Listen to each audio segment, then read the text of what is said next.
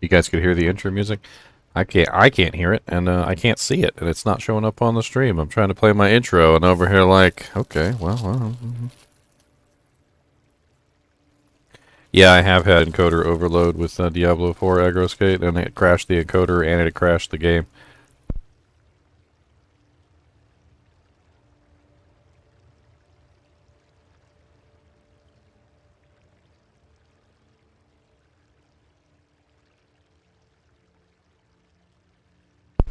Diablo 4 has convinced me to set up a second PC. So what I'm doing is I have a second PC set up to my right here. I'm beating it. It's using some of my older parts and some parts that I picked up on discount. Like it's a 1080 GTX and my old 1080 GTX. And it's got some other decent parts in it. 11700K and a decent amount of memory. But I have a keyboard and mouse switcher right here. So I press the button and it just automatically swaps over to the other system. And man, I want to eventually get this thing set up like the way that I want, but it's not there yet. I ordered an NVMe that I'm going to put in there, and I need to install Windows on it and get everything else set up. But it's currently set up, and it just has my chat. It has my chat up. It's not really that big of a deal. Why the hell did Nightbot delete your message, David? The hell? See, now I have to check. I wish the keyboard and mouse switcher was a little closer, though. Oh, too many emotes. Nightbot doesn't like it when you spam emotes. I can't remember what his limit is, but I tried to up it, and then he, I can't remember. Oh yeah, let me hop into Discord while I have a chance. While I remember. Do you remember? Do you remember? Good morning. What's up, man? Nothing much. Having some fun. Playing the last amount of hours we have left and for 2 months of D4. Oh yeah. And there's tons of people who are going to hop in and be like, how are you playing? Beta is closed. I mean, if you actually pay attention to what they say, they didn't say it closed yesterday. They said it closed today. But you didn't pay attention, so you don't get nothing.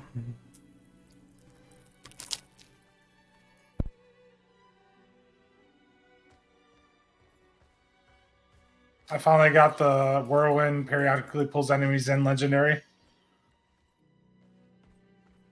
That's a nice one. Yeah, it groups it up nicely for you. It's not necessary, but it's quality of life, I find. I think it is. I think it helps during group play too, just grouping everything up for everybody. AoE. Well, I actually have a pair of gloves with +1 whirlwind on them. I don't know if you want them, but I'm not going to use them, and they're just going to get deleted with the game. Well, like, I just crafted these. Well, these have the legendary effect on them, and they also have +1 whirlwind. I crafted like Why are they pretty not perfect letting me? gloves. Oh, there we go. Here you go. Well, you got +2 ranks whirlwind. +2. So you farm those from what's his face? No. So if you get plus rank gloves that are like level 16, 17-ish, once you upgrade them to 18, they have a high chance of going to +2. Depends on like the hidden roll. Okay. Because they roll like plus 1.5, for instance, and if you get it over that hump, it'll go to 2.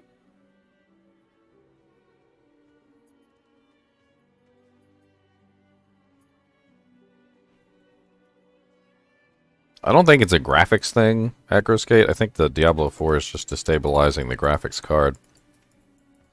I think there's something wrong with the way that it does stuff, and it's probably because it's in beta, and maybe I'm overreacting by swapping to a 2-stream setup, but I should probably do it anyway, to be honest. Like, I've in the past, I've had issues where games have crashed, or where the system has crashed, or where something's gone wrong, and it takes the stream with it, and I don't like it.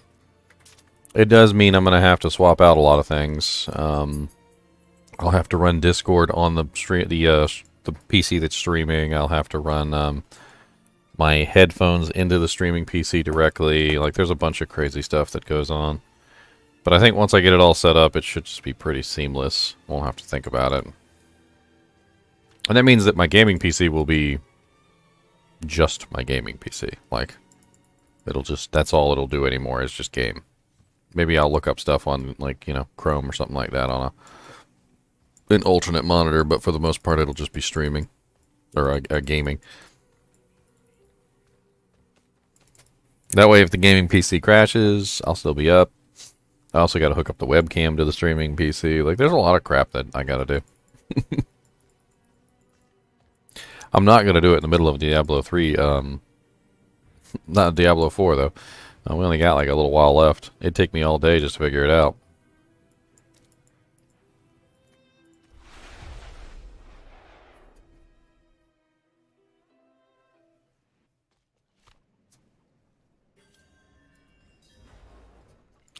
I doubt it, Blaze. But, I mean, wouldn't actually hurt anything if you just transmogged everything before you logged out. Oh, if it saved our armory, like, look, I hope it would. That'd be cool. Well, I mean, it's going to save the wolf, right? Yeah. Well, we don't have the wolf, so. Logic busted. I'm lucky. I think this is my favorite looking dungeon, the Lights Watch. I like this one up here, called the Sanguine Chapel. It's, Yeah, I like that. you have to do a bunch of quests to be able to activate it, but That one's really good too. I like it. But this one is got that Act 5 D2 feel. It's like outdoors and indoors with the snow and like the keep. It's like a castle. always up to no good, Cody. Always up to no good. Cody! Stop.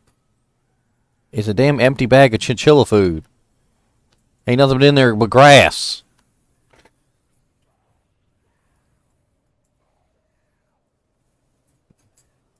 I swear this dog acts like he's starving every single minute of the day. In fact, let me go real quick and I'm gonna fill up his little bowl. Pack him a lunch, as I say. Pack him a lunch.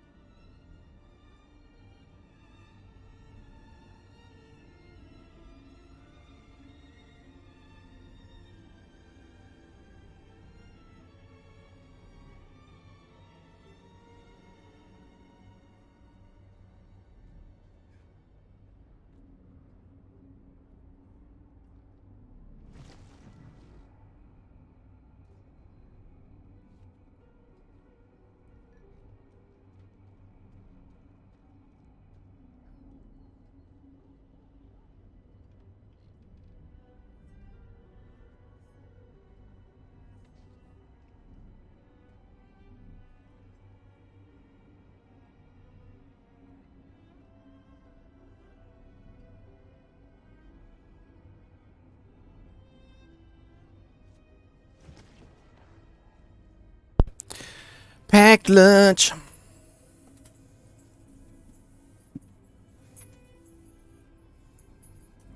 Alright, let's go play this character.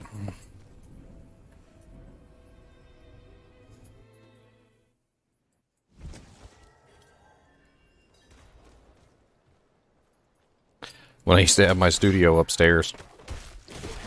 Which I hated, by the way. I like my studio down here much better. When I had my studio upstairs, I would always pack him a lunch. I'd be like, alright, let's pack you a lunch. Take him some food upstairs with me. Because he'd be up there with me for a long time.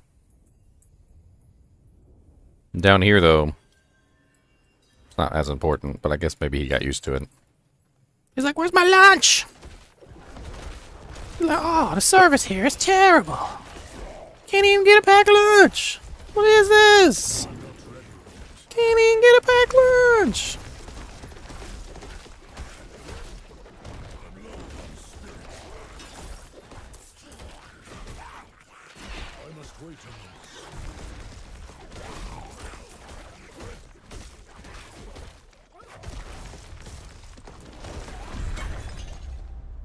Can't even get a packed lunch.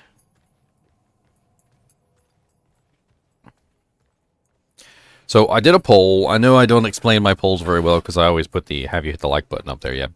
But I didn't want to just put, have you hit the like button, yes or no. I feel like having a poll, fun poll to engage with there is much more cool. So like basically what this is it's a question.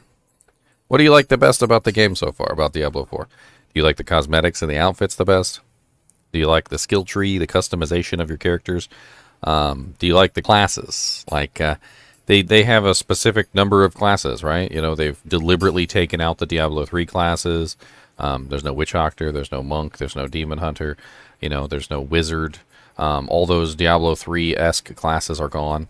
And all the Diablo 2 classes are back. Druid, Sorceress, Necromancer, Barbarian. Even the Rogue technically comes from Diablo 2 because it's the Act 2 mercenary. And also Diablo 1 because the Rogue was in Diablo 1. And the Sorcerer was even in Diablo 1. So they went with a very much Diablo 1, Diablo 2 cast this time. And then do you enjoy the open-ishness of the world? That's the other thing there. Alan Perala, you feel that there is too much loot. Well, I have good news for you. We have confirmed from the developers that they said that the beta is 3 times the loot drop percentage that the launch game will be. 3 times. So cut the amount of loot that you've gotten so far in this beta by 1/3. To 1/3, and then you'll have a more realistic outlook of what the loot drop percentage is going to be. The beta is a very short process. It's only 4 days, and they wanted to make sure that we could actually do things in the beta, so they wanted to make sure that we had enough loot and things to be able to test with. But they have confirmed that, yes, the loot drop percentages in beta are artificially inflated over the normal values.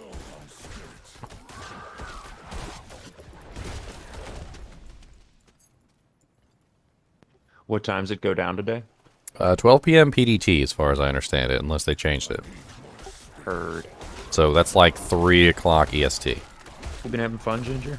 Oh, yeah. I'm starting a new character. Like, there's really not a lot to do, and once you get to the end, you're kind of bored, because there's really nothing left to do. It's a very small area, and I've already cleared this area like 6 times. So, yeah. But making a new character with a new build is actually very fun, testing out the different builds. So right now I'm on a Earth Druid, and I've just been like going through the Earth, the Earth Druid tree. Speaking of which, let me hit record. It's kind of a fun build. I like the almost instantaneous nature of some of the skills. Like, how like when you shoot a bow, like you've got to have the bow, like the arrow travel to the target and then it hits the target. Like now with all the freaking Earth skills on the Druid, it's like you use the ability and a rock pops up right under their anus. And you're just like, it's like instantaneous anus poppage. I know that's not exactly what you want to hear early in the morning, but People Yeah. were saying last night, like, everything costs so much gold. And I'm like, yo, like, you're level 25. I bet the gold Oh, it inflates increases a to- lot, yeah. Right. Well, Right. well, I don't think we're supposed to upgrade items past like tier 2 or 3 or this early on. So like when you're getting to like tier 3 and tier 4 and it's costing like 100 some odd thousand gold to, to do one upgrade, I'm pretty sure that's meant to be like later on. Like you're not supposed to be doing it right now. Right. Hey, somebody's got a horse. What's up, buddy? It's an NPC. There's NPCs riding horses around. They can get dismounted too. I've seen them get dismounted. So after today, we got like 2 months before it drops officially. Yeah. So we've actually tested it, by the way. So we found 2 items that were identical types, and we took them to the shop. And one was a lower level item, and one was a higher level item, both of the same type. And the higher level item was worth about 1,000 gold more than the lower level item. So same item, but like different item level. So the higher we get past 25, the items are going to be worth more and more gold as we sell them. But then also take into account, though, that we're going to be getting 1/3 the items on launch. So gold may be an issue early on. It actually might. Heard.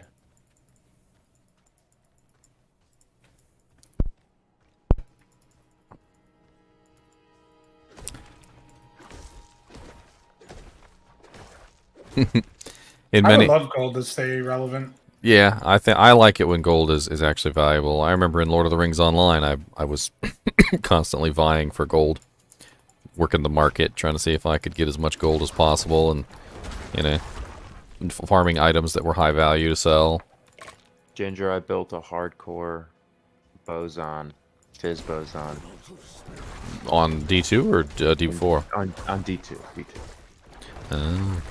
That's quite a challenge there. I'm scared all the time. I would be. I'd stack some of them evades a little bit higher than normal. Yep, I'm just constantly scared.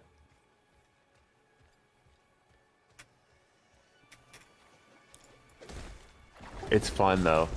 It's hard not to, it's just a fun build.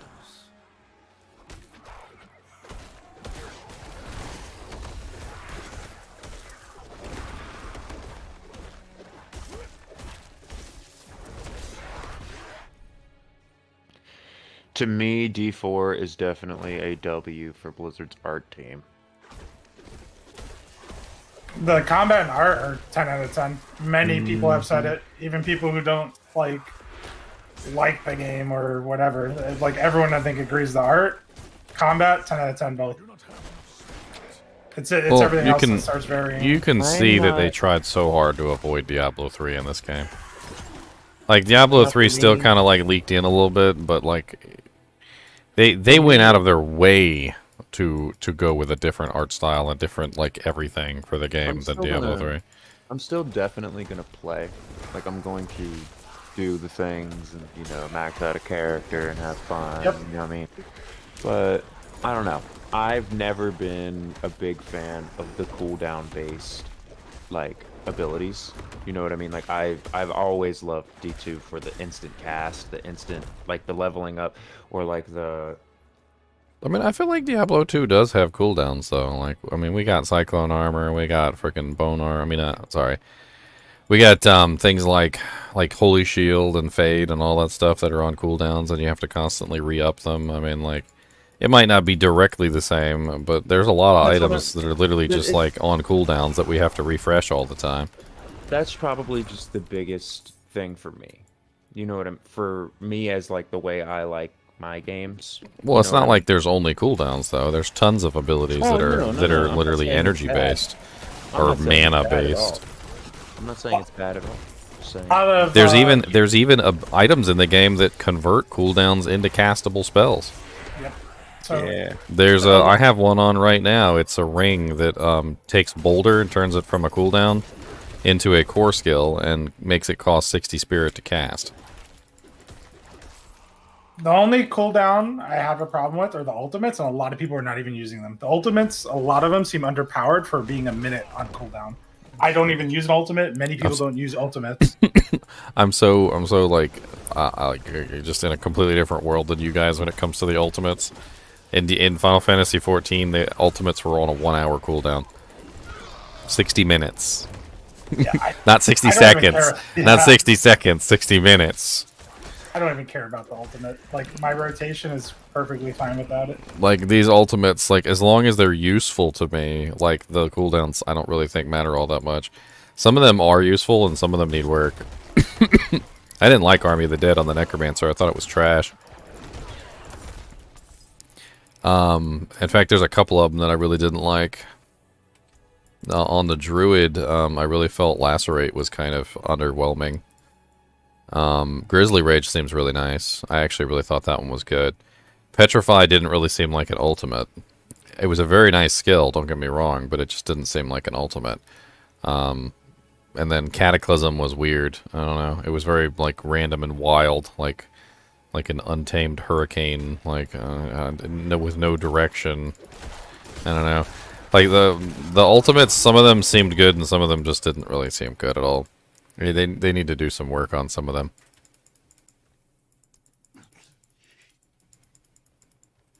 I'm just glad the Barbarian isn't a massive anime character anymore. He seems to be really nice in this game. I feel like he's the personification of what the Diablo II Barbarian always was, but, like, better represented. Like his whirlwind ability, you know, like, it actually functions how you would assume a whirlwind ability would function. Like, you can straight up miss a target if they, like, pass him by at the wrong moment. Like, basically the edge of your blade has to come in contact with them as you're passing by to actually dish out damage.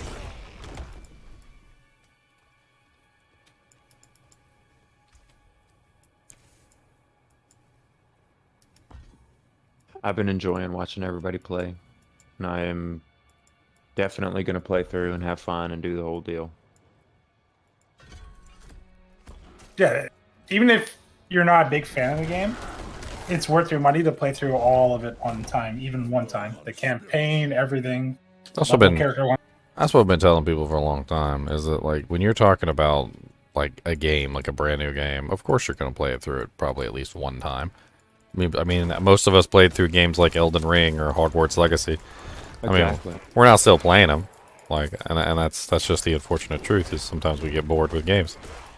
This game is not, it's not just about, like, whether this game is fun, which I think it is. It's, can it capture our attention for, you know, years to come? Will I be playing this in 20 years? You know what I mean? Pretty much, yeah. And that's what I said in my video that I did. You know, I was like, we can't really know the longevity of a game. I was like, will it be fun? Yes. Like, are we gonna play it? Probably yes. You know, like it'll capture our attention for 6 months to a year, maybe. You know, there's 5 characters, so there's tons of, like, variation you can do there. You could make quite a few different characters, different builds. I had the strangest conversation with somebody one day. They're like, you know, there's people out there that only make one character, and I'm like who? Who only makes one character in an ARPG? What the hell? I was like, there's so many fun ways to play the game, so many fun variations and cool things you can do. Like, why would you only make one character? All the classes are fun in this game too, for me. I have not hated any of them. Yeah, I'd play them all. Like, I have my preference, but I mean, there's definitely, like, some of them definitely feel like Diablo 2 characters. I do feel like the Druid probably is the least like himself, with somehow actually still having the same skills. Like, they definitely took the spirit of the Diablo 2 Druid and then just, like, made him better.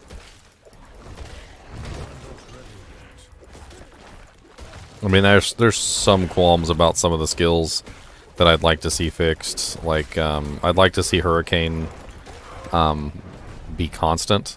Like in Diablo 2, you know, Hurricane was a constant skill. As long as you hit the button every single time it was up, it was constant. So, like, they have it set up a little differently in this game, where it's on a 20-second cooldown with an 8-second duration. So it doesn't last the entire duration of the skill. What is interesting is overpowering it. Like you have one of those things where you guarantee an overpower on the next hit. You can have Hurricane be overpowered the full 8 seconds. That's kind of interesting, but yeah, I don't like it in general.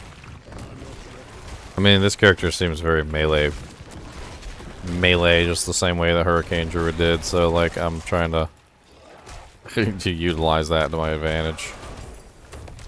I end up being in melee most of the time.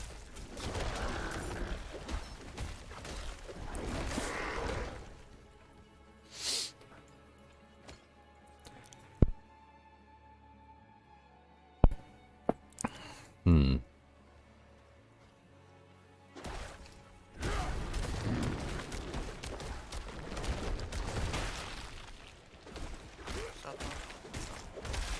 What up, Bob? What's up? Here, are you streaming? Is that my bad? Yeah, I'm streaming. Why? What's up? Oh, my bad. I didn't even hear you. Oh, okay. Never mind. But yeah. Yeah, it's the last day of D4 beta, so we're just having fun with it. I'm leveling up our Earth Druid right now. Earth Druid. How are those skills? They're I saw the kind Wind Druid a of couple of times. they're kind of interesting. I like them. The Earth skills definitely seem very nice. Landslide's pretty darn cool. There's this boulder skill. It's just called Boulder. Molten Boulder got demoted. But it basically functions just like Molten Boulder. They kind of took away the Druid's fire skills, and they added lightning skills instead. Yeah, it's more like a shaman. I mean, Was a druid in Diablo. well, there was always Earth skills in Diablo 2. They were just mixed with fire. And, I mean, there was always wind. I mean, and there's a hurricanes, and hurricanes have lightning, so I guess it just kind of makes a little bit of a sense. I mean, all the fire skills were always, well, just about, they were always half Earth anyway. They were always half physical. So I guess it kind of makes sense. Especially when you think about the boulder, which is literally just the molten boulder without fire on it.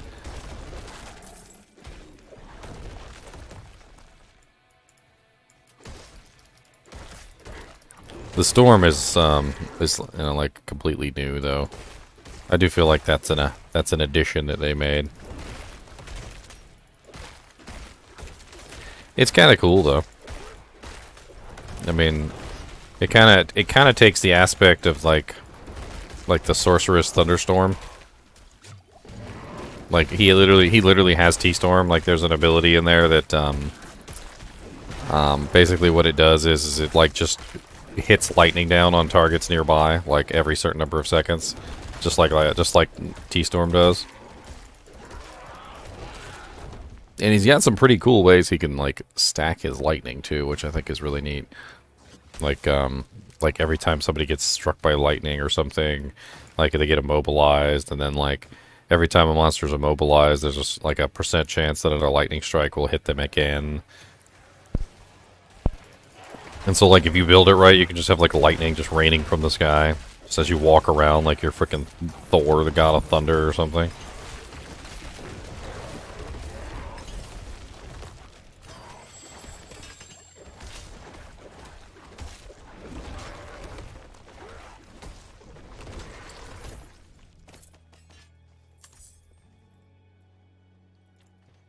I really like that plus skills are back though.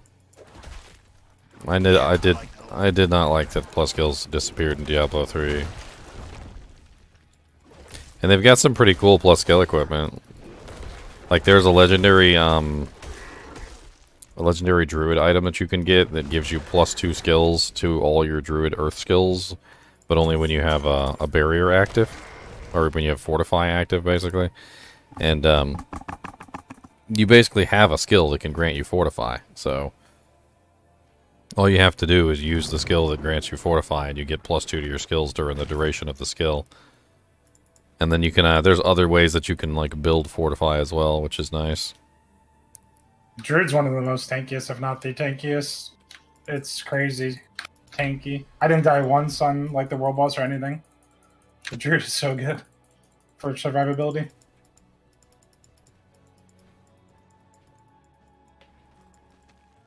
Oh yeah, because you have Earthen Bulwark is one of your mainstays, so you kind of spam it all the time.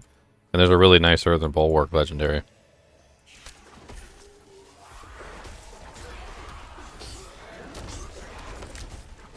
And oh my god, the rare hunting has been amazing. Just like constantly looking through all my rare items for you know, those beautiful affixes that I want. The takes me all the way back to Diablo 2 Classic, where rares were king.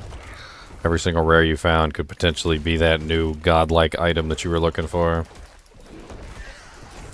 I still remember back in Diablo 2 Classic, I used to find rare like two-handed swords, and I would just sell them. It was like 1 Soja pop, and people would come in and buy them and just ID them right there, and then drop them on the ground if they were garbage. But like, it was it was a fun time because when you found like a specific rare item, you know, like it could be the godlike item. Do you think that rare hunting will still be like the thing when rune words come into the game?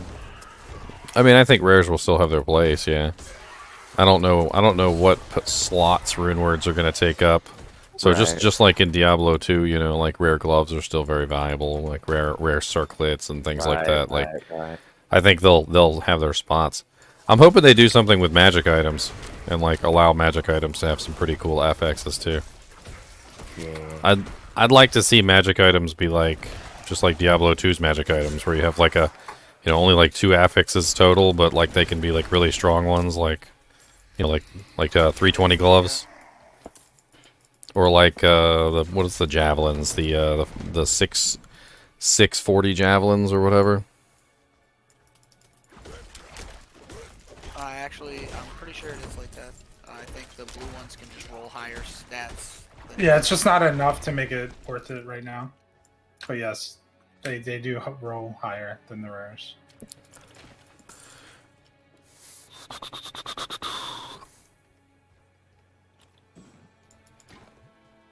Can't get my boons. They're so rude.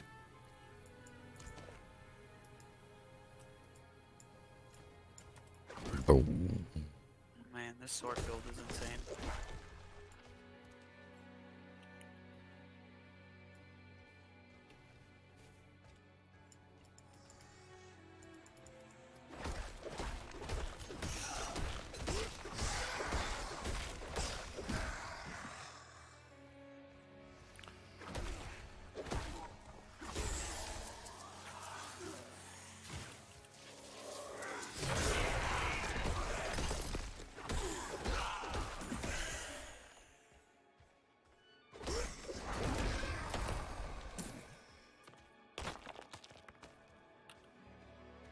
Oh, I actually missed the legendary. I gotta go back.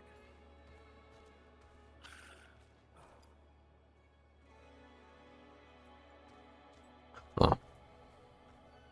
This pulverize overpower thing is kind of insane. Yeah, you can stack a lot of overpower damage. Well, I mean, it's just And like, don't you have something that just like auto overpowers. well, that's the pulverize. So like every 10 seconds while you remain healthy, like you just get a free overpower. So your next use of the ability is guaranteed overpower.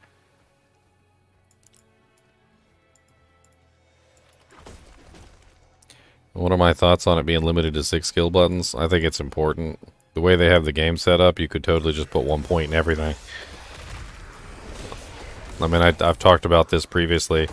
Think about Cyclone Armor, which is the easiest example. Cyclone Armor is an active use skill, right? So you don't have to actually use it. It passively gives you the bonus, and then when you actually use it, like actively, it just knocks people back. But the bonus that it gives you is a passive bonus, and it has to be on your bar to obtain that passive bonus. So, for instance, if they gave us like more slots, or if they gave us an infinite number of slots, skills like this that are passive abilities, you would just obviously you just put 1 point in it. Why wouldn't you? Like, if it's going to give you 21.8% non-physical damage reduction for one skill point, how is that not worth it? Like, so if you have an infinite number of slots, you're always going to put 1 point in Cyclone Armor. And there's other things like that on all the character trees as well that would be easily taken advantage of if they didn't limit the number of slots. They're making you choose. Same thing with the Necromancer. The Necromancer has to choose between his minions and not having his minions. And so his Skellies take up one slot and his Golem takes up the other. If you had infinite slots, well, then you could have infinite skills, and you could have your Skellies, and you could have your Golems. And they've got the game balanced around this, and you're not going to be able to get around it. No matter how much you complain, they're not going to give you more slots.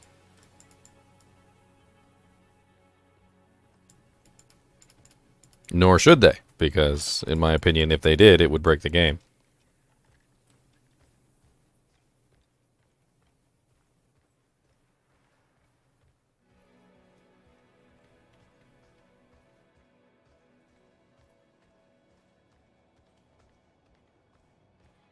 Man, my tummy hurts today.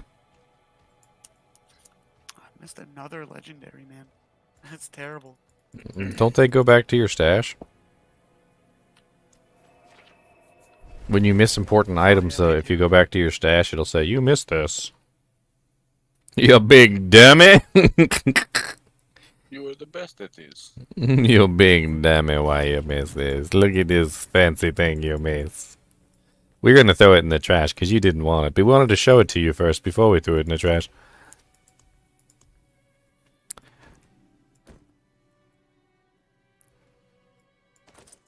I want to put this, your earth skills slow on something.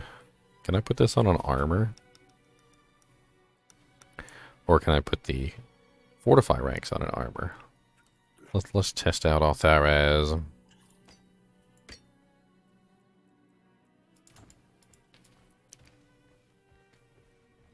I can't wait till I get the passive, the legendary, the one that like puts cyclone armor on the entire group.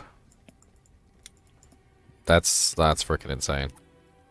If you're gonna run cyclone armor, I can't see not running that like always. Yeah, that's gonna be a really good team comp skill right there. Druid has a lot of team abilities. The party din is back, but I think he's the Druid this time. Because the Druid has the cyclone armor for the group. He also has the blood howl affects the group, and all companions, by the way, as well. And then he also has some very interesting abilities. I think there's a fortify that affects other players as well. Like I'd have to go through and take a look at all his legendaries again, but I saw a couple in there that were like team orientated. Yeah, do you remember when D3 first came out, the critical mass ability for the wizard? What was that? They removed it from the game because it was too powerful. Well It was whenever you landed a critical strike, it reduced the cooldown of all your skills by 1 second. And I had to remove it because it was too powerful. Oh, I think I do remember that. Yeah, I'm pretty sure I used that on my wizard. Probably it was absolutely the most broken skill. It was insane. But they kind of have it for the Sork in this, and I'm using a full cooldown build and nothing else because of that skill. fair trade. And I'm like invulnerable almost 100% of the time, or everything's frozen. How would I rank the classes? I mean, I wouldn't rank the classes because the Druid and the Barbarian don't have access to their expertise like the other classes do. Yep. The Druid doesn't have access to his boons, and the Barbarian doesn't have access to his expertise system, so it's not really fair. The Sorceress, the Necromancer, and the Rogue all have access to their systems, and I feel like those systems enhance them considerably. Whereas my boy Druid over here has got his whole totem system just not inaccessible to him, and I can't do anything about it. So people who are saying the Druid and the Barbarian are weak, which I don't really agree with, by the way, because I think they're all pretty samey in terms of power levels. The only real difference between them, as far as I can tell, is that like some of them have a much easier time leveling up. Like the Necromancer and the Sorceress were definitely by far the easiest to level. On the way to 25. Like, I had a really easy time on those characters. That's right, I can't do the occultist stuff on this character. I'll have to transfer the items. The barbarian and the druid, though, like, not having access to their systems is pretty detrimental. The rogue, on the other hand, like, also, if we're talking about, like, her stuff, she's just too many characters mishmashed together. Like, how do you specifically talk about a character that literally is like a 3 characters mixed together? I feel like that's part of the issue with her, is that she literally is 3 characters. And yeah, you can mix and match like the aspects from those 3 characters, but she's straight up a ranged character, like basically an Amazon. She's straight up a trapper. She's like an assassin trapper. And like I played her as a trapper, and it literally has the same feeling as a trap assassin. And then she's definitely a melee character as well, which is more along the lines of something that didn't exist in Diablo 2. I can't really pinpoint exactly what she is, other than maybe similar to a rogue in World of Warcraft.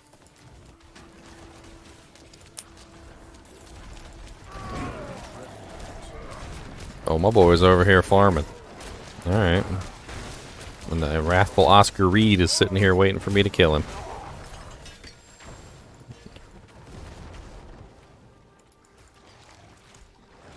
I might actually want to use one of these maces of blazing fur.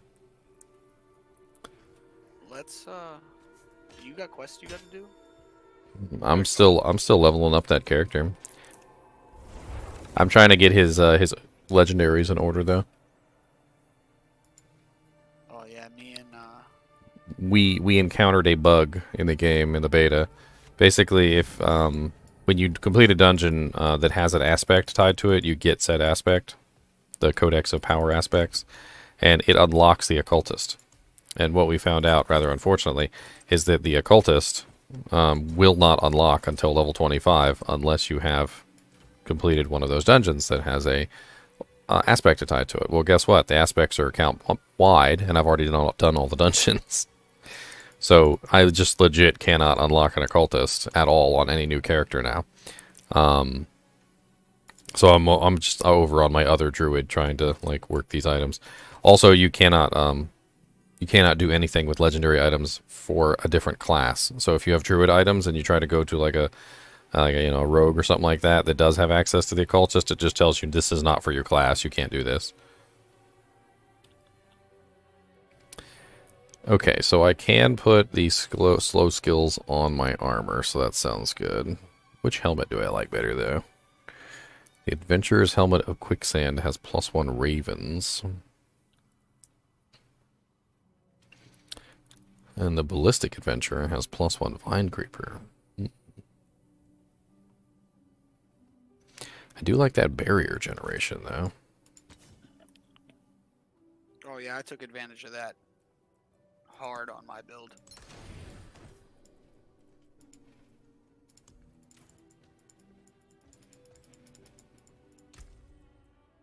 Like I socketed all the gear that can have barrier generation with gems. Was it the chest and the pants?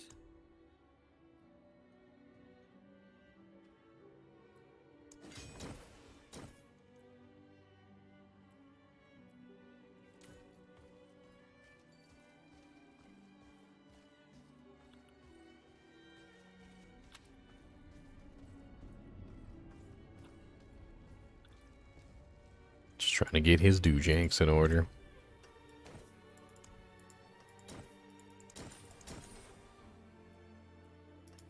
Come back if you need work.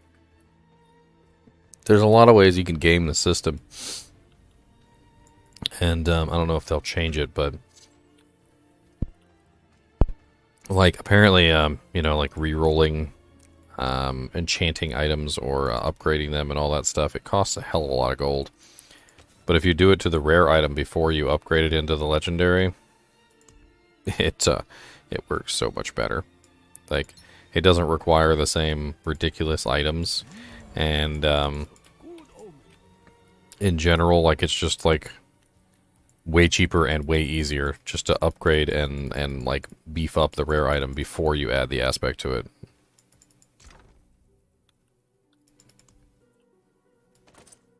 There we go. Now I've got your earth skills slow and the bonus to the earth skills. And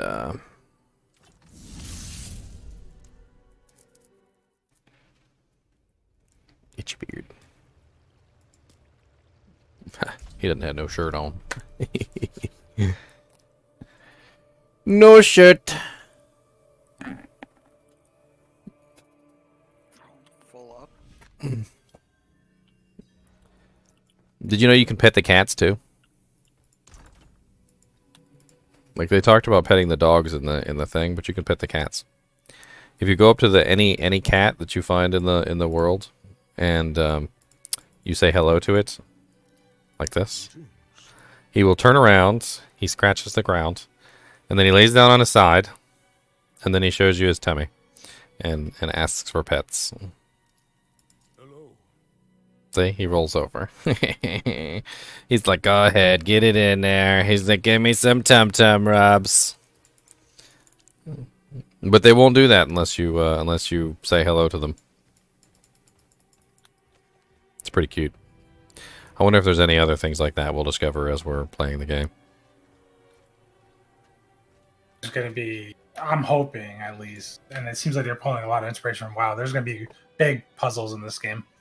Well, there's already like signs and stuff all over the place that you can find that leads you to the uniques. That's how I found the level 35 monster in the first place. Nobody told me about him. I was just running around in one of the areas, and there's a signpost. I believe it's in Menestad. If you go to Menestad, it literally tells you where this guy is, and I'm like, or it might not be Menestad actually. Menestad, I think Menestad was the multiplication guy, but I mean it'll serve my purposes anyway. You click on the sign and it says seen west of Menestad at No, this is the right one. At Cameo's Landing, this wretched creature is infested with hundreds of poisonous spiders.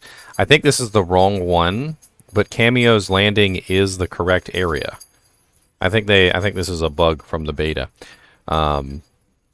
But basically you go west of Menestad all the way over here and you find Cameo's Landing, which is like down this way. And there he is, level 35 monster. A lot of the signposts and stuff in this game are pointing you towards specific monsters, and it's pretty cool.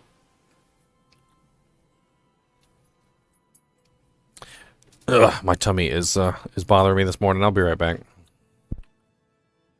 Oh no, it's this way.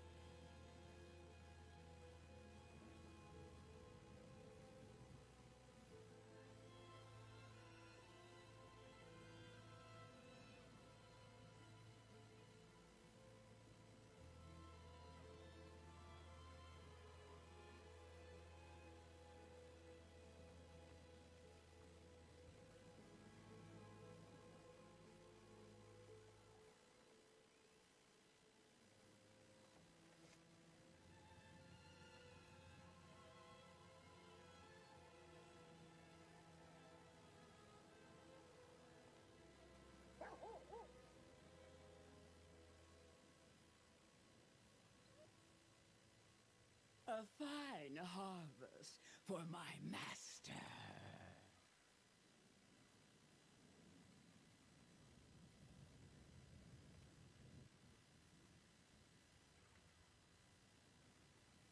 Butcher's Cleaver. As the dog came up to me in the game, too. Hello, doggo.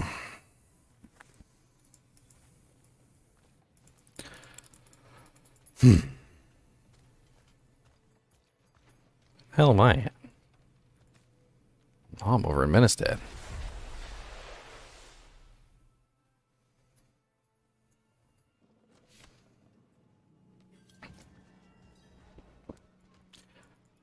I just hope they don't pull the old switcheroo and change a bunch of things that we liked before release. Yeah. Wouldn't be the first time it's happened either.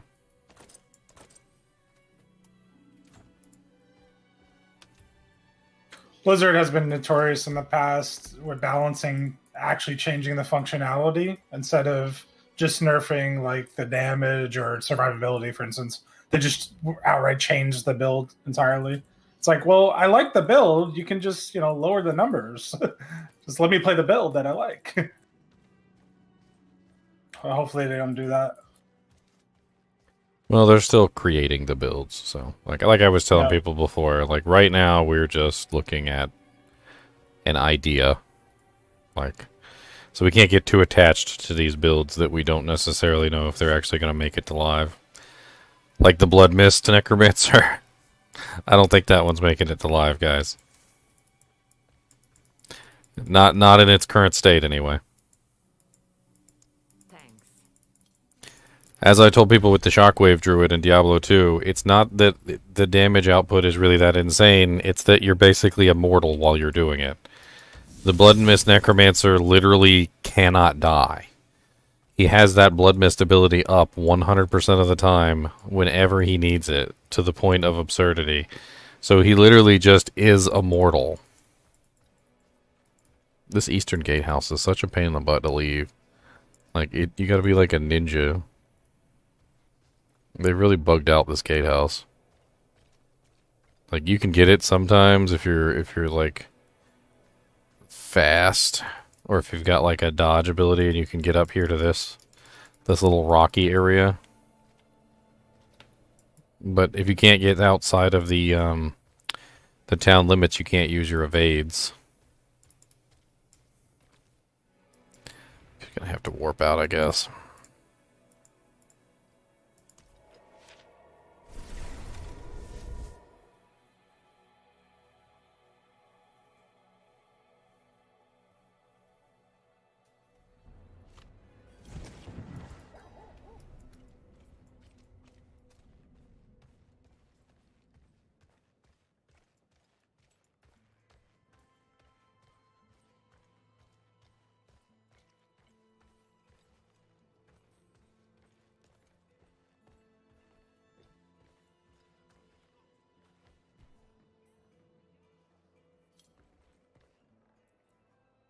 The garrison at Kordragan was once formidable, but it's been overrun by vampires, and so many of our best warriors have not returned.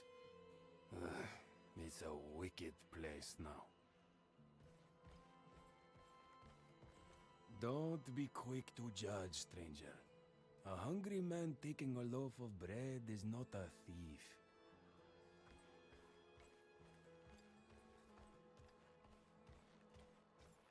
Julek?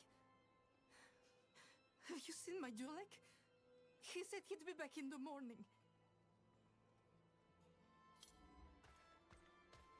Even the non-quest dialogue for like the NPCs, it seems to be poignant.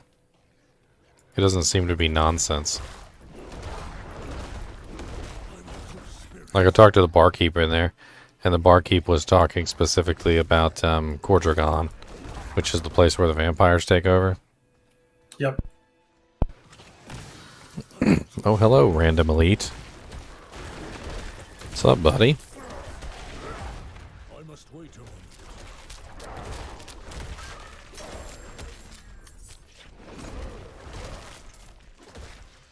I'm low on spirits.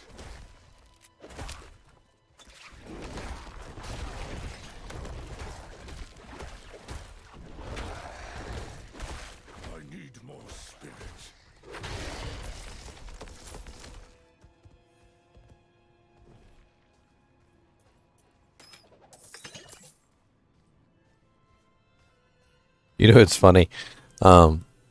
People are making fun of the fact that you can kill like all the bunnies and rabbits and like deer and like wildlife animals that are running around in the game. This is not the first game. Let me tell you what. Frickin' Skyrim. I remember one time I was shooting at a dragon with a bow. And I was shooting at the dragon and all of a sudden it did the kill cam. And I was like, yes! The kill cam! I've got him! And the arrow sailed over the dragon's shoulder and hit a poor little bunny rabbit on the other side. Oh, wow. Kill cam. Bunny rabbit kill cam, my friend.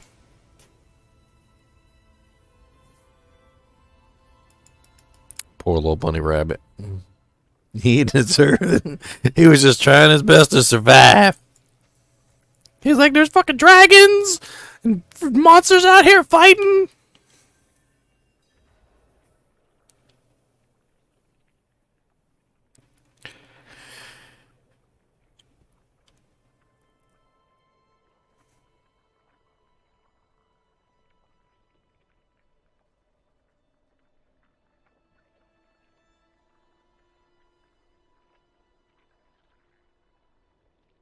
As of right now, do you see any use for normal white items? Well, I'm assuming eventually they're going to add rune words. That's what they Yeah, said. that's. So that's what I would assume. Are they useless up until that point? I would guess. Seems a little weird.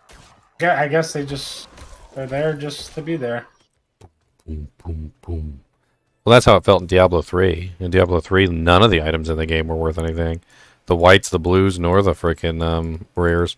And honestly, the whites were the most valuable items because literally you needed the salvage components from the whites, and they did after a certain level, the white items stopped dropping. Oh, yeah. So, like, finding a white item was like freaking a godsend because you could craft something. I remember deliberately dropping like rares and blues just for whites when they fell.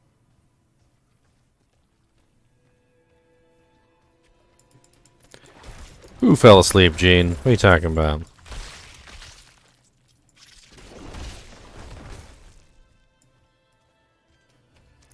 Let's go into Gun. I'm only level 17, but I'm gonna go. Let's kill some vampires in the snow. Only level 17, but I must go. Look at all the vampires in the snow.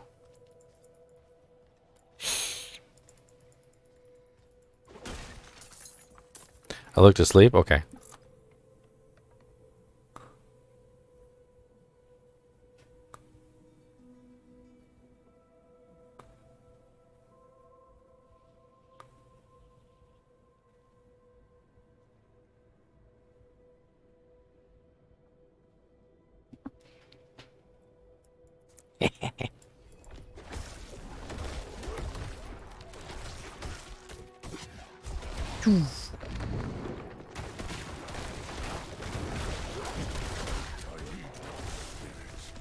Yeah, buddy.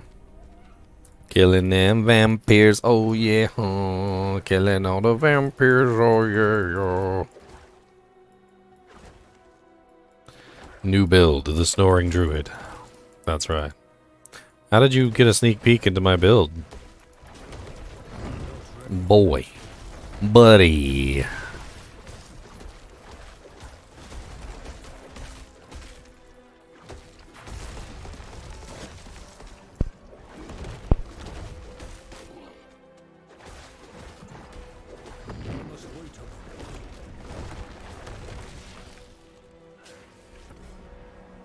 There's so many ghouls. Where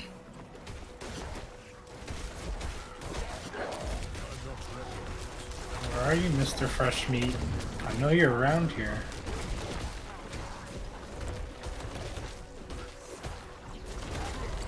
No.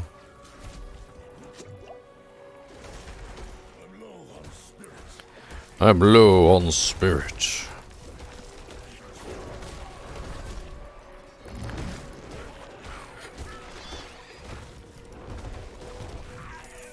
I'm doing pretty good in here.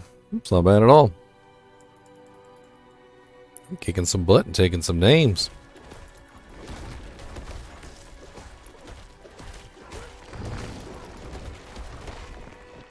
Not getting any XP though, it seems like.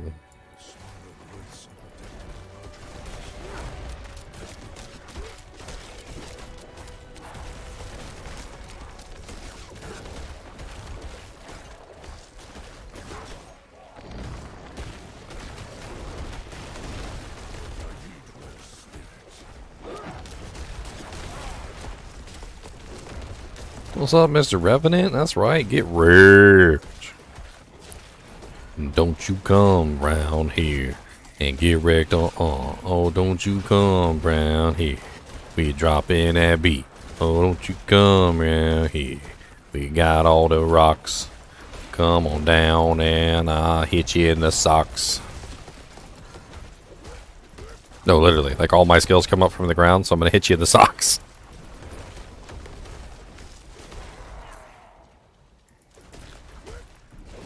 If this was Final Fantasy, everybody would be rocking that that float, so they could avoid my damage. Always used to piss me off in the Final Fantasy games. You get like the Titan, and you'd be all excited, and then you'd like use Titan on a monster that was flying, and it would do nothing. And you're just like, oh yeah, that's right. Because they're not touching the ground. Yeah, earthquake, immune. Earthquake immunity. Oh man. Rude.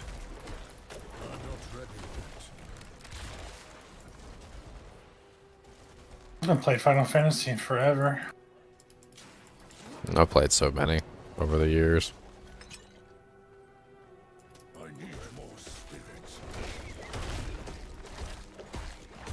I made a mistake, man. I hope they change that one thing. They changed one thing about dungeons. The ones where you have to like carry a box at a pedestal. Like, let me carry 2 boxes.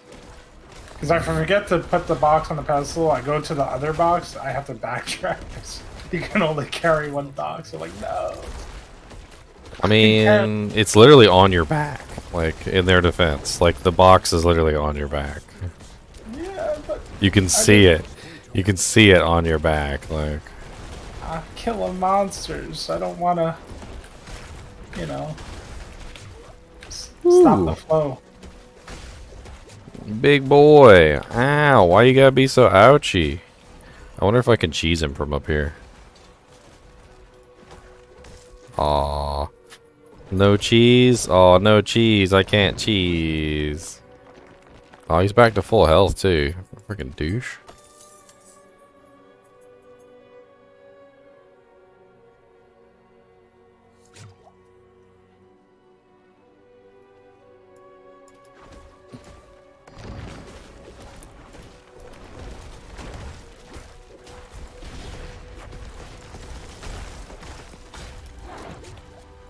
God, he hits so freaking hard.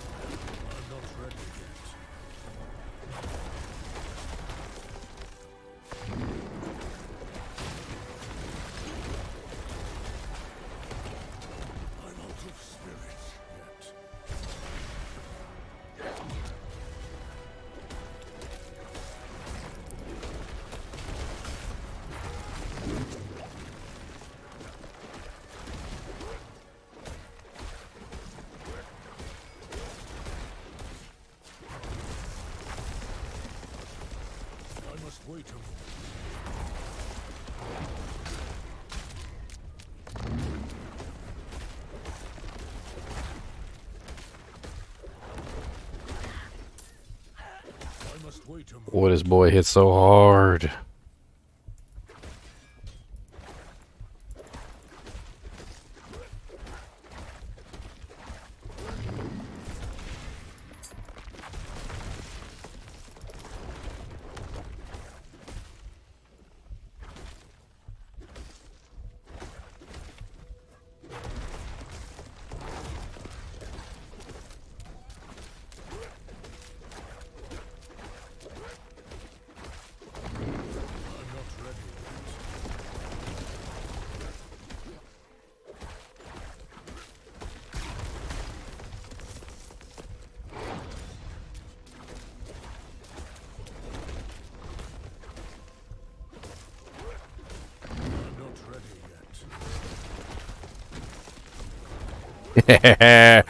Got your punk ass. It took me a little bit of work, but I tell you, it is so fun fighting the monsters that you're not supposed to be fighting. Yeah. Like, I know I'm not supposed to be here. I know these monsters are too high level for me. And you know what this really shows is that if they increase the difficulty of the game a little bit, like, it can be a very fun and very rewarding sort of a game. Like, I feel like it's there. They just need to realize that right now it's a little bit too easy. Although, you know, we are in, like, only veteran difficulty, so who knows? Like, the difficulty might spike up a lot later. Yeah, we're only in the World Tier 2. And there's 5 World Tiers total. I think the 5th one unlocks at level 100, or I forget what the capstone is for the 5th one. Dude, the ravens are really nice. I actually really like the ravens. Oh, yeah. And they scale your damage insane if you have the companion legendary. Have you seen the frickin' legendary that turns your frickin' wolves into werewolves? Nah. Yeah, somebody posted it earlier. Of course, it just died because I wasn't paying attention. That's what I get for picking up my phone.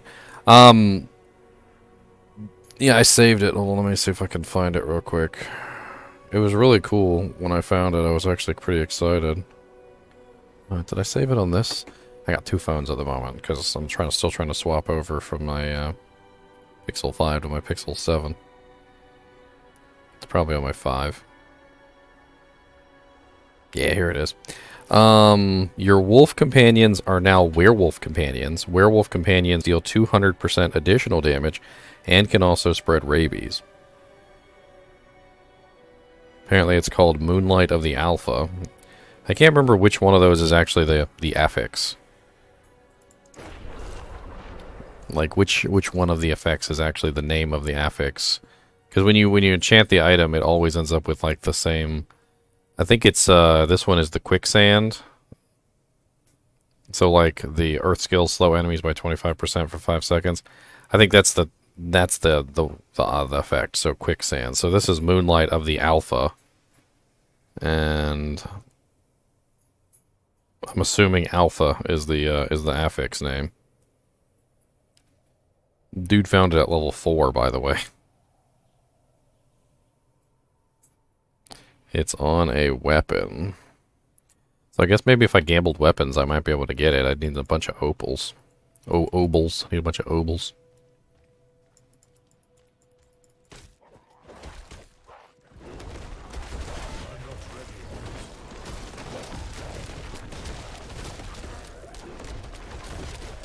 But there seems to be some pretty nice companion rune word, rune words, legendary affixes. Like so far, I've identified quite a few that would make very good companion builds. Number 1, the Cyclone Armor affects everybody, like including your companions. The Blood Howl affects everybody, including your companions. This Werewolf one that turns your wolves into werewolves and allows them to spread rabies. That one is also very good. And then there's also, like you were talking about, the one for the ravens, which I feel like the ravens are part of the companion, so you'd probably definitely build that anyway. There's the other one. I know I had like another one.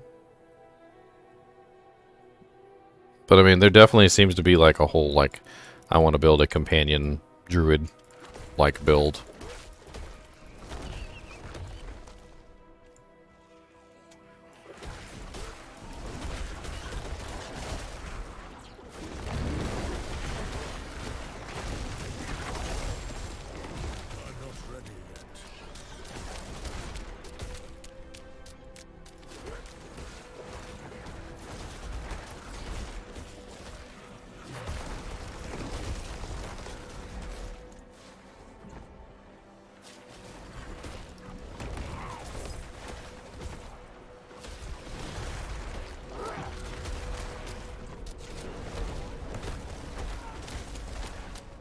Need a new helm.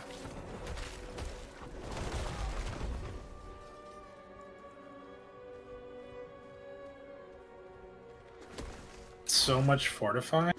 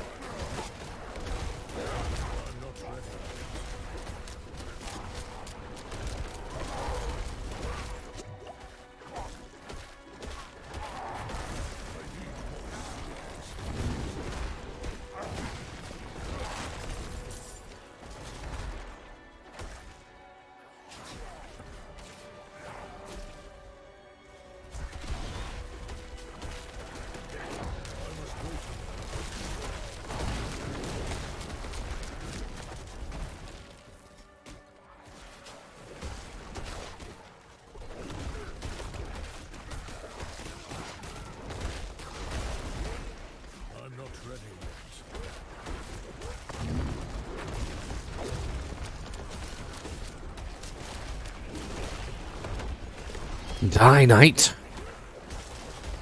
I'm doing pretty good against these freaking level 25s.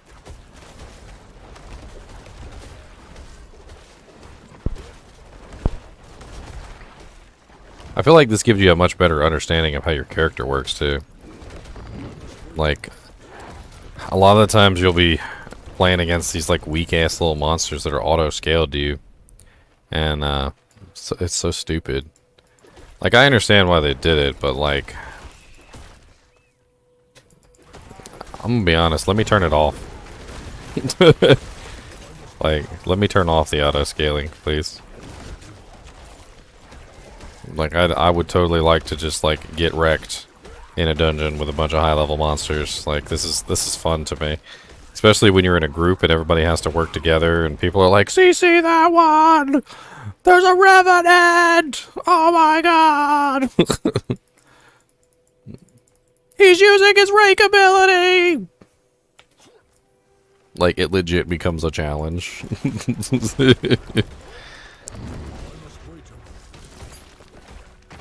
gonna be interesting because right now we technically at our level could face a challenge of committing to World Tier 3 before we're supposed to, if we have more of the campaign unlocked. So you could jump up the difficulty like right now instead of being level 50, you could do it like level 25, 30. So if you really want that, you can force yourself into it.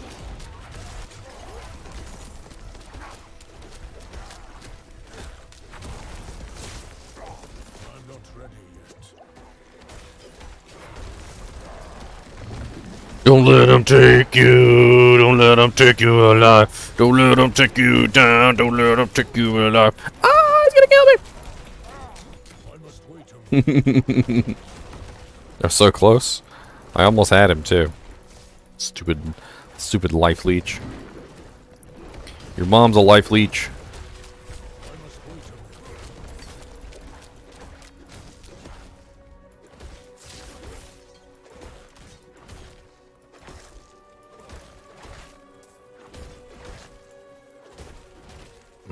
Gotta build up my Doojanks to hit him with an overpower.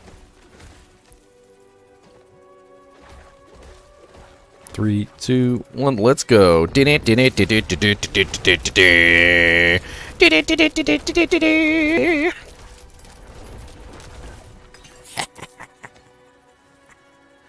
Punk. Punk biatch.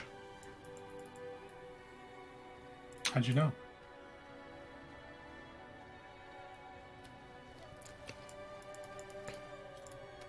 Everybody gather round and let me tell you a story about the druid that had a way.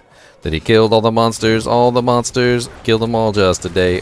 Oh, let me tell you the story about how he killed the monsters. He smacked him in the face with the earth skills and he died, oh yeah. Poor guy. Reward unlocked. Challenge. Rampaging Beast. I mean, I'll take it. I'm a rampaging beast. I like that. I'm a beast and I rampage, and that's what I do. I'm gonna rampage all the way to you. I'm gonna kill all the monsters and make them dead. And they're gonna sit right in their bed and think to themselves, why did I do it? I shouldn't have fought that druid. He was too strong.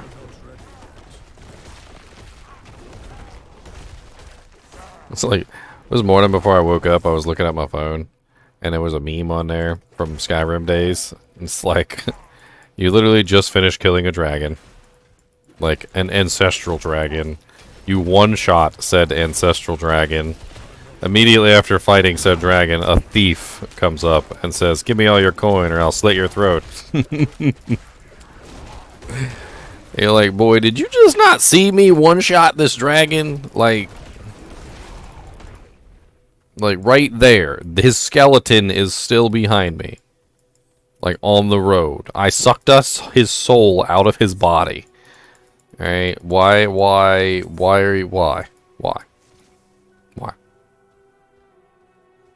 Did you see the rabbit I killed on the kill cam? That's why he can't pick on you, because you killed that rabbit. What's up, all genius? The Barb and Druid are hot dog water? I don't agree. Barb and Druid are not able to access their system, so I will not judge them unfairly.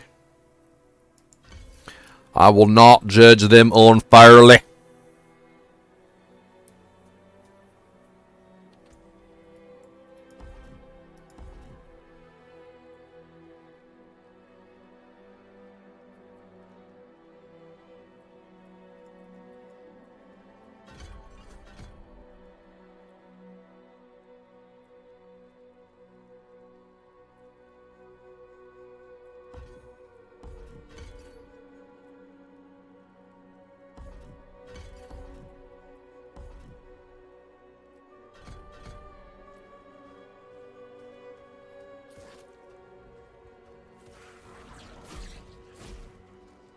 Yeah, the +2 mages one is really good, Fear No Darkness. It really is.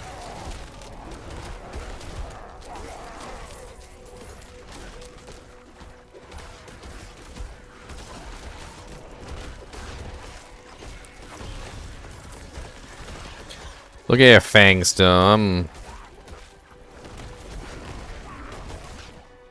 Man, the Ravens are so good. I want to buff them up. Hold on. Pause the fight.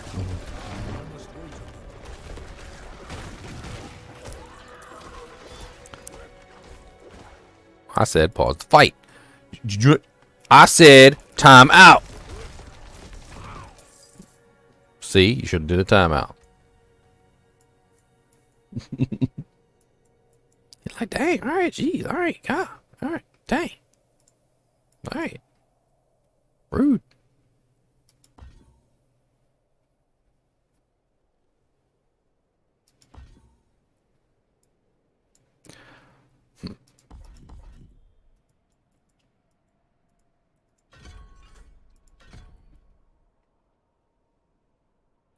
Ooh.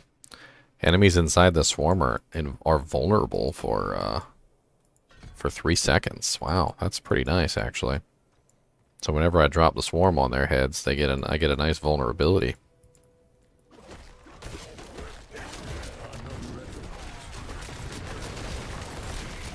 Oh yeah, that's freaking epic. Dude, Ravens is nice.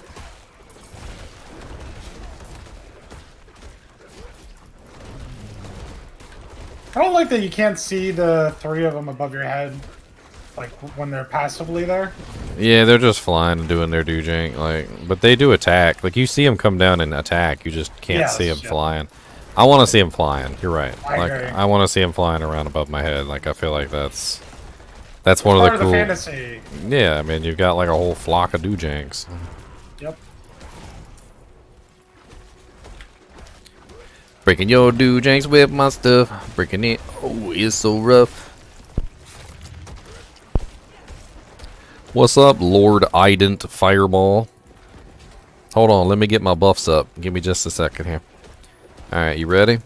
You ready for me, buddy? Are you ready for me? Are you ready, ready, ready? Are you ready for this? Are you ready, ready, ready? Are you ready for this? Are you ready, ready? He was ready. He was ready, guys. He was ready. He was ready!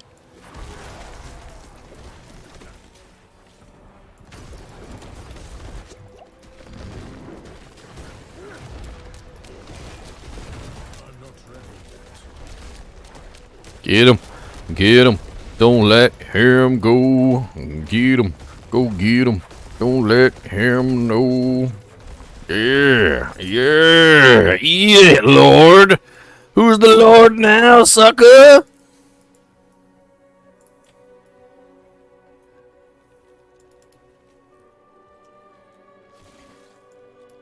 Who's the guy's name I'm playing with? I'm not playing with anybody right now. I'm talking with people on Discord, if that's what you mean.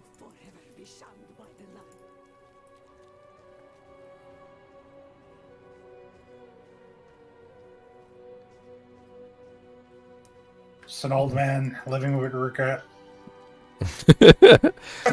Damn. Damn. All right. What's up, T.O.? Hail from the United States, Mr. Grecian. You know, we know you Greece people from Greece are hardcore. You know, you fight in the nude and you do the phalanx position and defended a pass with only 300 warriors. You know, we know you guys are badass. All right, you don't have to tell us. We know.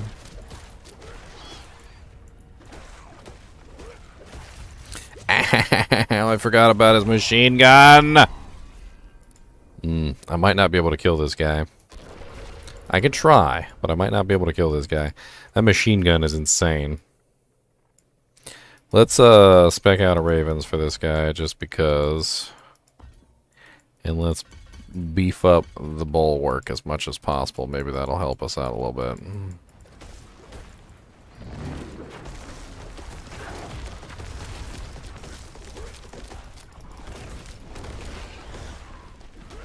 Okay, machine gun probably coming. Yeah, machine gun. Alright, run from the machine gun. Don't let it touch you.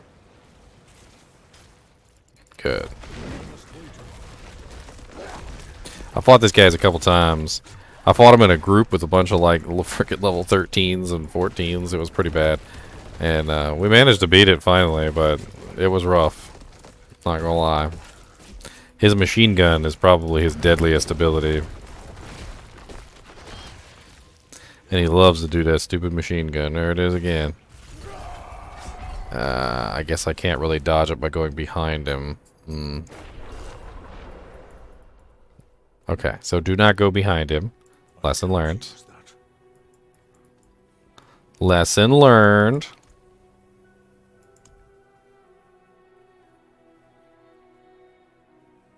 I cannot. Wow. Elixir of Combatant Fortune. Increases lucky hit chance by 30%. Experience gains by 5% for 30 minutes. Level 36 requirement.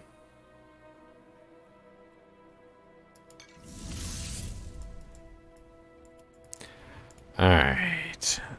Oh, I need to scale that up. Don't I? Where is my alert box? Okay, just hit me while I'm not paying attention. That's just rude.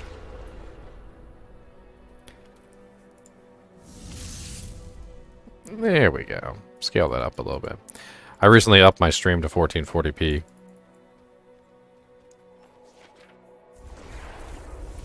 Anybody want to come help me with this boss? I don't think I'm going to be able to beat him on my own.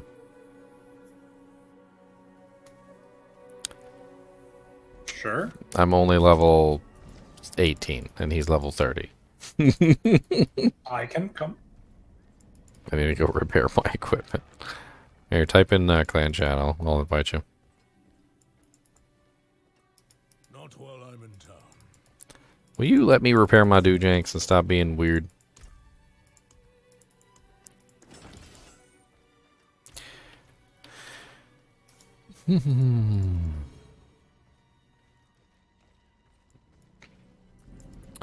I mean, my opinions on Diablo 4 are very good.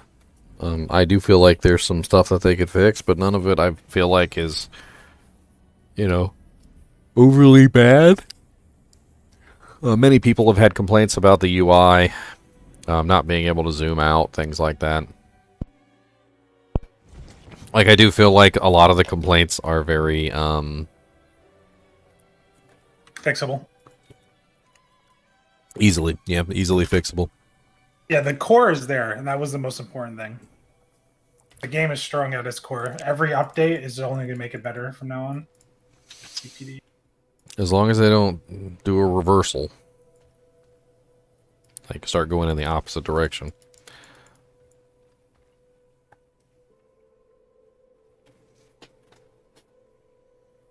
Oh.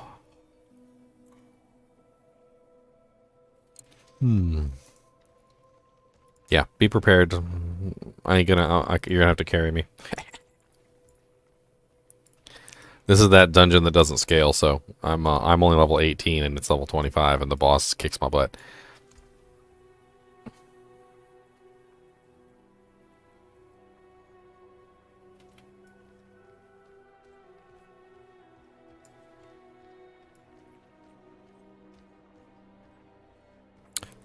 Like right now, I'm fighting a boss that's way over leveled, or over my level, and I feel like this is a lot more fun content than the regular content.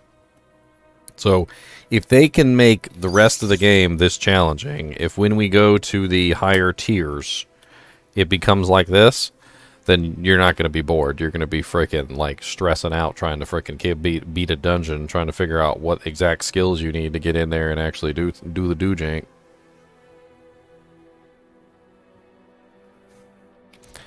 Oh yeah, I got some legendary equipment, but I'm still only level 18.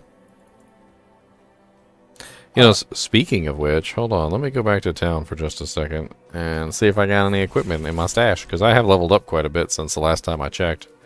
I might have a better amulet, maybe some other do-janks I can throw on.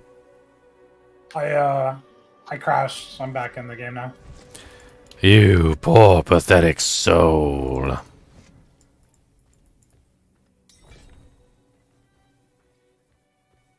Dang, where'd your HP go? Yeah, let me see if I can get an amulet, because I'm still wearing like the Roderick's Initiate amulet.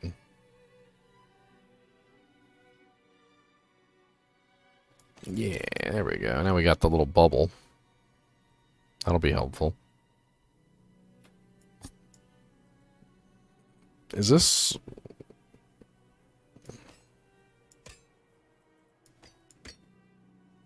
Is this a two-handed mace? Or am I missing out on the offhand bonus? No, I can't really tell. It's not a two-handed mace, so I am missing out on the offhand bonus. Yeah, dang it.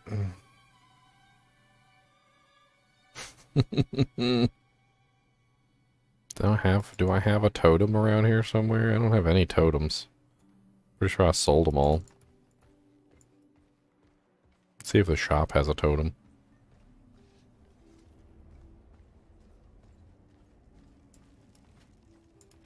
Arms for the light.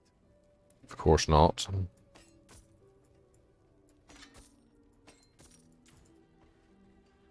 Just walking around with no item in a slot. Might also have something to do with it. Alright, let's go see if we can kill the boss.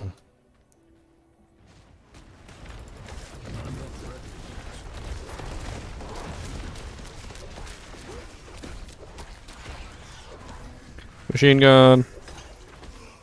The machine gun probably won't even hurt you. I'm just gonna stand out of the way, try not to get hit by it.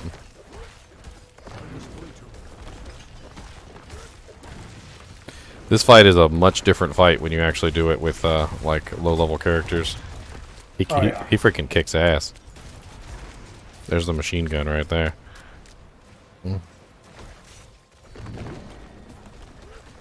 not ready yet. Staggered. Yeah, I do a lot of immobilize and like various things that cause stagger. So like I notice I have a really good ability to stagger bosses.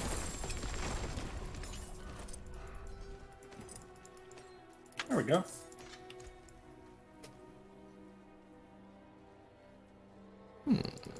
Now I Are get you to... gonna reset it? Yeah, well, level 30 monsters spawn afterward, which now they can drop better loot, so... It actually ups the level of the monsters, and I get access to that little EXP shrine do jank, so... The campfire. You just made me kneel. Kneel before Zod.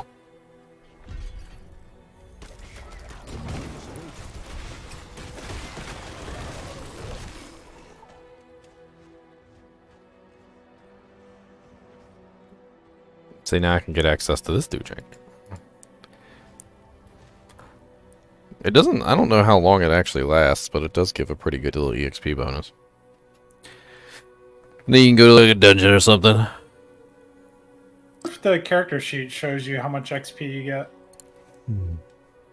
Maybe. per stack. Uh-oh, here they come.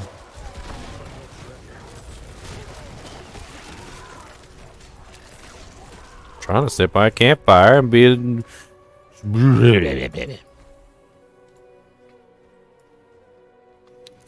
It says active effects, pH, bonfire's warmth.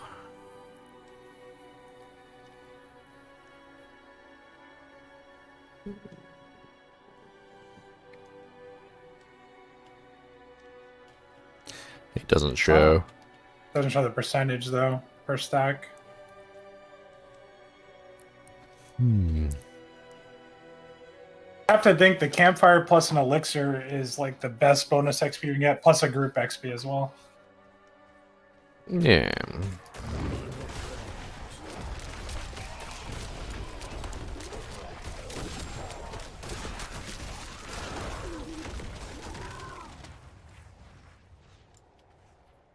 Trying to say about a campfire, you guys being rude.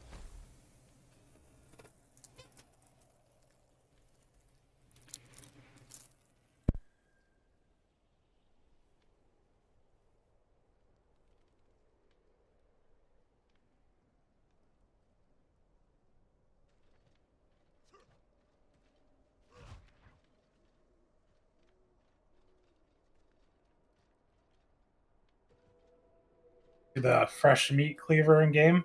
You zoom in on your character. Oh, you got the butcher's cleaver? Yeah. Nice.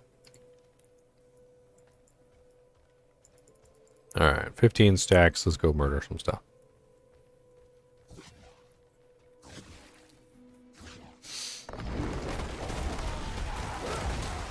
See if I can get myself a totem over here.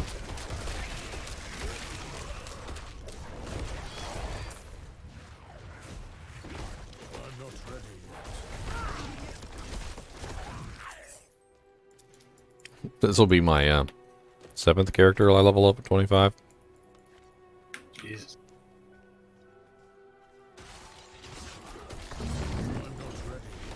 Just wanted to get a full feel for the Earth Druid. It definitely seems like a unique build, and I didn't really like get a good... Can't really get a good feel for the build with just like respecking to it. Like it doesn't... You know, need to play it and like see how it actually functions. Yeah. You go through the trials and tribulations. It's like That's right. it's like when you first get to hell in D2, and you're like, okay, my build is very limiting. I have to overcome these obstacles. Mm-hmm. Look at how crappy I am. I suck. I think honestly that's the best way to build a character in Diablo 2. Like when you play through it, you actually get a really good feel for how the character actually works and what you need to shore up is like defensively and like you know just in general like the sort of theme that you're going for. I wonder if going back to the campfire at any point will just like reset the timer. I think it does. So that it doesn't degrade. So like if you were just to run around this zone over and over again, I would assume that you could just continually get more and more EXP. Just do like just do a circle basically. I'm not really sure how long it takes them to spawn, but there might be some up here too. Yeah, there's some up here.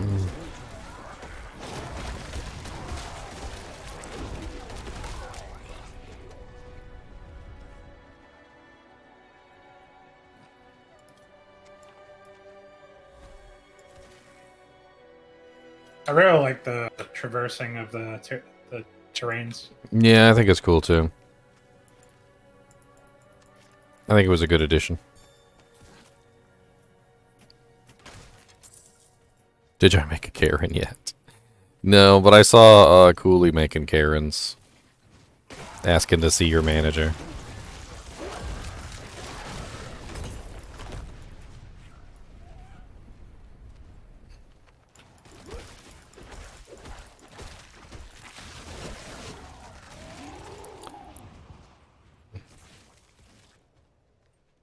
Asking to see life's manager. I'm gonna make combustible lemons. Combustible lemons that burn your house down.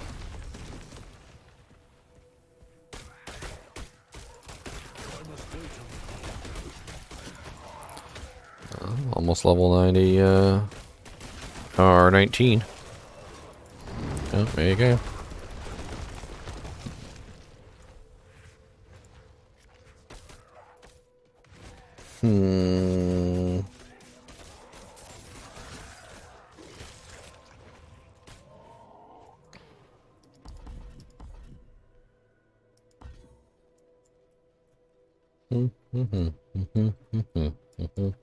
Let's give Boulder an honest try now that I've got enough points to actually work it. There we go. Now I have 3 points in Boulder.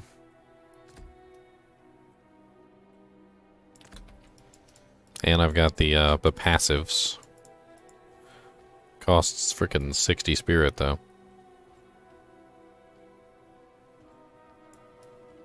It's a little expensive.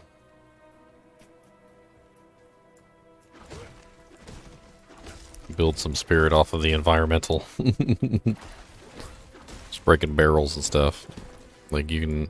I kind of like this, because like as you're running along in a dungeon, it gives you something to do even when there's no monsters, because you're just clicking on everything. And I'm a raccoon anyway. I'm always clicking on everything. Does it actually give you the spirit? Yeah. And anything that you can break will give you spirit. Also, another very important one is if you have a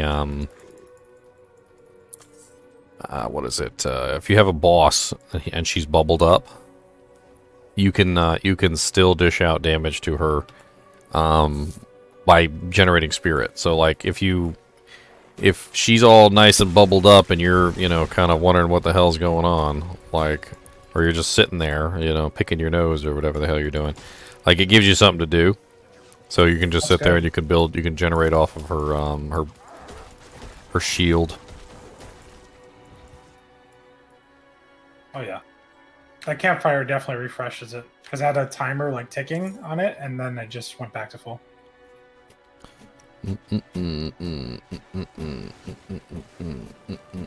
This will be a strong leveling zone. There's probably more of these throughout the world as well. I'm sure we'll find them. There's a bunch of people here, though, so... I still haven't gotten a chance to, like, test out my boulder yet. All the monsters are dead too fast. Good dang it. I wish they spawned more elites here. It's mainly just, like, packs and normals. Well, I mean, we killed all the elites, right?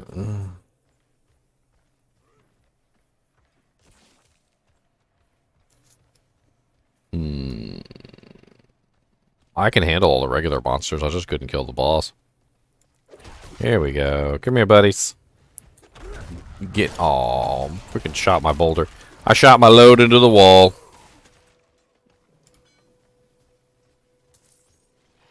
Nope. This boy's name is Zodrune.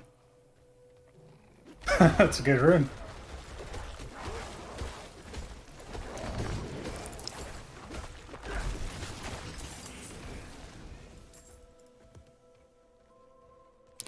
Do I have any information on the battle pass? Yeah, of course I do. All the information that they gave us. Which was... The battle pass will be, something that you can purchase. The acceleration of the battle pass is also something that you can purchase.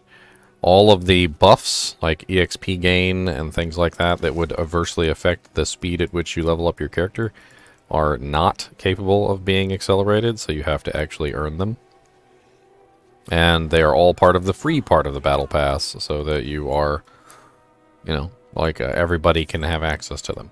So basically, the easiest way to explain the battle pass in a nutshell is cosmetics. The battle pass is strictly cosmetics.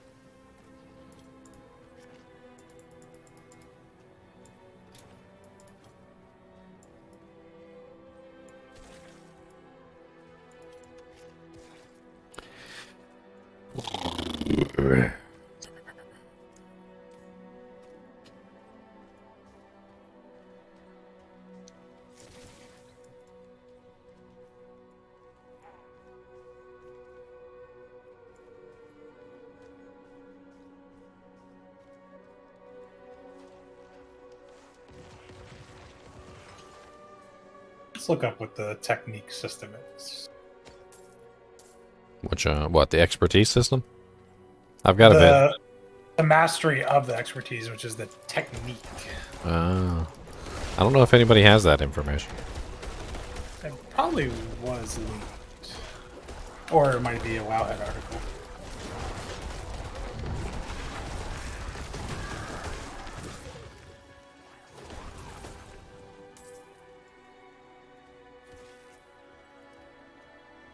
Alright, did I find a totem yet? I still didn't find a totem. I need my block of wood. Block of wood, give me a block of wood, block of wood, give me a block of wood. You don't want to spend 30 more bucks to play 4 days early, but you're worried that the story will be ruined for you if you don't. I mean, if you're playing solo and you have no interest in playing with other people, then by all means, just grab the normal version. But if you're playing with friends, my recommendation would be to get the 4 days early, because they're probably going to get the 4 days early as well, and, well, yeah. Then they're going to be, like, way ahead of you by the time you log in, and you're not going to be very happy about that.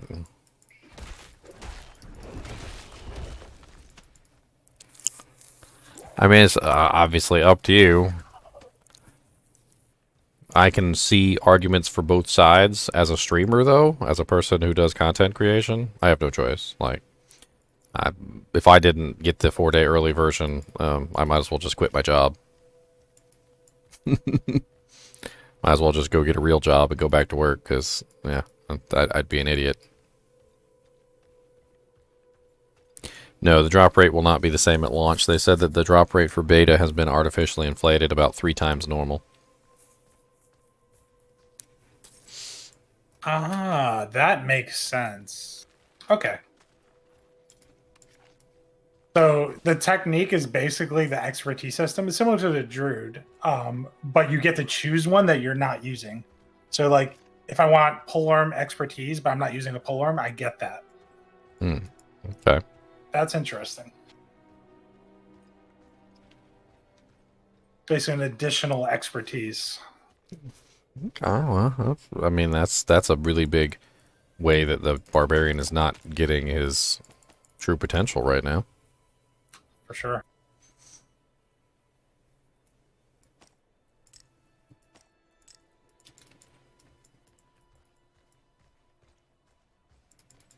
I'm an Instagram model.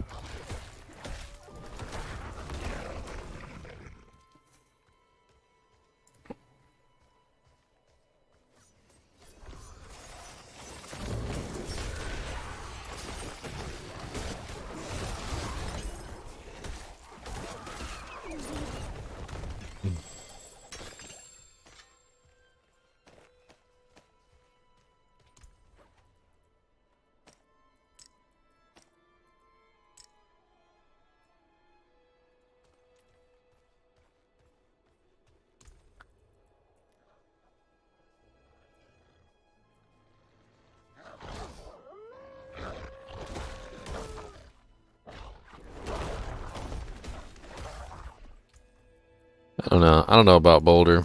I don't really like it. I don't like it. I don't like it.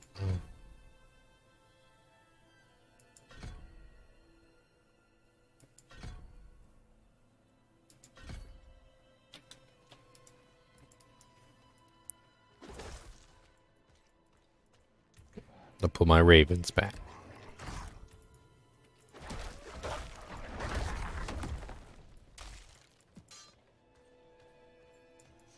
Get away from me, sucker.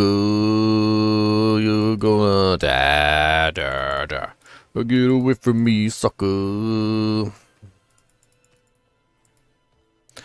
Guess I'll go do this dungeon while I'm, should be a dungeon up here, right? Yeah.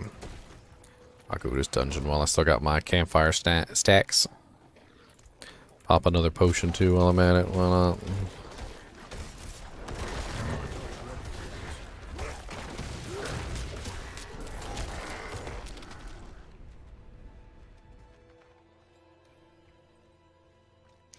I mean, we could easily figure out how long it takes for the campfire to, like, go away. If it's... Does it go away stack by stack, or does the entire thing go away when it's done? I think the whole thing will go away. So I've probably got about, like, 5 minutes, then. Probably enough for one dungeon.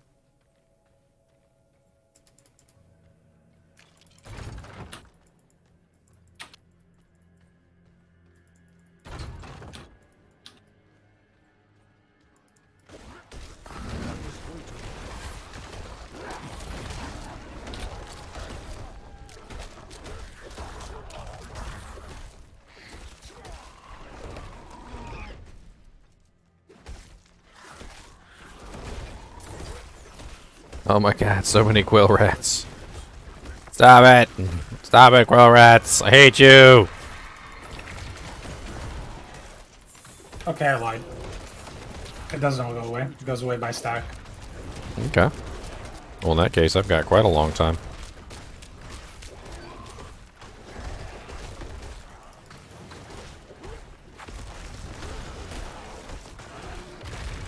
Stacks seem to go away fast, though.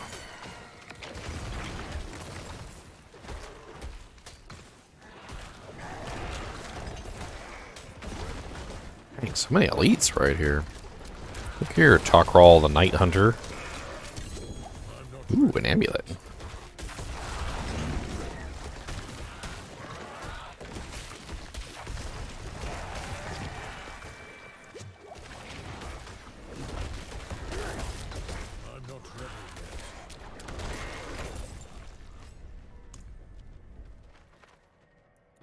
Critical strikes grant movement speed bonus.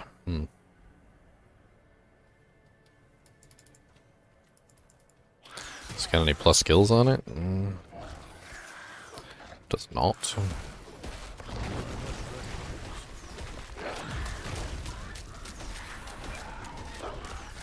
I mean, not necessarily going hard on D4, but more or less, it's a beta, right? So limited time. It's not like I can do this any other time. Can't do it any other time, my friend. We got 2 whole months and then launch. It's gonna be exciting. And for 2 months, what am I gonna be doing for 2 months? Other games. That's what I'm doing. I'm gonna take a break first. This is these 2 weekends have been rough. I got some stuff around here that I need to get finished. Like I need to finish setting up my second computer for my dual PC streaming system, and I need to figure out how to get that working properly. And then so I don't look like a rank amateur.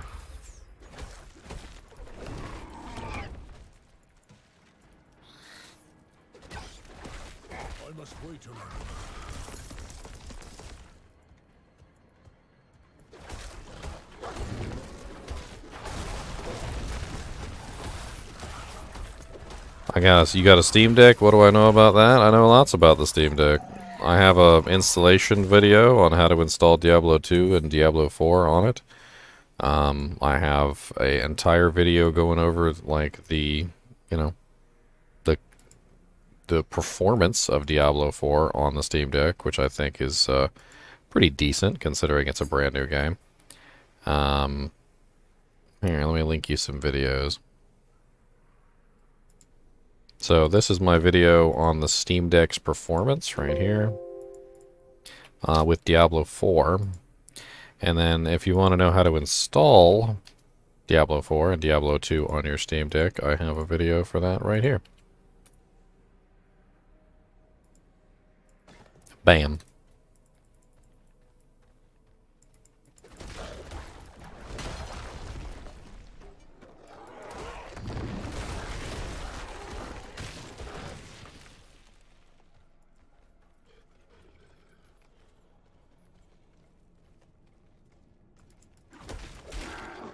Yeah, so what DOA is talking about, which is leaving and rejoining and fighting the world boss again, basically it's just like hopping games for declones. So like when you know when declone spawns and he's 1 per game, well, the world boss is 1 per layer. So you can basically just hop between layers, and you can you can just kill multiple Ashavas. We got 2 last time. We were able to hop between layers and get 2 of them.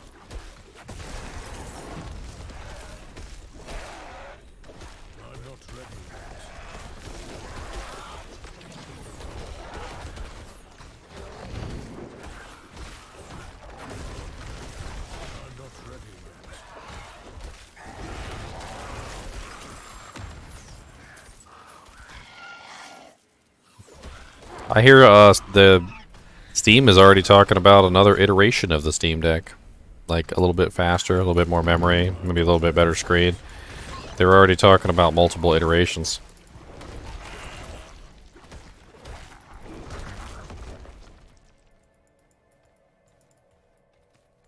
This would be a good Steam Deck game as well. Oh yeah, I've already tested it on the Steam Deck. We were just talking about that. I got a video up running full tests. Gotta check that out. And your progress carries over as the same account, right? So Yeah. you can hop on the same character and everything. It's Absolutely. go sit on the couch or whatever. That's pretty cool.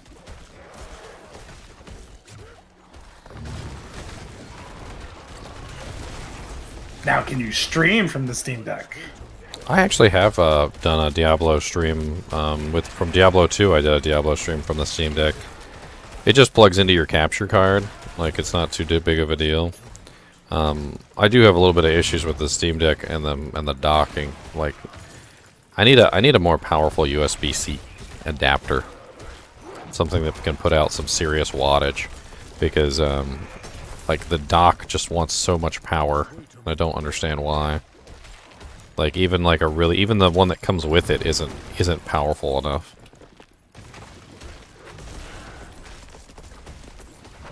So like I gotta plug in like another one, but even that one doesn't quite have the juice either. So like I've been trying to, I don't know, I'll have to go on Amazon and see if I can find like a really nice like 65 watt or maybe even 110 watt like USB-C connector, just to make sure that it never runs into any situation where it needs more power than what I need, that I'm giving it.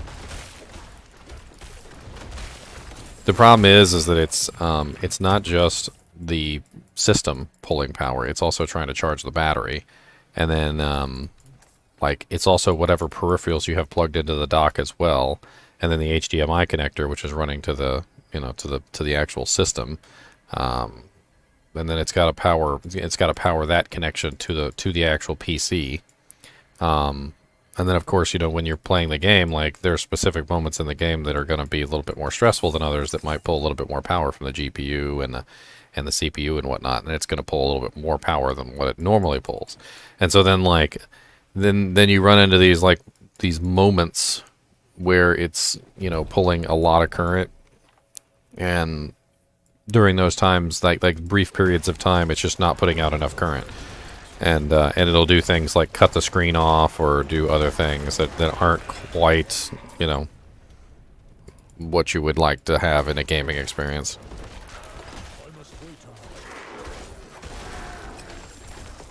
It would be something that I do today just for fun. I'll pull it up on the Steam Deck and we'll stream Steam Deck before the beta ends. I actually had to hook up my Pixel charger to the dock because it wouldn't just didn't. I don't know how to put it. Like I just couldn't get it to work properly with the original adapter. I don't think my Pixel charger is really that much more powerful than the one that came with it, but it seems to function better.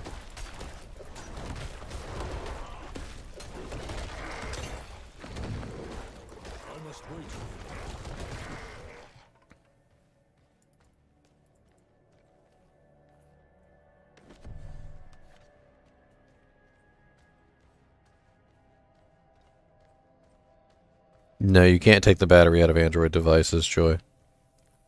They don't run that way.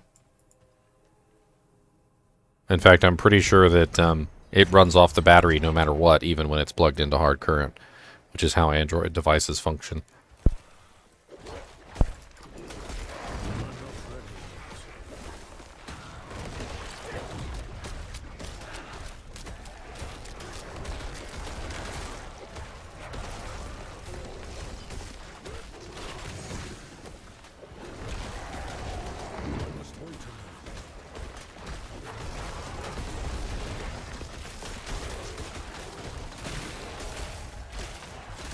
Ooh, okay. I know it's not an Android device, but Linux and Android are very similar.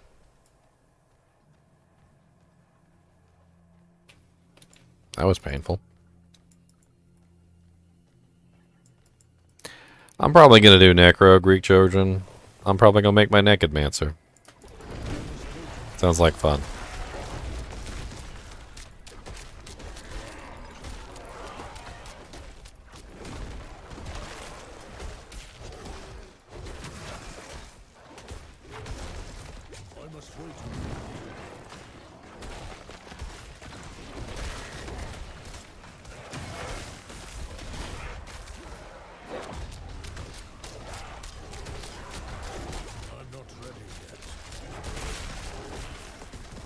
God, there's so much going on in this fight, and they keep making me vulnerable.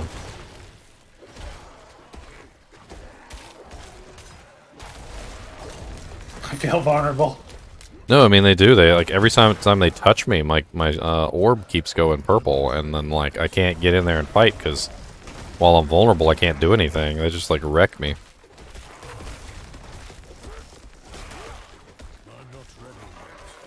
There's too many effects that are like when you're vulnerable X.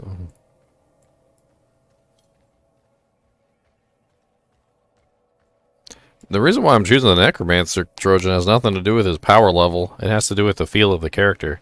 He feels like the Diablo 2 Necromancer, and I absolutely adore playing the Diablo 2 Necromancer.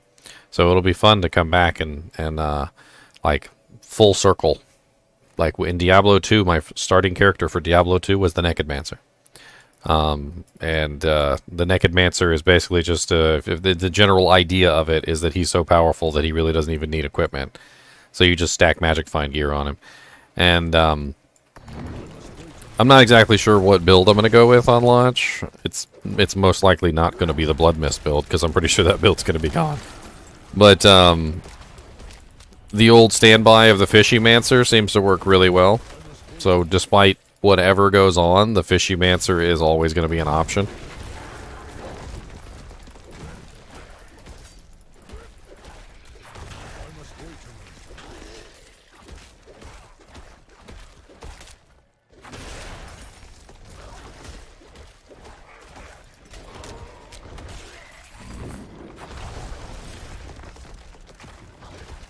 Nah, you don't need Enigma.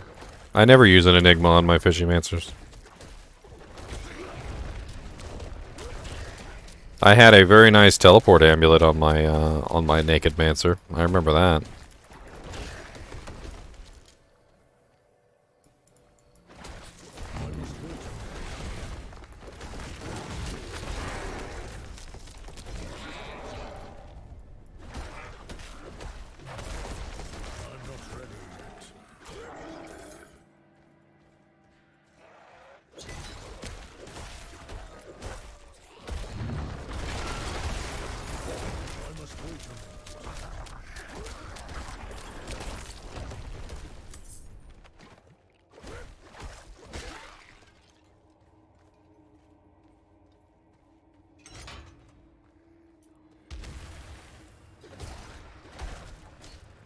You don't need teleport on the Summon Mancer in Diablo 2 to make him function. There are ways around it. I've done it on live stream for everybody to see. I mean, it doesn't really take that much work. Having teleport definitely makes things easier, but it's totally still doable as a Necromancer. I call it marshalling your army. You have to learn how to marshal your army. In Diablo 2, marshalling your army is very easy. You just have to get used to it. And if you get used to marshalling your army, you can very effectively dish out damage with your summons.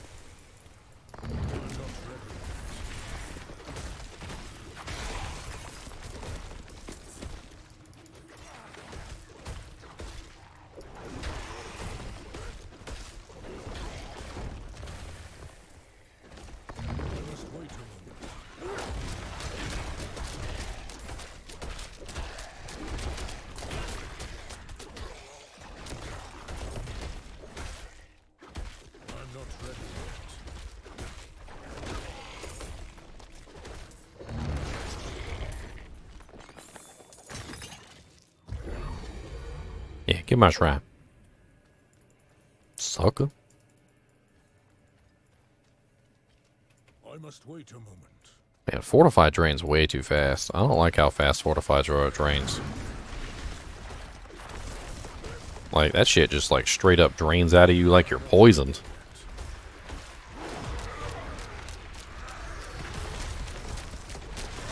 Yeah, I'm looking at ways to increase my Fortify right now. I have a really good aspect. I'm about to put on a helm. I don't know if I'm happy with this base. I have to go farm a different base.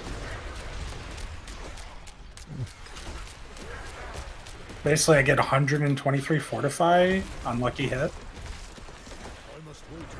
It's pretty crazy. Well, Fortify isn't quite what I think people think it is. So it's not like additional health. It's actually I don't know. When you become fortified, you gain a 10% damage reduction.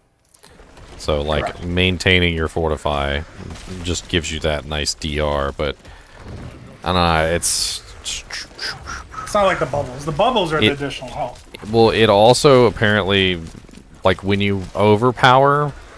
So your overpower doesn't just go off your health, it also goes off your fortify amount. So if you have a full fortify amount along with your, your regular damage when you do an overpower, it's a pretty large amount of damage bonus because you basically get double the amount of health calculated into the overpower damage.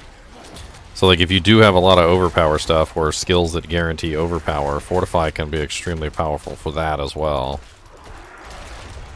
Like I've got this pulverize, which guarantees overpower every 10 seconds. So I just make sure I've got full fortify when I build up before I use it, and just... Will you stop bone walling me? God dang!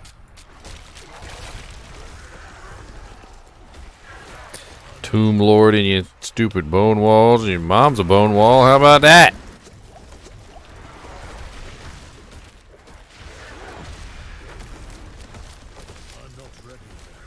There's also kind of a problem with Bone Wall in Fortify 2, is that Fortify can't exceed your life. So the higher life you have, the more Fortify you can have. Which technically means that if you're going for like some sort of crazy overpower build, you would want to beef up your life as well, which would beef up the maximum amount of Fortify that you could generate as well. Which in turn would increase the maximum amount of damage that you can put out.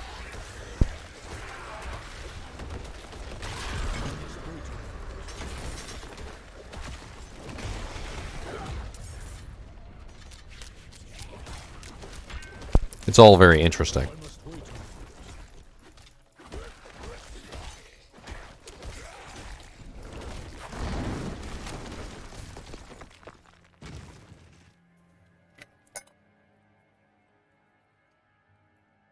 But yeah, it drains so fast. You can literally watch it right now. Look.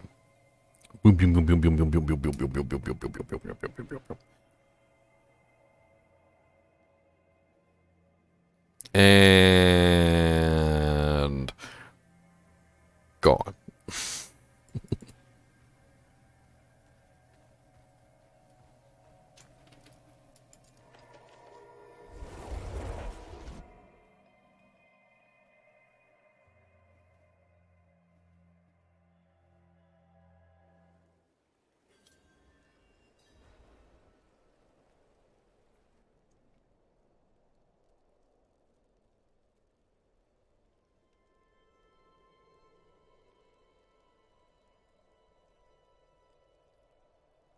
I will put Fortify on my helm now.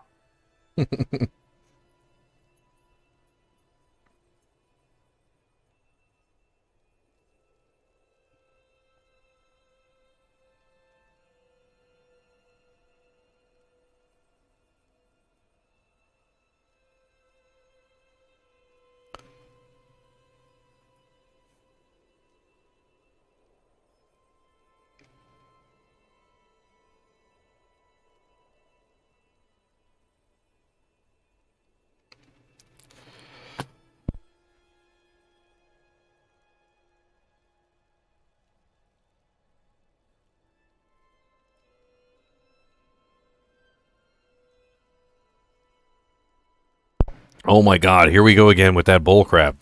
You are like the third person to come in here and say that, and it is the dumbest thing I've ever heard in my life. D2 Necro is not exactly a strong starting character, though. Says who? Every person I talk to, every person I've ever talked to, has agreed that Necro is literally the strongest starting character in Diablo 2 by far. If you have no equipment, nothing to put on your character, the Necromancer literally demolishes normal difficulty with ease and nightmare difficulty literally naked and can literally beat hell naked.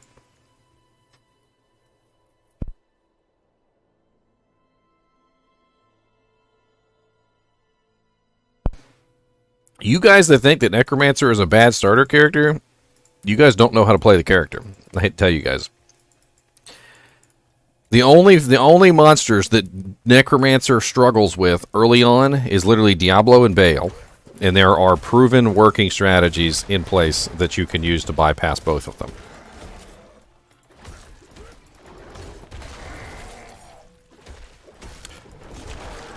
On top of that, because the Necromancer can literally clear all of normal difficulty and all of nightmare difficulty naked, he can stack way more Magic Find than you can. He can put Magic Find in every single slot in his character, and he can still do better than you.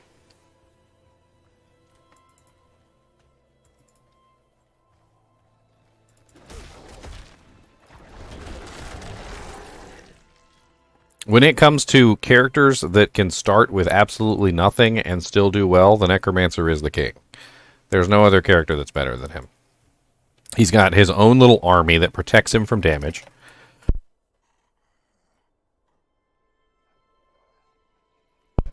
He's entirely skill-based. He can stack Magic Find. And quite honestly, he will clear everything in normal difficulty easier than most characters ever will, including the Sorceress. Now, once the Sorceress gets equipment, and once the Sorceress gets plus to skill gear, and once she has her Magic Find set up with her Magic Find gear that is actually useful, then yeah, the Sorceress will outperform the Necromancer, bar none. But as a starting character, the Necromancer is far superior.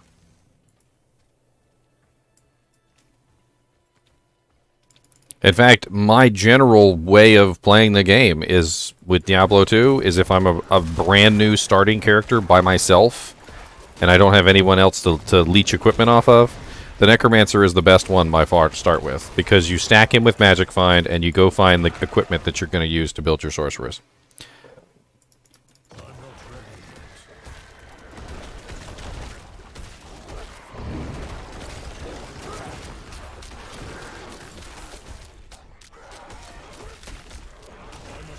Fire Trap Assassin has the damage and the skill output, but she's also a kiting nightmare. You spend the majority of your time kiting, and you also get locked down as soon as you hit Act 4 Nightmare. Because Act 4 Nightmare has so many fire immunes in it that you're not bypassing any of them.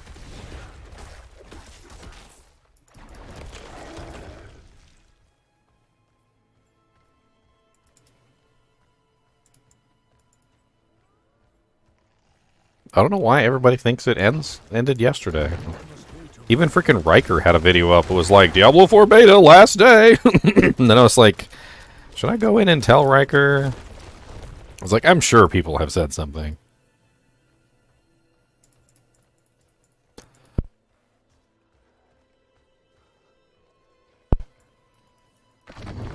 I actually need to fill up my, my humidifier. Probably will help out a lot with my coughing. Let me actually go do that real quick.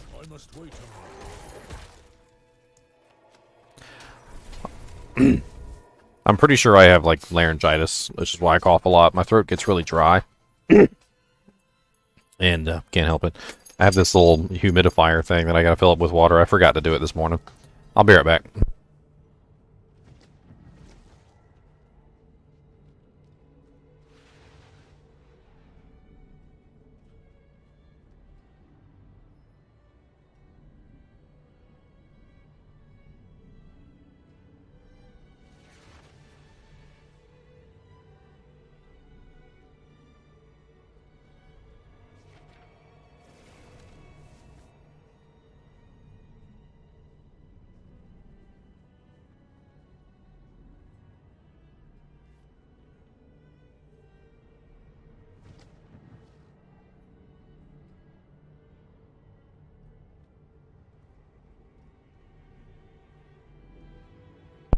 No, King Trout, they did not extend the beta. No, the beta lasts till today. It always has. If you actually paid attention to the times and when they said the beta was going to end, they said it was going to end today at 12 PDT.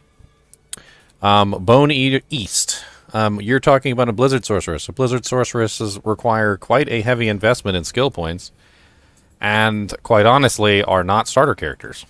You don't start a Blizzard Sorceress. Blizzard is what, level 24? So, by the time you get Blizzard, all of normal difficulty has been finished. Like, by the time I hit level 24, I'm usually killing Bale.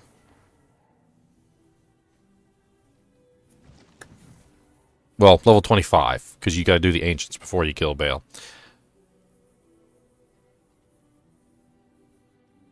The Necromancer doesn't have any issues building his character, his little Summon Mancer, because the skeletons are level 1. Skeleton Mastery is level 1.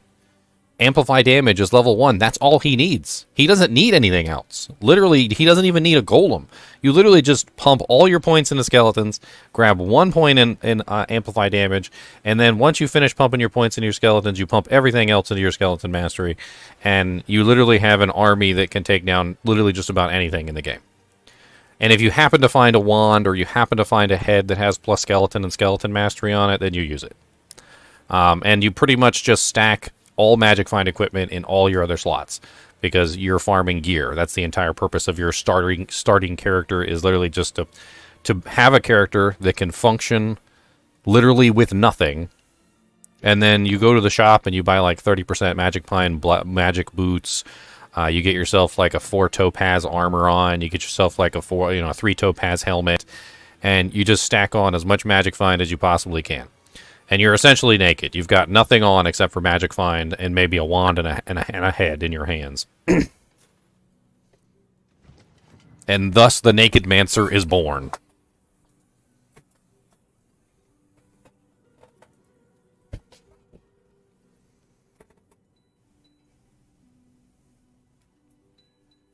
There we go. Got my little humidifier running. It's pretty cool. I should probably bring it, like, over here so it's closer to me.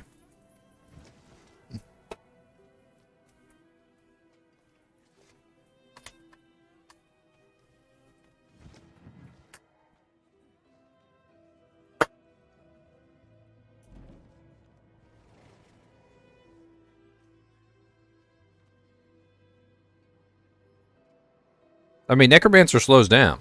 Without equipment, you can't really like barrel through hell difficulty without equipment. You can barrel through normal and you can barrel through nightmare without equipment. But once you get to hell, if you can do it, like, it's possible, but it's slow. But that's neither here nor there, because that's not starting a character. We're talking about Act 1, Act 2, Act 3, Act 4, Act 5 normal. We're talking about Act 1, Act 2, Act 3, Act 4, Act 5 nightmare. And then when you finally get to hell difficulty, that's the point where you have to tighten things up and make things a little bit better. You can get through it. In fact, if you guys want to see my playthrough, I did a solo self-found playthrough of the Necromancer. And basically what I did is played the Necromancer all the way through on Players 8 with solo self-found. If you guys are unaware of what solo self-found is, solo self-found means that I did not give any items to the character from anyone else. I only used what I found. And I did not specifically farm or shop anything specifically for my Necromancer. So basically, I just used what I was given by the monsters. I farmed, yes, but I didn't farm for specific items. And I was, basically just happy to get whatever I managed to get. The Necromancer solo self-found play is right here.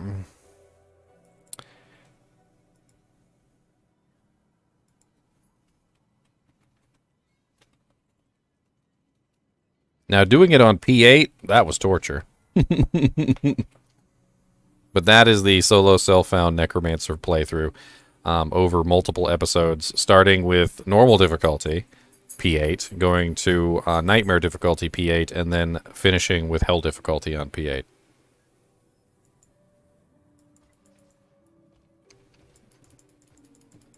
And that's assuming, of course, You don't have any help from your friends or anything.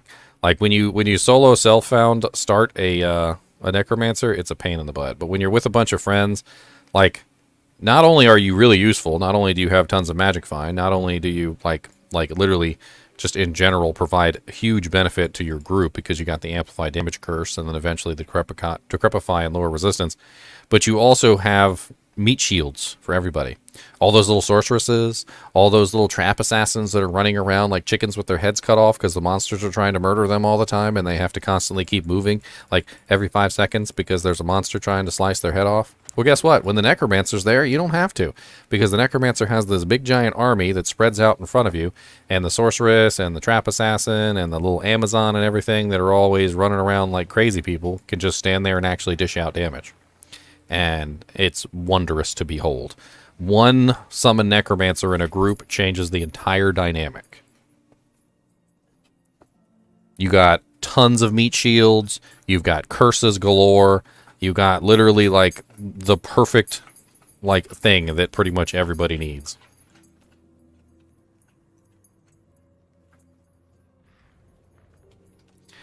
All right, where was I? Or where are you guys? I'll come to you.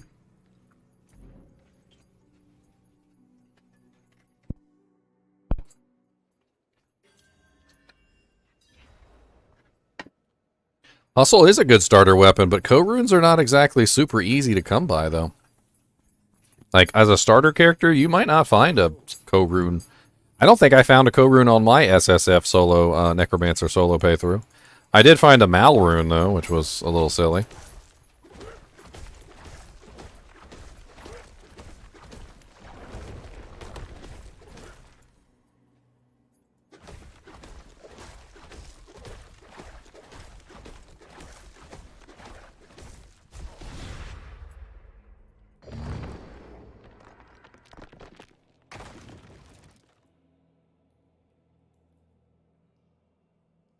We have just unlocked the 80% crit with Whirlwind. Perfect roll. Let's go.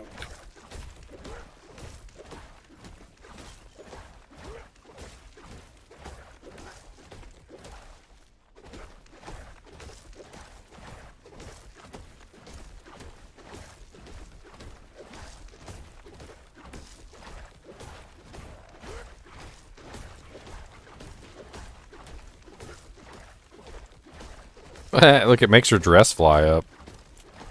Let's go look under the girl's skirt. Wee! The wind. The wind makes her skirt go up. We found it, boys. We figured it out.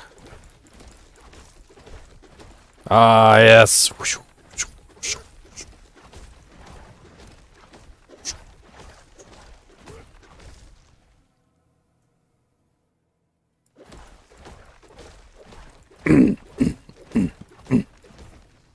Wind Druid is a creeper.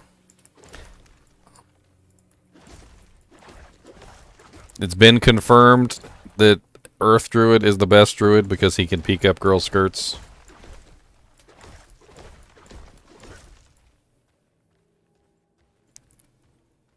Yes, today is the last day of beta me paddy. So get your do-janks on. Let's go through the dungeon and kill all the monsters and do.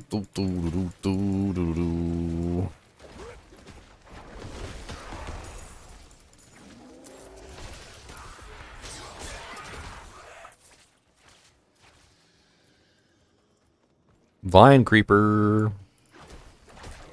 Uh-oh. Uh-oh. Druid confirmed to be a hentai character. He's got vines. He's got tentacles.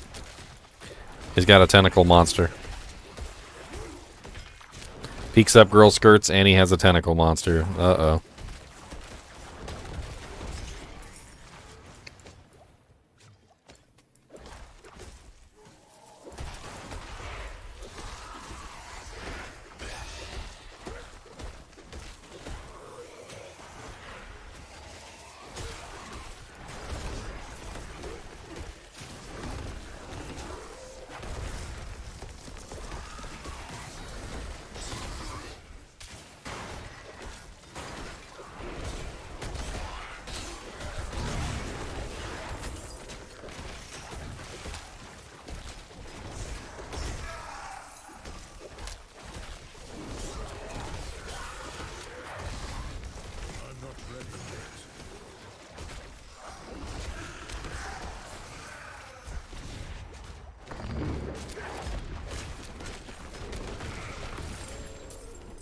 Found some pants.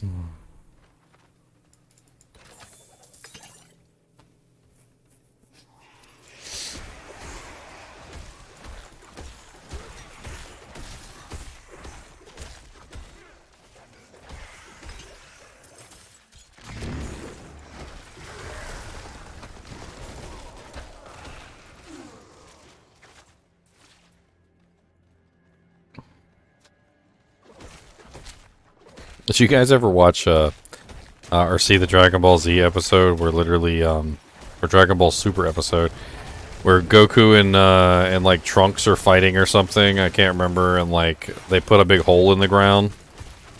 You know, one of their famous craters. And freaking like it was like Tien and Piccolo and like something were like over there, and they were digging up the dirt and burying the hole. They were like filling in the hole.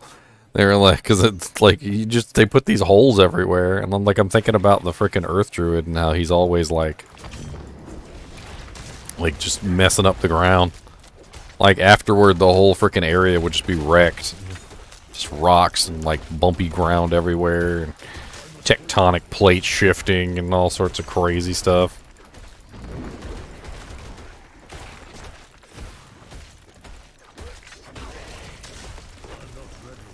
No one ever thinks of the cleanup crew after one of those fights. I mean, freaking, well, it was in Bulma's yard, so, you know. Made sense. Oh, Butcher's here. What's up, buddy? Level 19 Butcher. Let's go, buddy. How about some of this? Give me some of that. I'm gonna take you down, gonna put you in the back of the truck. Come on down. We got a little bit of this and a little bit of that. Gonna put some pulverize in your path. I can't slow him down, which sucks, but I might be able to stagger him. We'll see. You need a butcher force, like the Ginyu force. He's just running around with 4 other boys. I'm not ready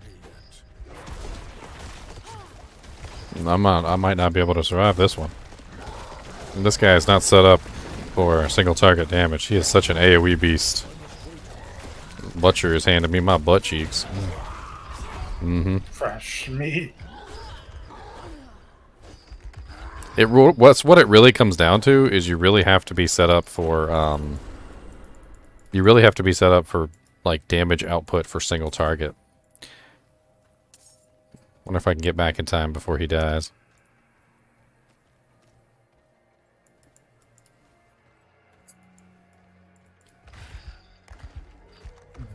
Yep, there we go.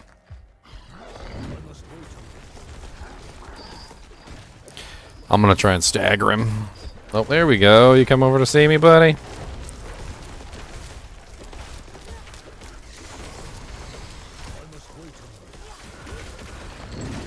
I just gotta keep stacking. Oh, he switched targets. No, no, no. Pay attention to me. Don't pay attention to her. She's level 7. Why you gotta pick? Why you gotta pick on her? No, no, no, no. Me. Oh, there's gotta be a freaking another elite in here while we're fighting this boy. Dragged his butt over here.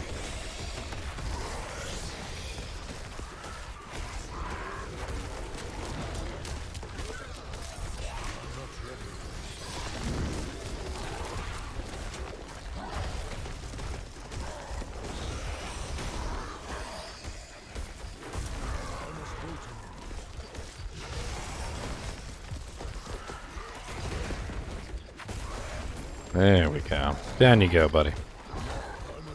I wish I could block the butcher's path. Sometimes we get in like a doorway or something like that, and the butcher just walks right through me, and I'm like, oh, okay. Like I'm not even here. Alright. That's rude.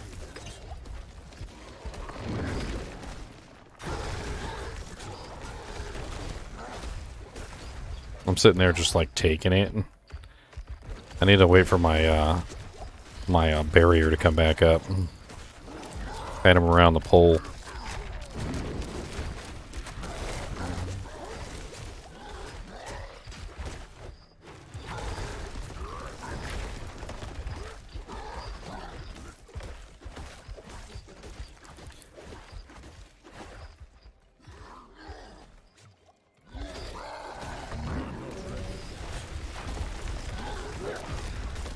I got him down to half. He's about to get staggered.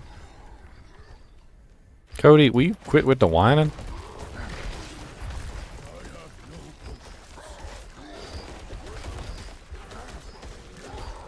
Alright, he's about to get staggered. Almost. Almost.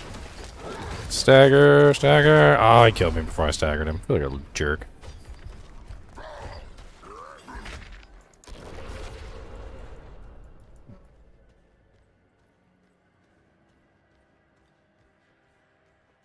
He's collecting the fresh meat.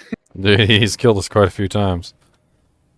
I'm trying to see if we can get him, though, because I'd like to get a legendary. He always gets me when I'm not ready.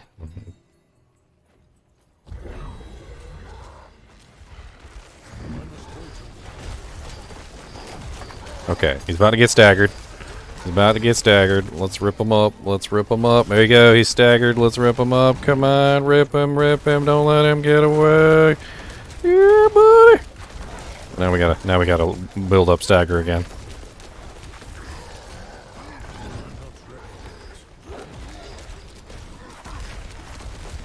He's only got 2 potion things on his bar.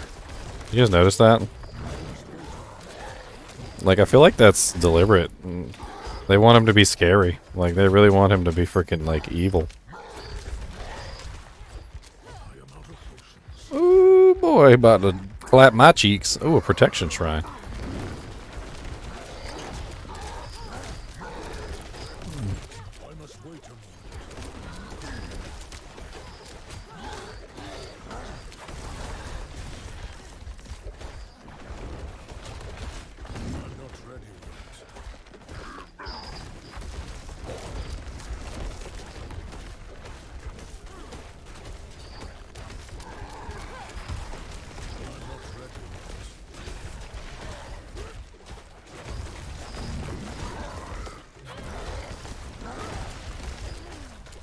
Come on, Butcher! How's it going, Mr. Butcher? What you gonna do? How's it going, Mr. Butcher? Don't hit me in the poo.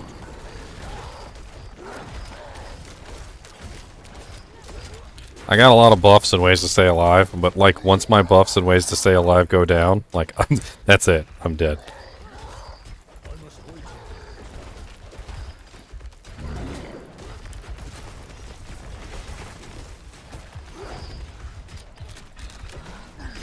That was pretty good, though. He's almost dead. If we can just stay alive for a couple more seconds, we can do this! I love the Butcher, and I hope that they do more events like the Butcher.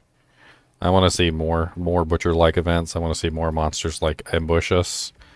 I'd like to see freaking Duriel ambush us. I think that would be hilarious. Looking for Bale. Looking for Bale, exactly.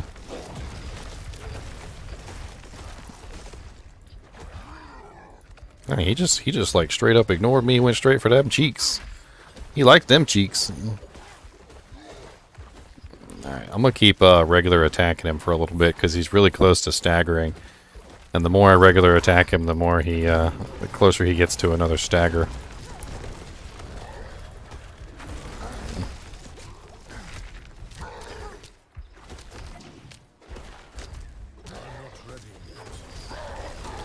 He's so close to a stagger, too. Come on, buddy. You're gonna kill me before I stagger you, aren't you, you little turd?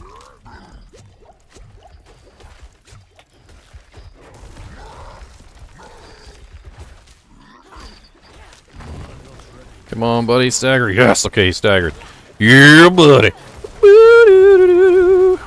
Get him, get him, get him, don't let him get away. Get him, get him, get him, make him frickin' pay. Yeah, buddy. Oh, did he drop me the unique? He dropped me the unique! Yes! Yeah, nice. Let's see. He got me the Butcher's axe! The Butcher's cleaver!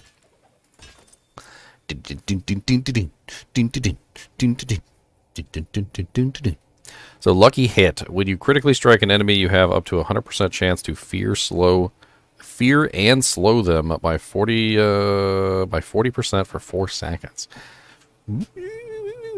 A nightmarish amalgamation of blood, bone, and steel. This axe is as horrific as its deadly creator. First unique item of the game. I'm gonna put it on because it looks cool, and I'm gonna slice people with it. Look at my little unique axe. I'm gonna slice your face. Don't get your face sliced. I'm slicing faces today.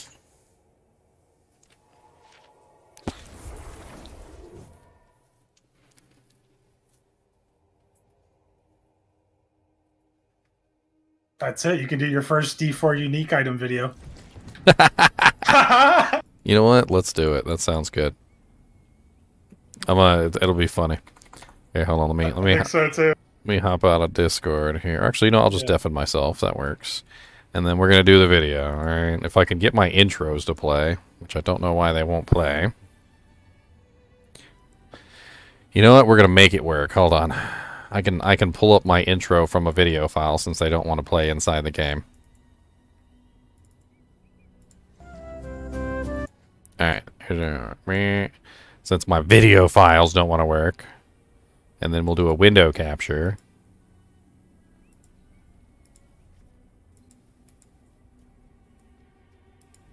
And then I'll take myself off here real quick. Alright, will this work? Will it? Will it? Let us see here. Hold on.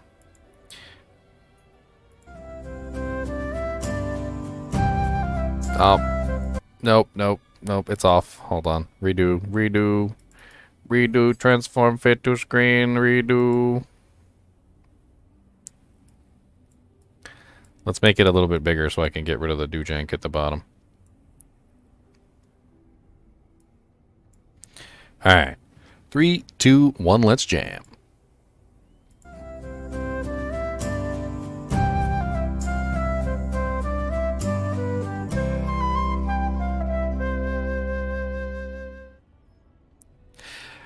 Hello, guys and gals, and welcome to our first episode of Diablo 4's Unique Items! That's right, we found our first unique item. Yes, they said it was impossible.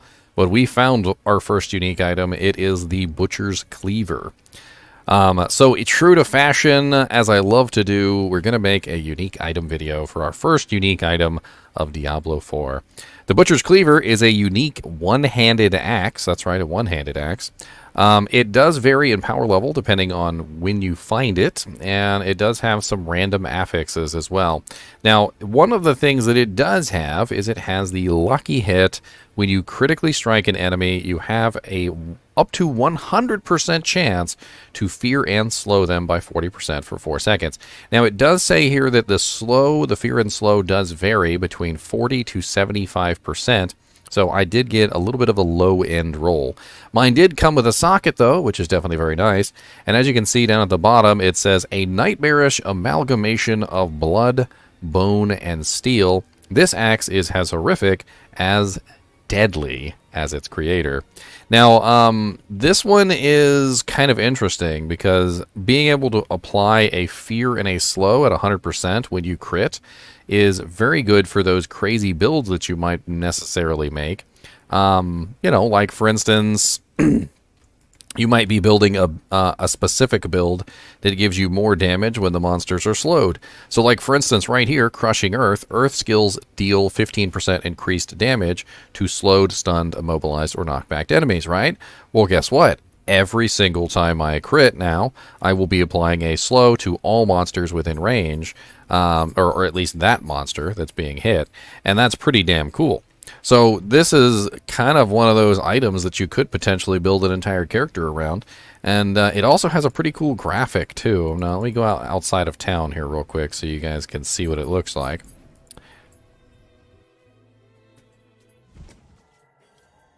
As you can see, it has like a goat head on it and like part of the goat's spine. And it's got the metal blade. It's a pretty nice little little one-handed axe. It's kind of cool looking, I'm not gonna lie.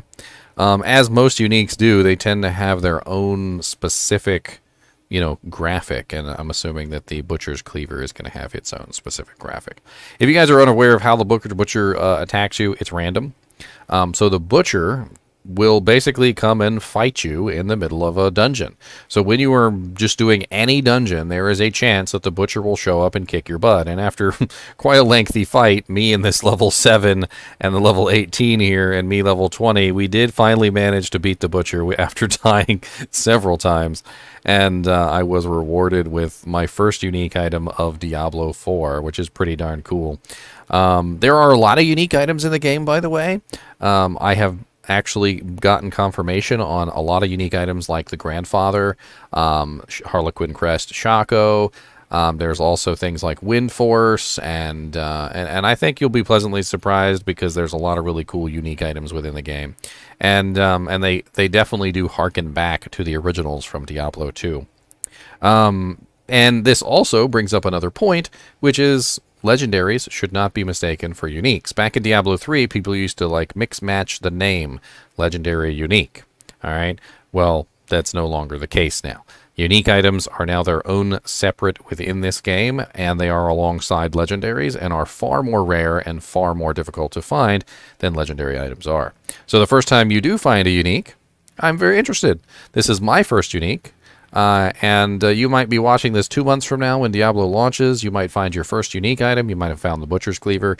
I would like all of you guys to put down in the comments what was the first unique item that you found for Diablo 4. As always, I do appreciate you guys and gals watching my videos. And even though my outro won't play, thanks for watching, and keep watching.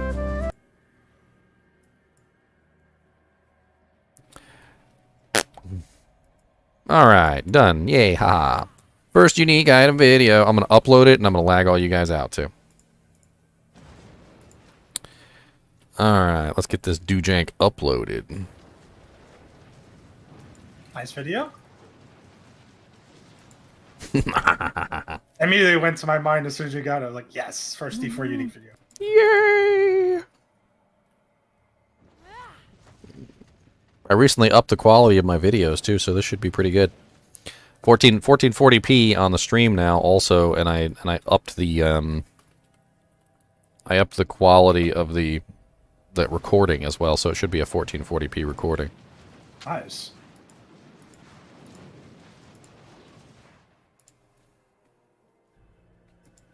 When you start hitting enemies with the cleaver, it gets all blood soaked too. Looks Oh like yeah? Yeah.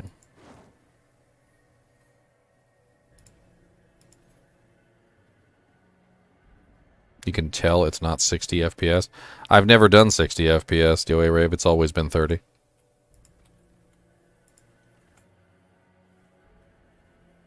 Always been 30, sir. It was all in your mind. It was all in your mind.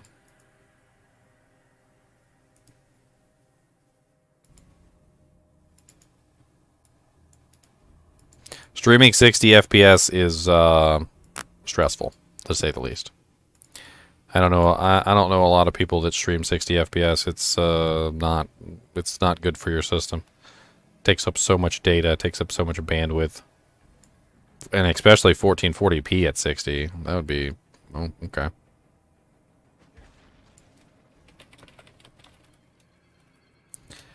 It's been so long since I've done a unique item video.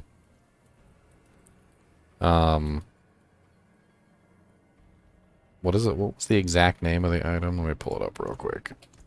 It's called the Butcher's Cleaver. Unique axe.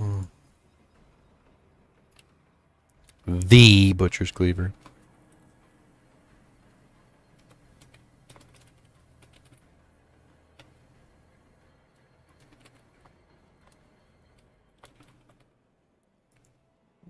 I need to look up one of my old unique item videos so I can see what I titled everything.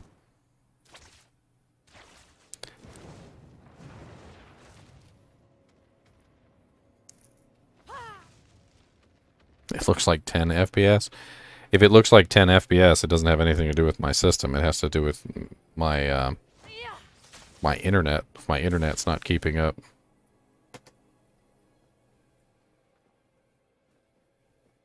I hope my internet's keeping up.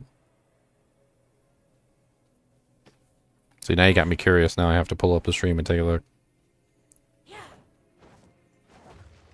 If you're not able to actually receive 1440p, by the way, you may have to downgrade the quality. I don't know. The FPS does look bad, doesn't it? Sad. Yeah, you're very choppy right now.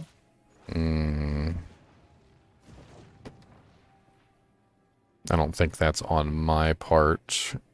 As far as, I think it might be the internet connection. Oh, sadness.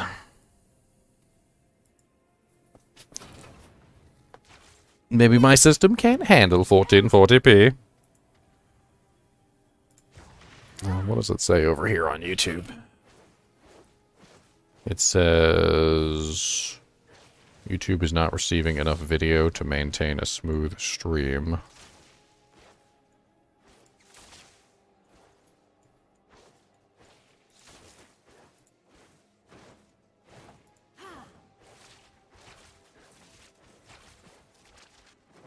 Interesting. I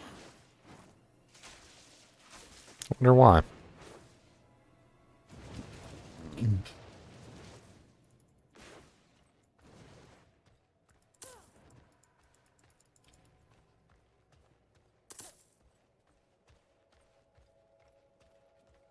Oh, I was also uploading the file.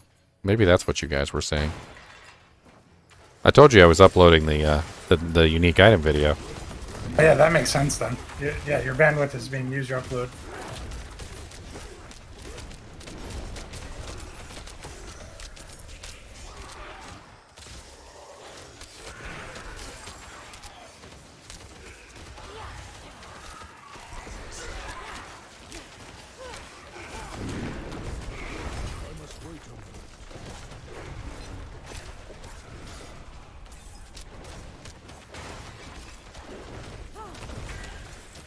No, that would be... The 3090 seems to be doing just fine. I am actually looking into offloading the streaming off on another computer, though. So that'll be in the future. Maybe then I can do 1440p at 60 frames per second.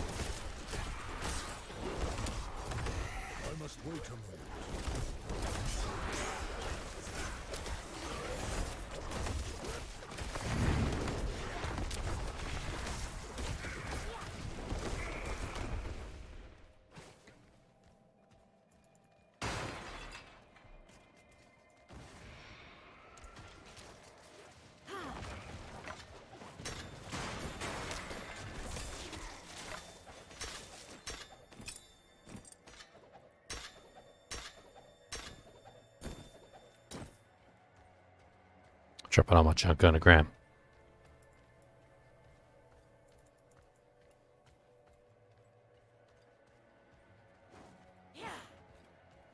I'm on Cox broadband, and I don't know. I'm lucky because apparently there's fiber optic in the neighborhood, and I can't get it. But apparently the Cox wants to compete, so they have like unlimited bandwidth or whatever for like the subscribers in this area because they're trying to compete with the fiber optic.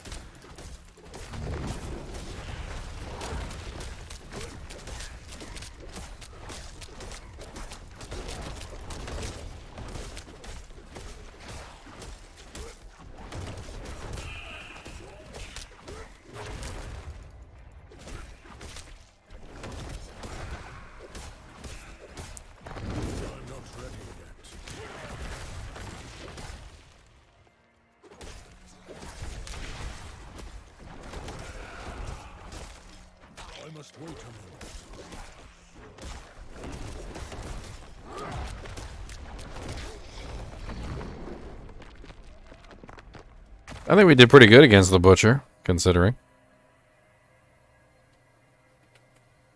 Considering the mismatched nature of our group, and also, you know, that we weren't really set up specifically to fight him. I feel like he is just like straight up the epitome of like single target damage. Like, if you're an AoE damage character, which you usually are in this game, because there's lots of monsters and you want to do AoE damage, like you're not really focusing on your single target as much, and you come across the butcher, he's like, "Oh, you're set up for AoE damage? That's so cute!" And he comes and slices your back of your head off, which is hilarious.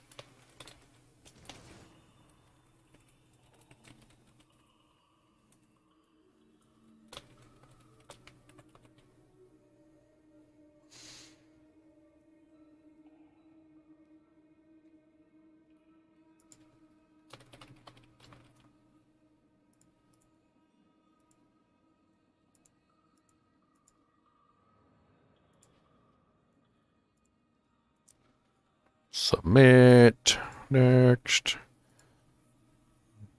Do jank. Next. Hello. I'm making a thumbnail and everything. I'm going to post it right now. I'm excited. It's my first unique item video.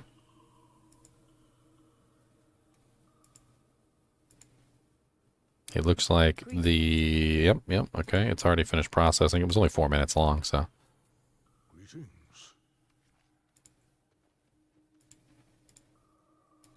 Thumbnail generator. We gotta do the thumbnails just like the old school thumbnails, too. Well done.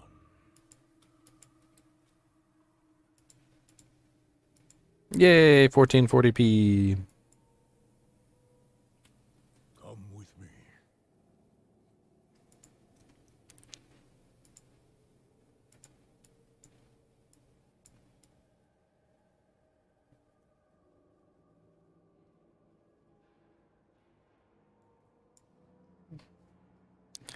Alright, I'm gonna get a dojank real quick. I want to get a screenshot of it so I can...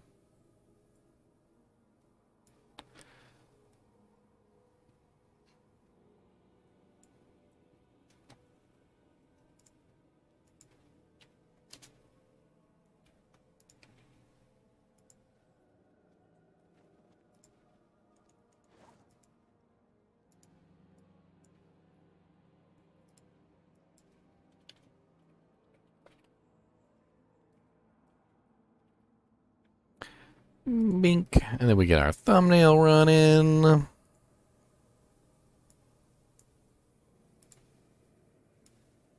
gotta put my ugly face up there.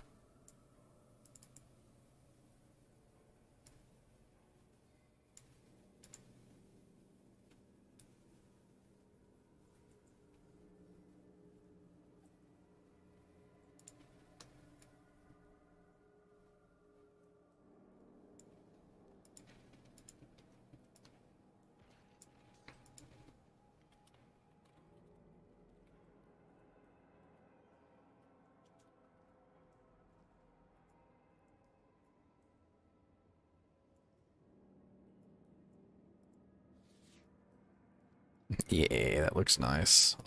That looks really nice. Let's bring that up. Oh no, I'm getting killed in the background while I'm not paying attention.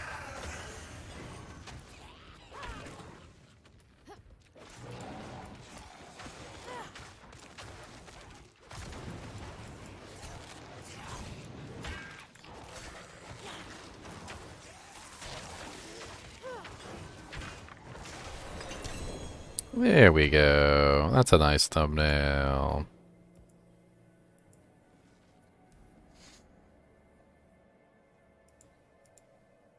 Public. Done. Save.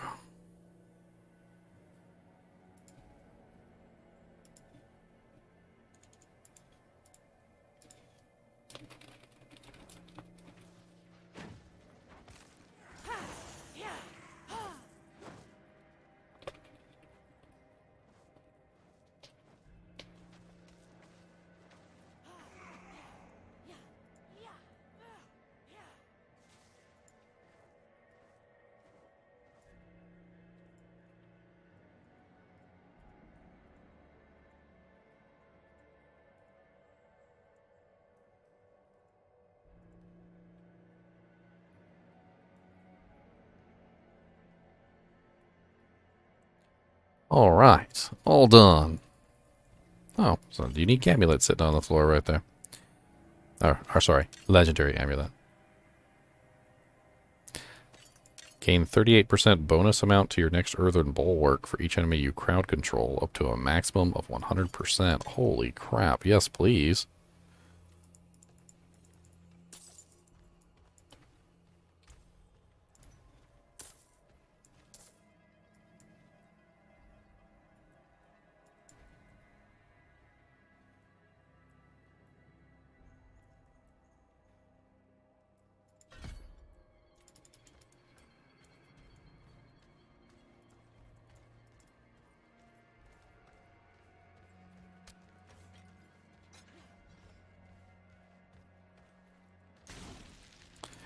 Yeah, I got the butcher.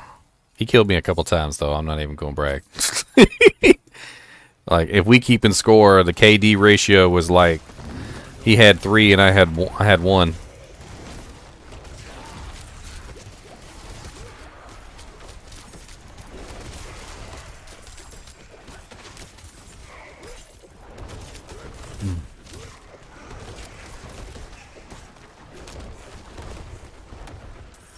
You can't get any other uniques in the beta as far as I know because of the world tier.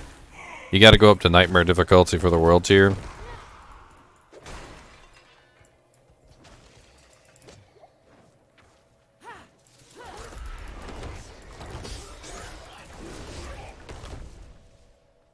First unique item drop, boy! I can't wait till I find something really cool like Frostburns, or like a Grandfather Sword, or like a frickin' Wind Force. That's gonna be beast. I'm gonna be excited. Yeah.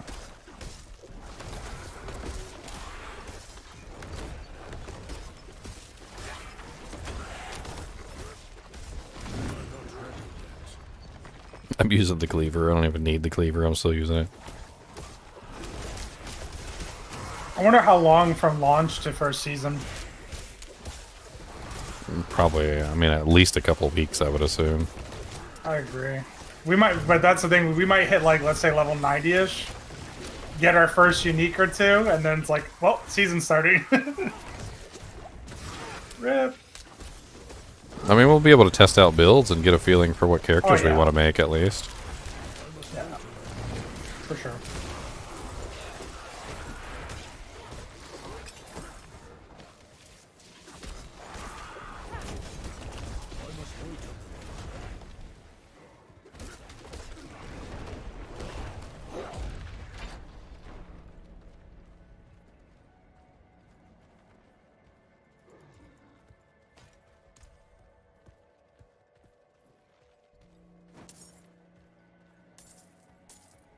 Unyielding flesh.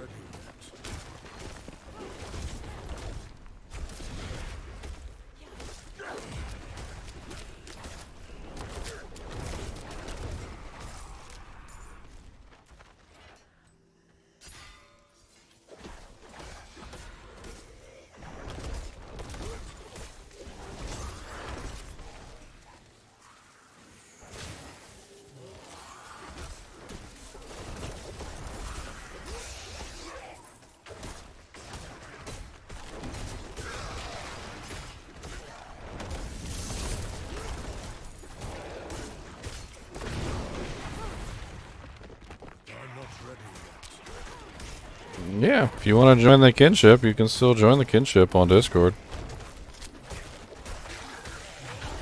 That's where we're going to coordinate all our activities, is all through Discord, so.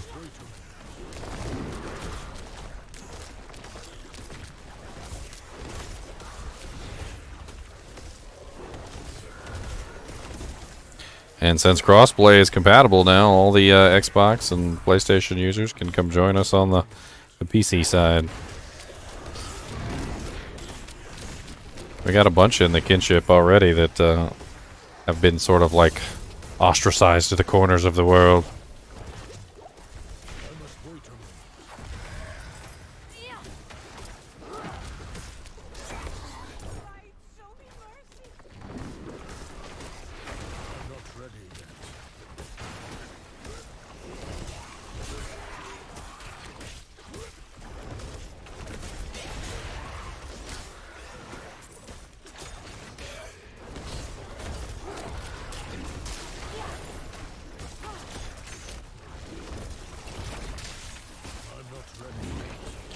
Oh, this character, this Earth character, is rather fun to play. There's just something cool about his abilities and the way they function, and like I feel like a very in-your-face kind of a character too, which is pretty cool. My side hits so hard with all the Legos. I'm missing half my damage because I'm not using a frickin' totem, which I didn't even realize I was using a one-handed weapon. Because some of the one-handed weapons and the two-handed weapons don't really, like... I don't know. It just doesn't really quite... The graphics? It's not quite as obvious as it would seem. Like, I would think that the Butcher's Cleaver would be a two-handed weapon, but... Wasn't the Butcher's Cleaver in Diablo 1 a two-handed weapon? I don't recall. Given. Can't remember.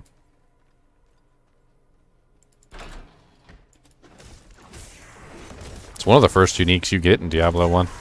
Because when you kill the Butcher in, like, was it like freaking, like, level 2?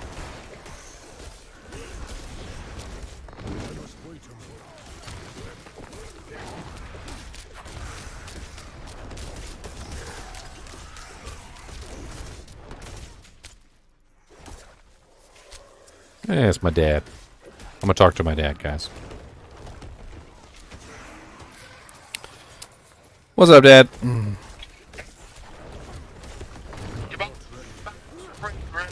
Oh yeah, she got her knee fixed. They said that the doctor came out okay, everything was all right. I must wait a moment.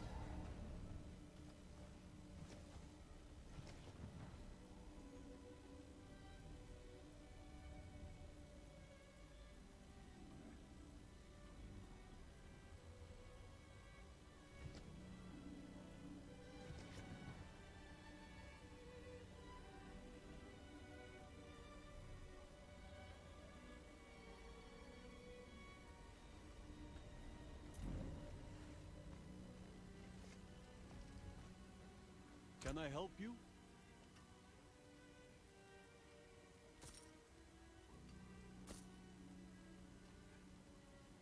Well struck.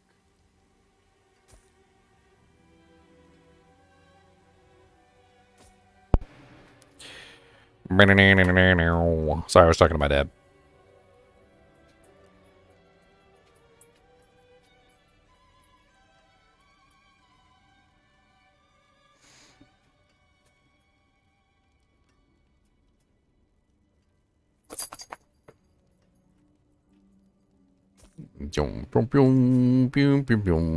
Cubus. What do you want? Why you staring at me like that? I'm gonna use my butcher's cleaver on you.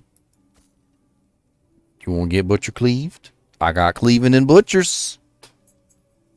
I'm gonna cleave you. Don't get cleaved. Cody, go get me a snack. I need a snack. Go get me a snack. You know, give me a snack. Give me a snack. Go give me a snack. Go get some oatmeal cream pies. Go get a bag of chips. Go get something. Go get a snack.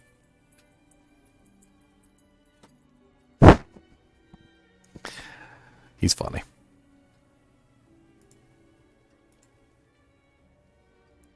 Hop, hop, hop, hop, hop, hop, hop. I got any snacks? Oh yeah, I got some snacks. This got chocolate in it. You can't have it. He's oh, stupid chocolate is stupid dogness.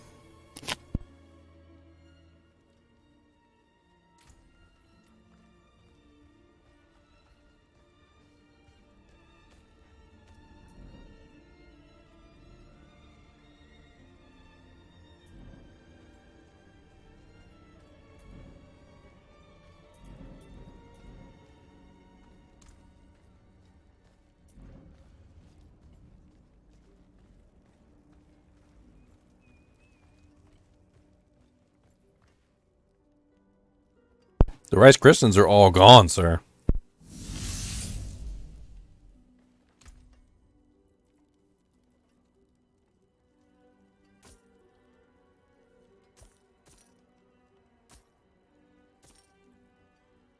Fair trade.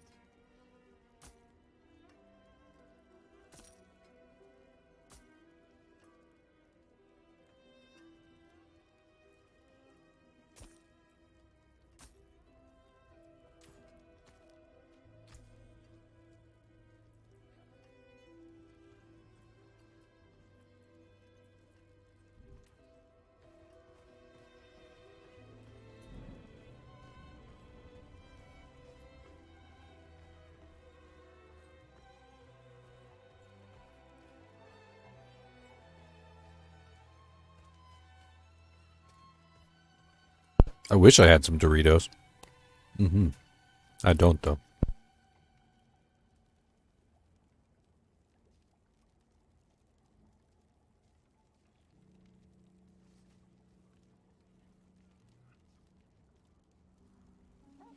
And when have I eaten a stale pizza slice? Now you're just stereotyping me.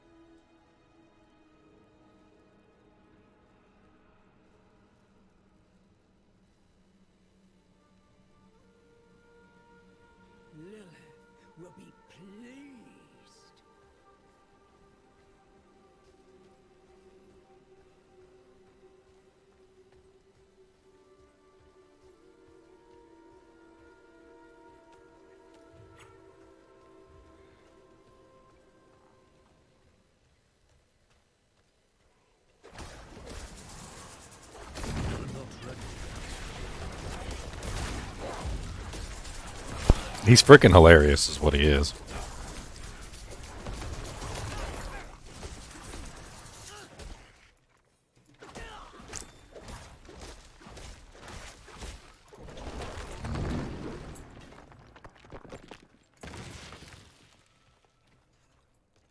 I am not going to let him joy. You are absolutely right, and I would not let him. Good lord, slobber, slobber, blobber, blobber.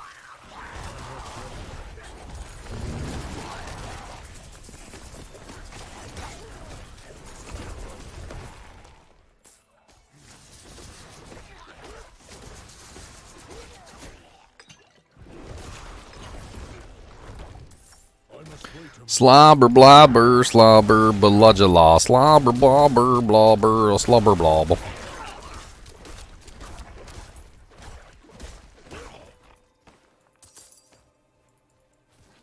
Cobus. Cobus Bobus. Slobber blobbers.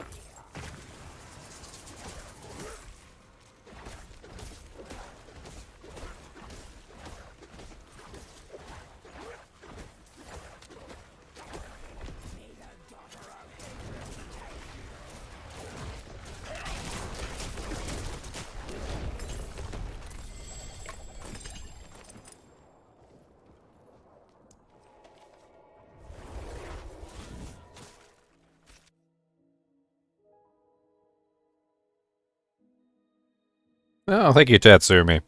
I just posted my first unique video. I was excited. Welcome to Unique Items!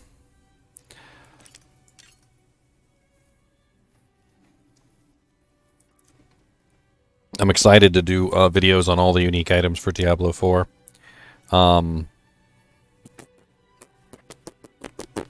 If we can get some sort of like data mine and pull the files off, I might just like one day maybe just run through all of them and talk about them. And then maybe we'll revisit them if they ever change them or anything like that.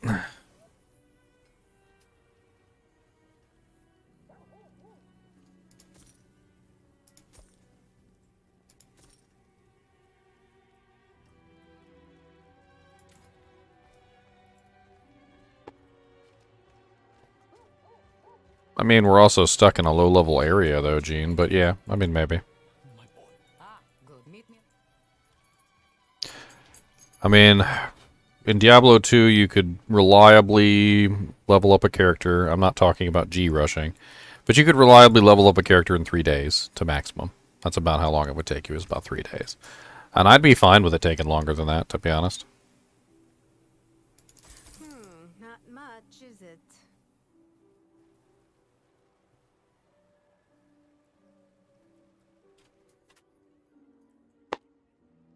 I already have the landslide pillar thing.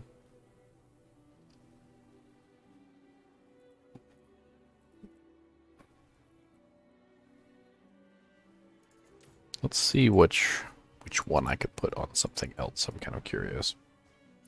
Boobus, what do you want? I don't even have anything left, Boobus. You got your own lunch, sir.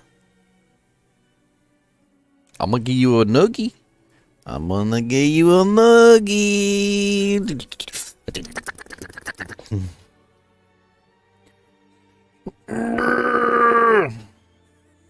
Okay. On second thought, putting my humidifier over here is a bad idea. With Doggo within range of killing it.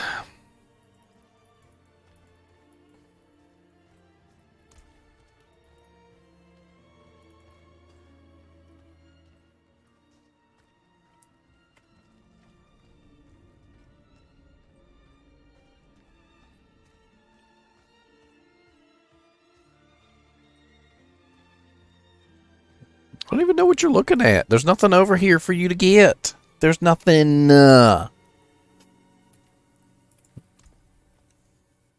He said, I know you has more crackums. He said, I want some more crackums, and I know you got some more crackums. Bro, give me some damn crackums.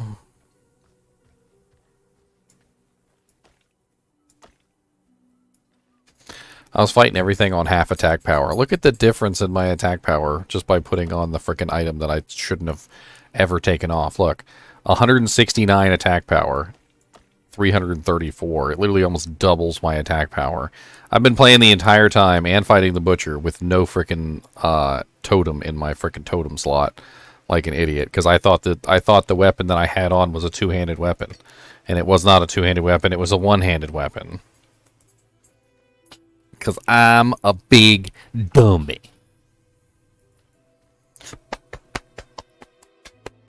Cramp in my rib. How the hell do you have a cramp in your rib?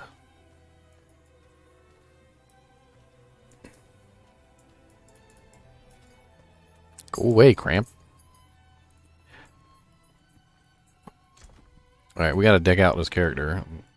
And to do so, I'm gonna have to take these items, bring them to my other doojank, and see what I can do with them.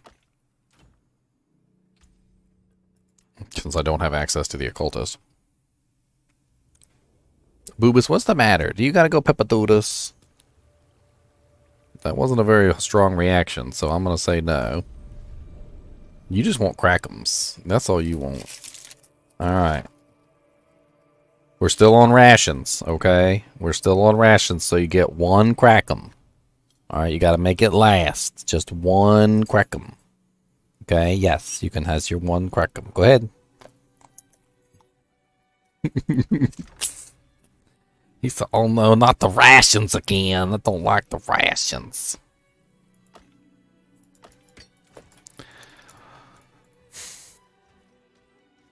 Yes, you could still log in until 12 p.m. PDT, AK Gaming. You are perfectly capable of playing the game until then.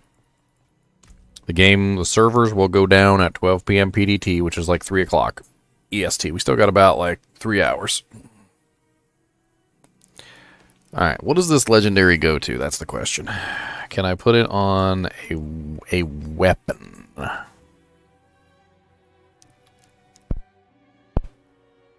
So one-handed weapon, two-handed weapon, gloves, amulet, ring. It doesn't specifically say totem. One-handed weapon, two-handed weapon, gloves, amulet, ring. So the totems must just be considered weapons, then. I believe so. I'll tell you what, the Butcher's Cleaver, immense staggering on bosses. Like, I stun bosses so much now. Well, yeah, because every single time you crit, you're applying the fear and the slow, so... Yeah. I'm playing a 100% crit build, so... kind of nasty. And Boobus, what the hell's the matter with you, buddy? Is your butthole itchy? You got an itchy butthole? Hmm? Yeah, your butthole's itchy? Alright, my bad. I'm sorry about that. You should scratch it. How about that? It says imprint aspect 0. Why is it not letting me do it?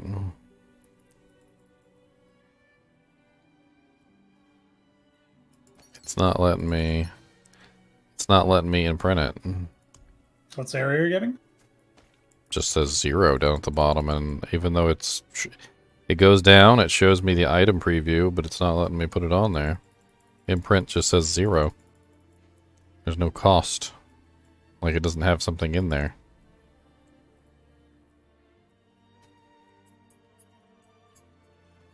Derelict said he was not able to do totems and necro idols. Hmm.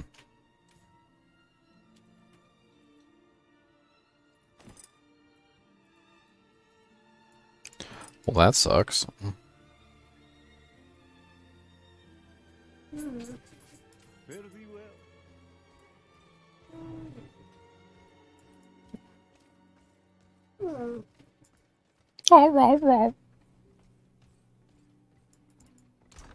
Such a big baby.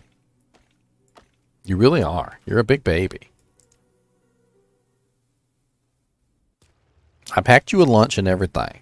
You got your lunch. It's right there. That's your lunch.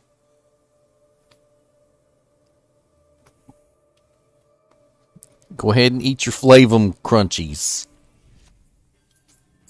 He said Flavum Crunchies. I don't want none of them Flavum Crunchies.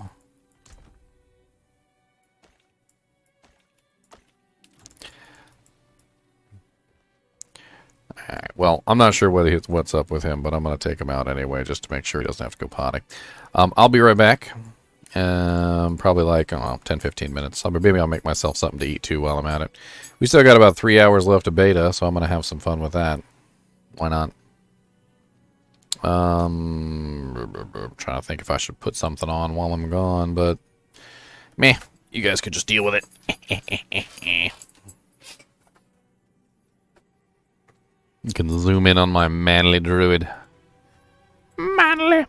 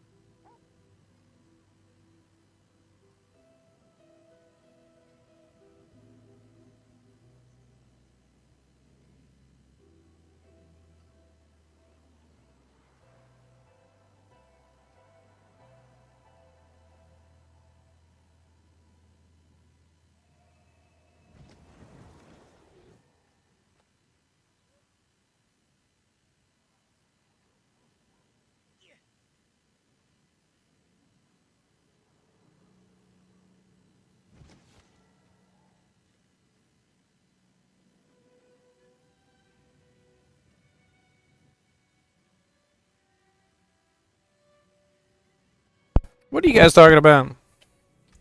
What is going on? What is going on up in here? Some crazy people.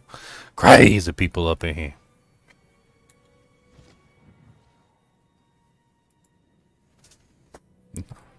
Doritos are good. I don't care. Keep joking. I'm gonna eat a bag of Doritos right on stream.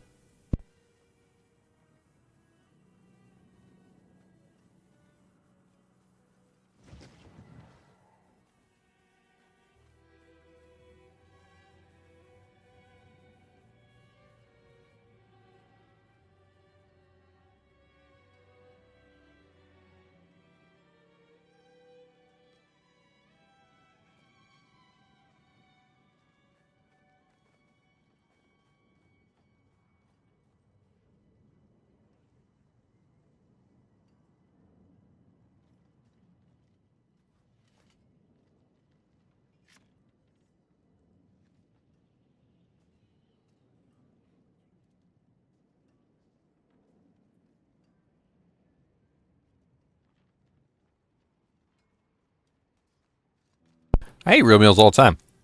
On stream even. My girlfriend usually brings me like some really nice stuff like the chicken and rice or like I'll sit right here on stream and eat it. Like a goulash is really good.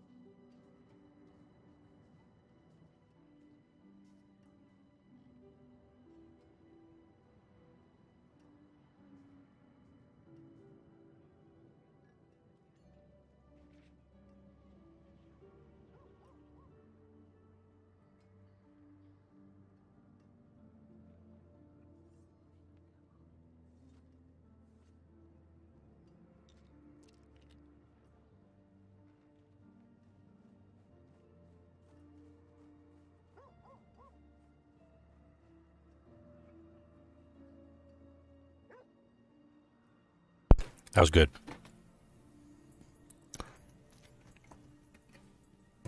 I never played football in a team, no. I was part of the basketball team for a while. I was even part of the soccer team for a while. Or, no, I tried out for the soccer team. I played baseball. Never did football, like, you know, like in a team. I did play football, you know, like with my friends, but that's a different kind of football. Obviously.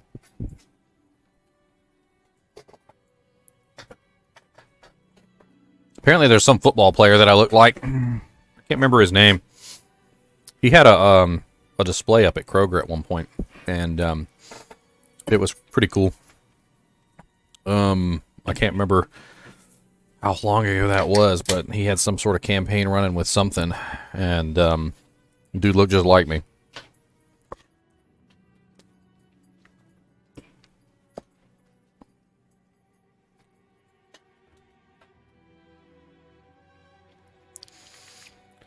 Yeah, I'm 6'3", like 220, 230. I don't even know. It's been a while since I weighed myself, but I'm a pretty big boy. Broad shoulders, very broad shoulders, very tall, very big boned like my father. I'm sure that has a lot to do with my weight, although I do have a little bit of in the belly. You can really tell, though, when I get fat, because I was fat a long time ago, back when I was in my 20s. We have a call center job for 3 years, and that'll do it, because you sit in the chair all day long, you don't do anything else. They wouldn't even let you get up and pace around, which is, I love to freaking get up and pace around while I'm on the phone. But anyway, my cheeks get real fat. My face gets real fat first. So like when I get fat, I get like the fat chubby face.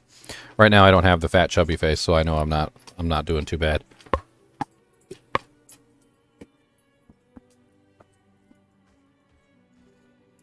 All right, let's check out our damage now that we actually have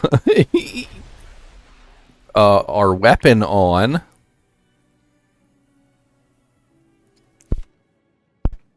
I was over there freaking soloing level 25 monsters with no weapon. Actually, hold on. Let me I need to get some sockets in my equipment too. Let me go get some chippy gems. I got a couple open sockets. And I got a couple ones that have crude gems in them that I should be able to upgrade to the chips now. Ha ha ha. That was yesterday, Joy.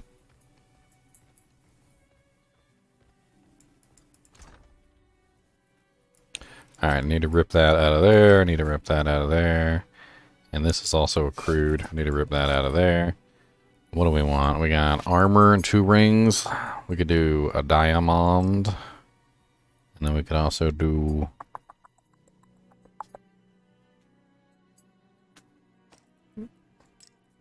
one of gems. Running out of gems. I guess I need to stop throwing them back on the ground. Actually, you know what? Let's just do 1 diamond. I'll take 1 out.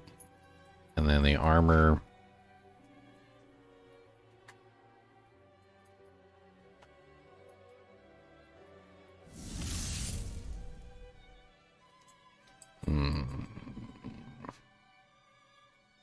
Ooh, damage reduction malfortified. Nice, I like that. Alright, and then we need one for our weapon.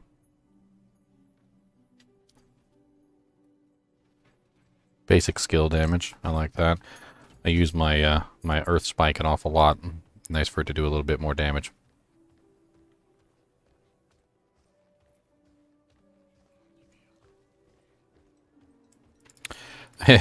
Here's something that might make you guys feel a little bit better when it comes to having a big belly. Did you know you can have a 6-pack abs underneath of your belly? And not even know it?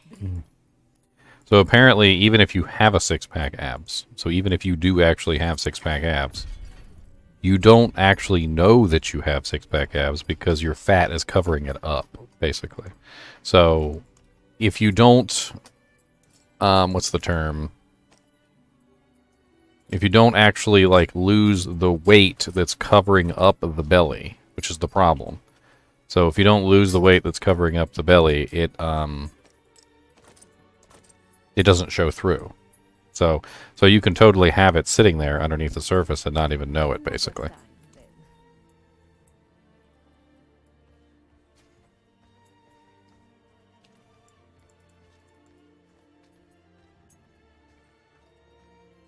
Your stomach is the worst, though, because your stomach just covers everything up. So even if you have a six-pack, even if you've got really nice muscles underneath your, underneath of all that fat, you're not going to be able to see it because your belly just covers everything up.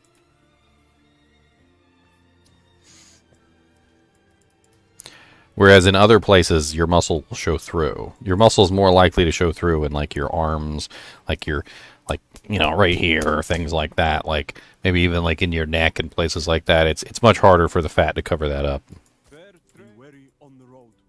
I can't remember, but there was somewhere there was, like, a listing. It was, like, of, like, how much body fat you needed to, like, let your abs show through.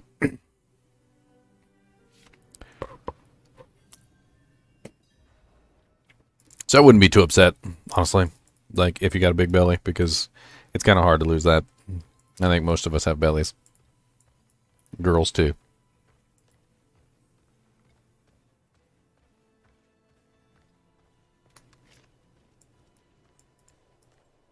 Get in my belly. Get in my belly.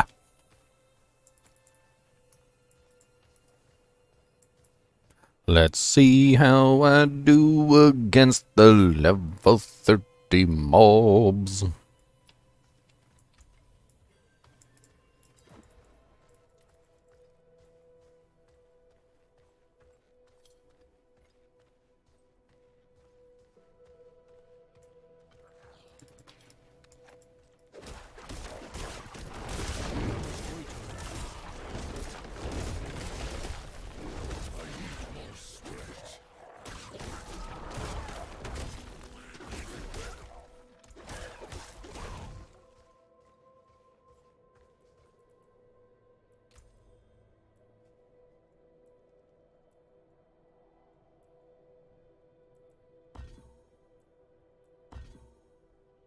I'm gonna have to pull points out of pulverize because I can't get the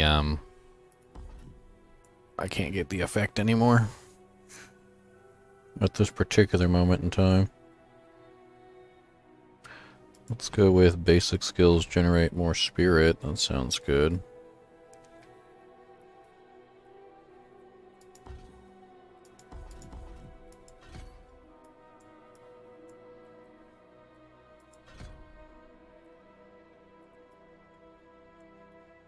I like that.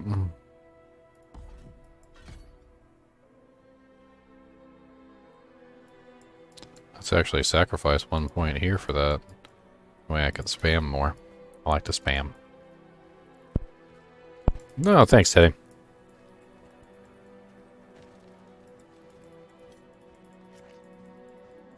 I like high protein diets, though. They make you feel fuller for longer. So you're not constantly craving, stuffing stuff in your mouth for cravings only. Protein helps prevent you from constantly just shoving food in your gob. It's been my experience.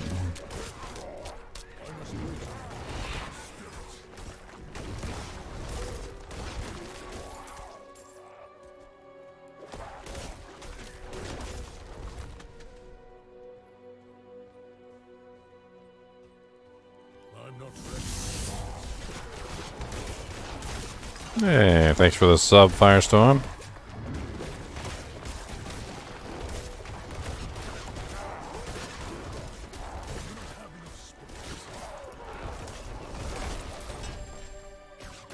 The Kingmaker.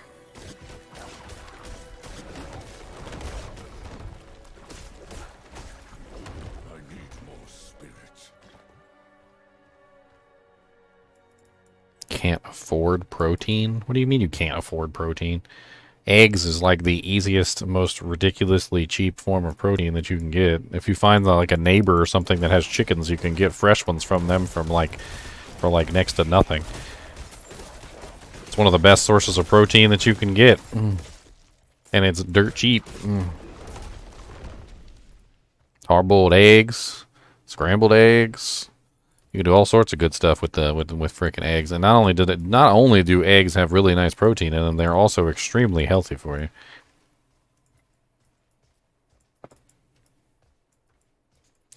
Yeah, invest in chickens. They'll eat all the bugs out of your yard.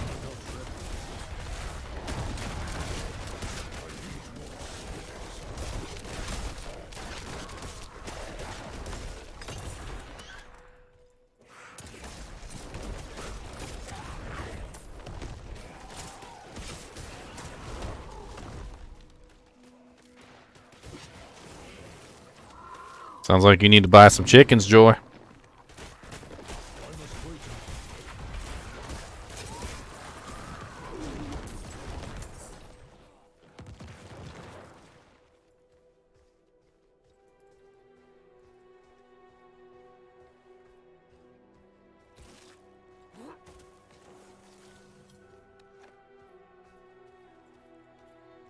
That's because they raised the minimum wage.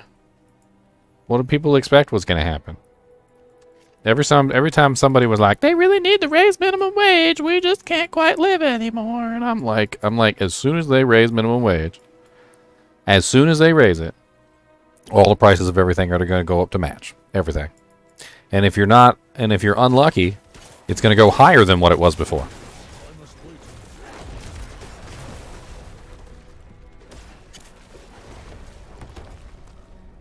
It's all cause and effect. You don't get one without the other.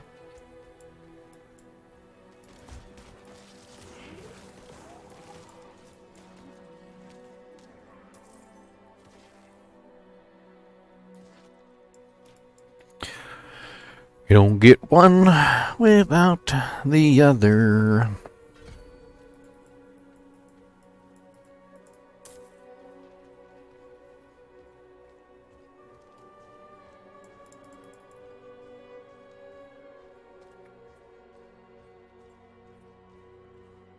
It's all one giant chain reaction, by the way. Like, if you just sit there and you just think about it for a minute, like, you'll realize that raising the minimum wage doesn't actually fix anything, because somewhere along the line there's a beginning. That person gets paid more, which means that product costs more. So that the next person along the line has to pay more for that product.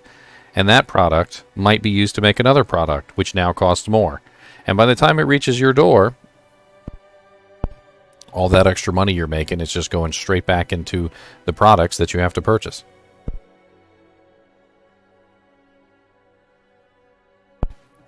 But here's the biggest devil. Here's the biggest evil of raising the minimum wage, and I'll tell you guys this one, because a lot of people don't think about this. Let's say, for instance, we're just going to use imaginary numbers.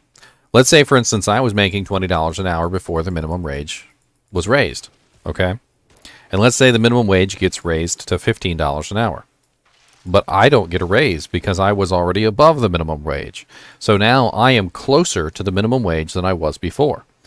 So if the minimum wage was, I don't know, $7.15 before, and I was making $20 an hour, then I was, approximately such percent above the minimum wage, and I was doing well for myself, right? You raise the minimum wage from $7.15 to $15 an hour, and then I'm still making $20 an hour. My company decides that they don't need to raise my money because I was already above minimum wage, and they're not going to bother to give me a raise. So now I'm closer to the minimum wage than I was before. Now, at first, it doesn't seem like it matters because I'm still making $20 an hour. But as the prices of groceries increase to accommodate the minimum wage of $15 an hour, I have now gone down in income. My income is now worse than it was before. So you raised the minimum, but you also lowered the maximum, because you basically took everybody who was making more than the minimum wage and you brought them down to the minimum wage. And if your company's nice, they'll raise your pay. So like, I believe when the minimum wage went up in Kroger, they bumped everybody up equivalently to their positions. So if you were in a higher position, you got a slightly higher amount of pay. But for those people who were at the bottom, all you did was got bumped up to the minimum wage, and that was it.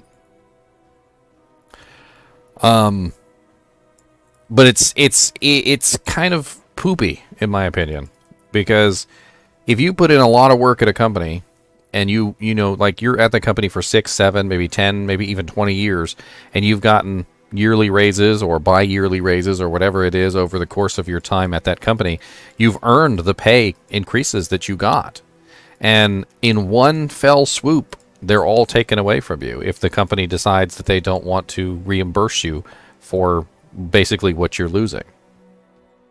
They'll be like, oh, well, yeah, we know that you're making $21.72 and that the minimum wage was raised to $15 an hour, but we're just going to leave you at $21.72. We can't afford to pay anyone any more than what we're currently paying them, so you're just going to have to suffer along with the rest of us. So that 10, 20 years that you've been working for the company basically means nothing, like, at that point.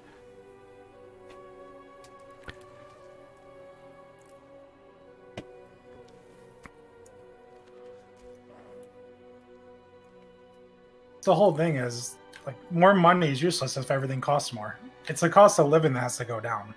Well, that's exactly my point. Is we're still those of us who were above the minimum wage are still making the same amount of money we were before, but now the cost of living has gone up, so we are essentially going down in our overall value as as our income. And I've noticed, I'm at the heart of this, by the way. For those of you guys who are unaware, my other job is the scan file employee at a Kroger. So what I do is every single day or every single week, I have to change out the prices. And I have witnessed the prices increase. I have sat there and watched them go up. Every single week, they've been going up. 5 cents, 10 cents, 1 cent, 15 cent, 30 cent. Whatever it is, they've been going up. Every single thing at the grocery store has been increasing ever so slowly by whatever amount that they can get out of it. And literally something that costs 59 cents yesterday is like 89 cents today. And over the course of buying like groceries, if you go in there and you buy groceries, you will notice that those little tiny cents, like as you purchase like $200 or $300 of groceries, add up to quite a large amount. And then over a month of buying groceries and trying to get the things that you need, those little tiny increases add up to a hell of a lot of money. And I've been putting the tags up. I've literally been taking the tag off that says $2.29 and putting the tag on that says $2.49. And over the last year, the prices have just been steadily increasing non-stop. Every single time I go to put on a tag, it has been a price increase. Every single time.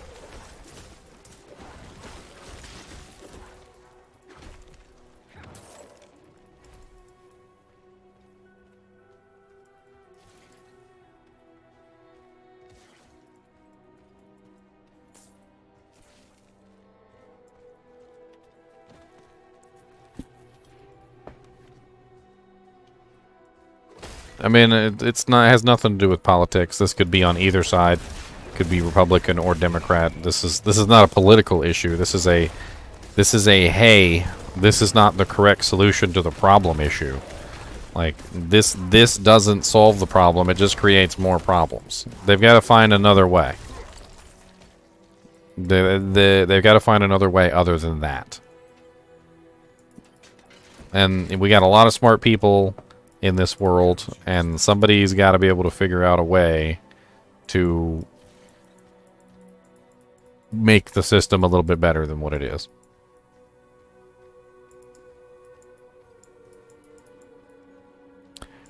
I think I remember reading some article, and it was about why the Aztec civilization died out, and I was like, oh, okay, this should be good. Let's find out why the Aztec civilization died out. And like, apparently the reason why the Aztec civilization died out didn't have anything to do with the sacrifices, didn't have anything to do with the false gods, didn't have anything to do with the Spanish invasion, didn't have anything to do with any of that.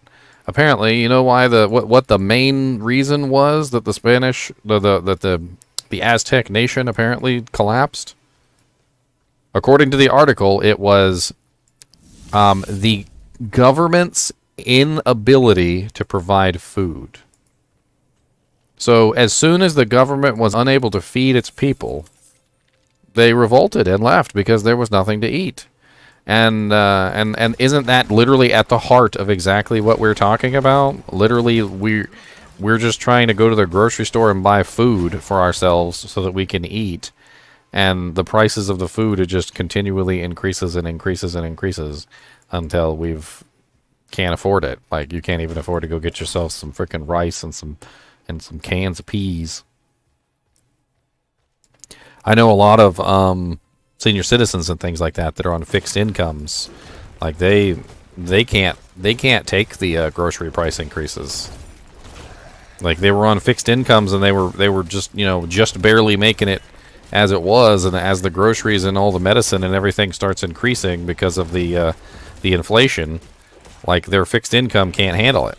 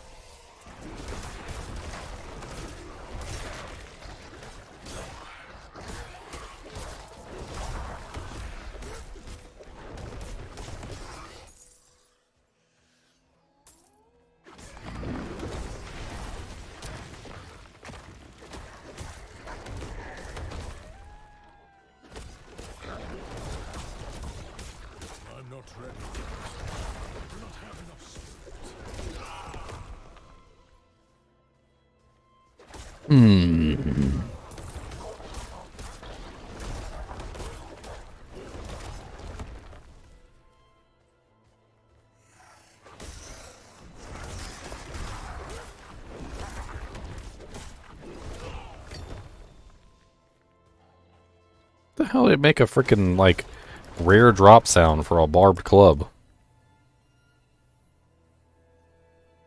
I'm so confused.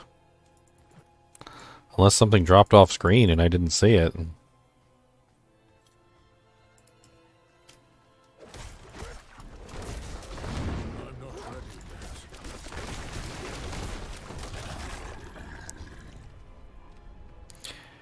Debilitating roar. Shapeshift to wearer and nearby damage dealt by 50%. Wow, that's pretty nice.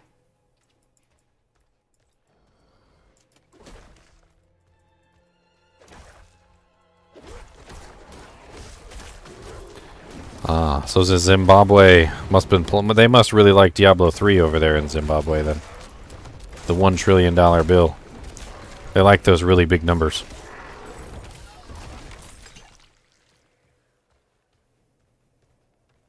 No, congrats, Joy. I'm glad you got yourself a new job, man. You can always do like me. I used to make money by going to thrift stores. It was one of my favorite ways to make money. My brother knows what I'm talking about too. You go into the thrift store and you look for stuff that they sell in there that's like worth way more than what they're charging, and you got to use your specific knowledge. Okay, so it's got to be you specifically.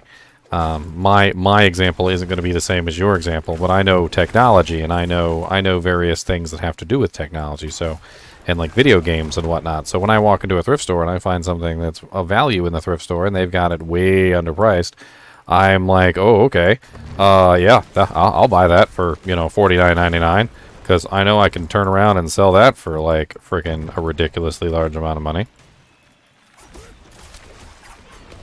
One of my best finds was a fully functional GameCube with multiple Wavebird controllers and all sorts of other stuff. Just absolutely insane.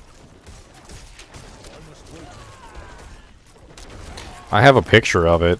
It's one of my favorite finds, like, going through thrift stores.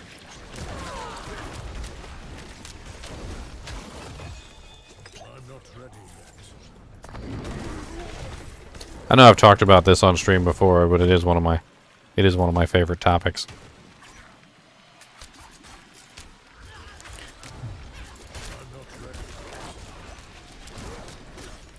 Trying to pull up the image while I'm doing this fight here. Multitask! Multitask!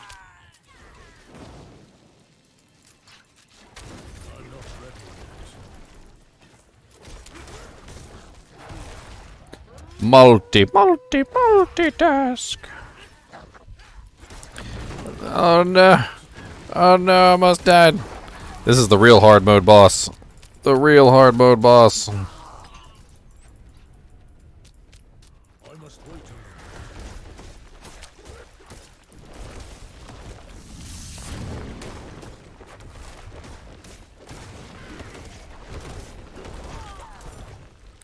Alright, this is what I got at the thrift store right here. I was so excited for this. This was one of my favorite finds. As you can see right there, the price is written in grease pencil on it. $69.98. $70. And I got all this. All this. This is like $300 worth of stuff. 2 fully functional Wavebird controllers with their receivers, 2 extra Wavebird receivers, a fully functional GameCube controller, a fully functional GameCube with the GameCube player, and Sims on the GameCube with a GameCube case, and all of the cords for the GameCube for $70, boys. This was worth over $300. I parted it out and sold it. I kept some of it, by the way, but I parted out most of it and sold it.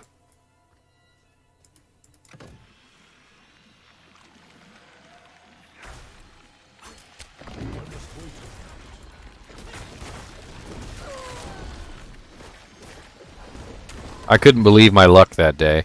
My nephew was with me, and I went into the store, and I was like, what the hell is that? And I was like, can I see what's in there? And I opened it up, and I started pulling stuff out, and I was like, I felt like I was on an infomercial, and the guy was going, but wait, there's more. If you act now, we'll throw in 2 extra Wavebird receivers, and also your own GameCube Game Boy player.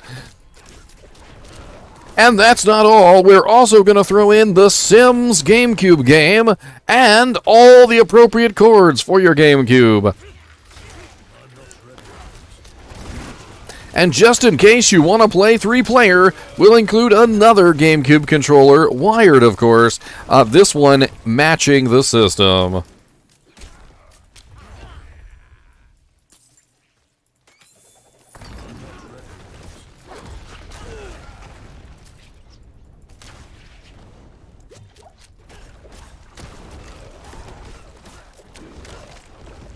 For $70.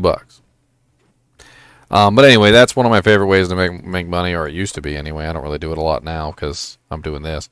But like, if you go into a thrift store and you look around and you really look, I mean, you got to use your brain's eye. You got to use your third TN eye, all right?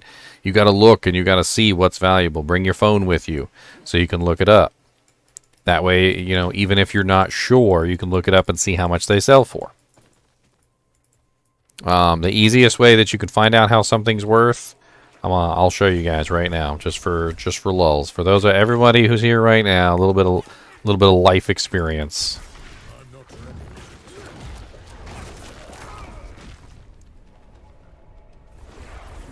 All right, so first thing you're gonna want to do is you're gonna want to pull up eBay. All right. I don't even think you need an account to do this, by the way.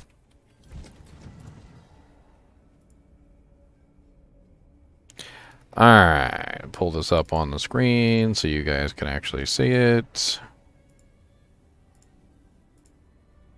Alright, so you pull up your eBay. Alright, search for an item. Doesn't matter what it is. Let's pick something completely random and off the wall. Let's say I'm running through a store and I see an Xbox One controller. Alright, Xbox One controller. I can even open it up and I can find out what model number it is, right? Because it usually says it right in here in the battle compartment. So it's a 1708. All right, so I'm going to look up a 1708. All right, and ignore this crap, okay? Do not pay any attention, and you can't see anything because I didn't bring it up on the screen. Ignore this crap, all right? Don't pay attention to this. All right, this isn't important. Scroll all the way down, all right? All the way down. And for some reason my filter is on. Hold on. Why is it blocking off the side there? There we go. Alright, ignore anything that's on the screen here. Scroll all the way down and find this little setting right here that it says sold items and completed listings. Alright, and you want to make sure that you check completed and sold items. Alright, and that's all you got to do. Just like that. And now you can see, look, sold March 27th, 2023, 26 bucks. Alright, there's one for $5, broken for parts, so pay attention. This one is not working. Alright, so $5 in non-working condition. $14, $24, $28, $34, $54.95 for two of them. All right, so if you're running along in a thrift shop and you find one of these, right, and it looks like it works, and it's like $5, guess what? You buy it for $5, you sell it for $30. Done. Bam. Wing, bing, bang, boom. You just made some money. And you can do that for anything. Thrift stores, more often than not, don't know what the hell they're selling. They don't know what something's worth. They don't know what the prices are. They're just trying to get it out the door. And there's a lot of junk in there, but there's also a lot of good stuff, too. And if you know what you're looking for, you can make some money.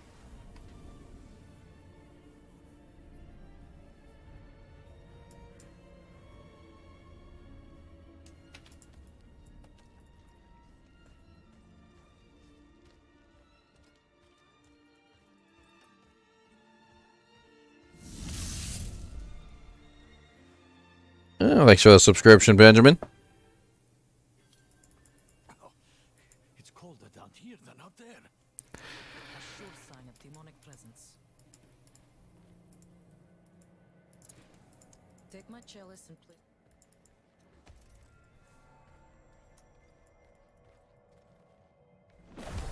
Sister, I know the cathedral's normal method is to burn the person possessed. Some of the clergy can be eager in their reading of the scriptures. That won't happen here. Oh, praise be.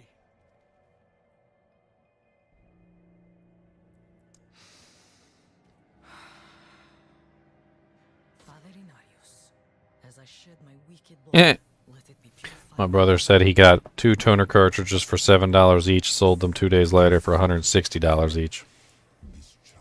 Got 3 for $21 and sold and made over $400. Toner cartridges are actually worth a pretty good amount of money if the models are in demand. You really need to check them to see how much they're selling for, but yeah. Like toner cartridges are big money depending on like what they're for. A lot of people don't realize how much those things can cost.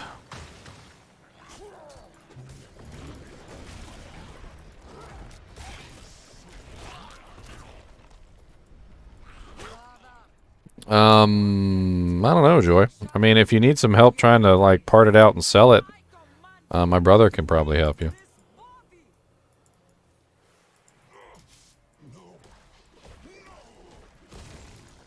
You're probably gonna get.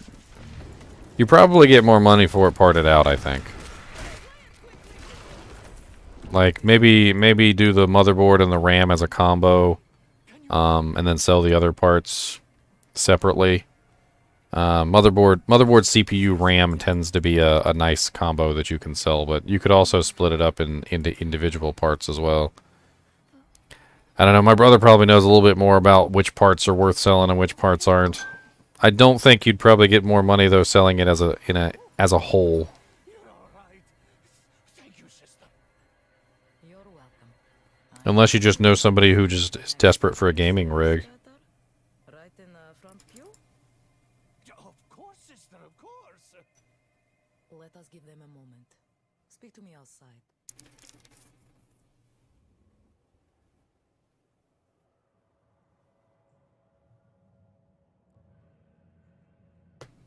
I mean, my brother seems to think you might be able to sell it cheaper as a whole, like on like Facebook or something like that locally. I think the main problem with selling it as a whole is that there's a lot of shipping costs. So if you can sell it to somebody who doesn't have to actually pay for shipping, that would be preferable.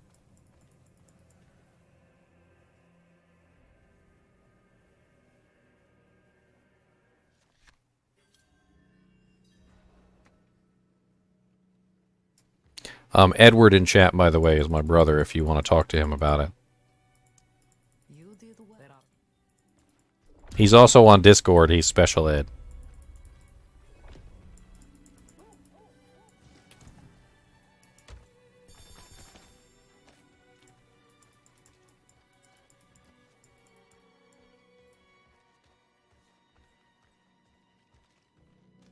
eBay does take some fees, that's for sure. They do like their fees. They be reaching into your pocket with them fees.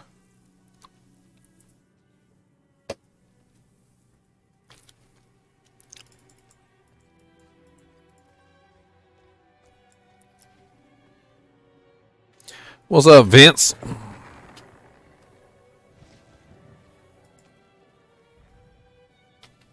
Almost got the guy this guy capped out. He's doing pretty good, I think.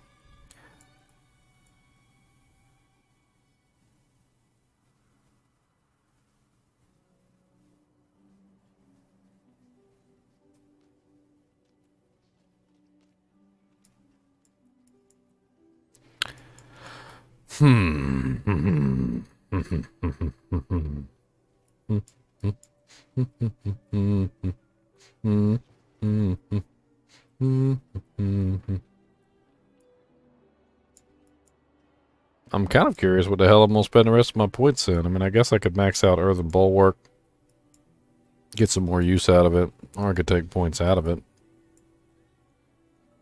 I only have 1 point in it so far.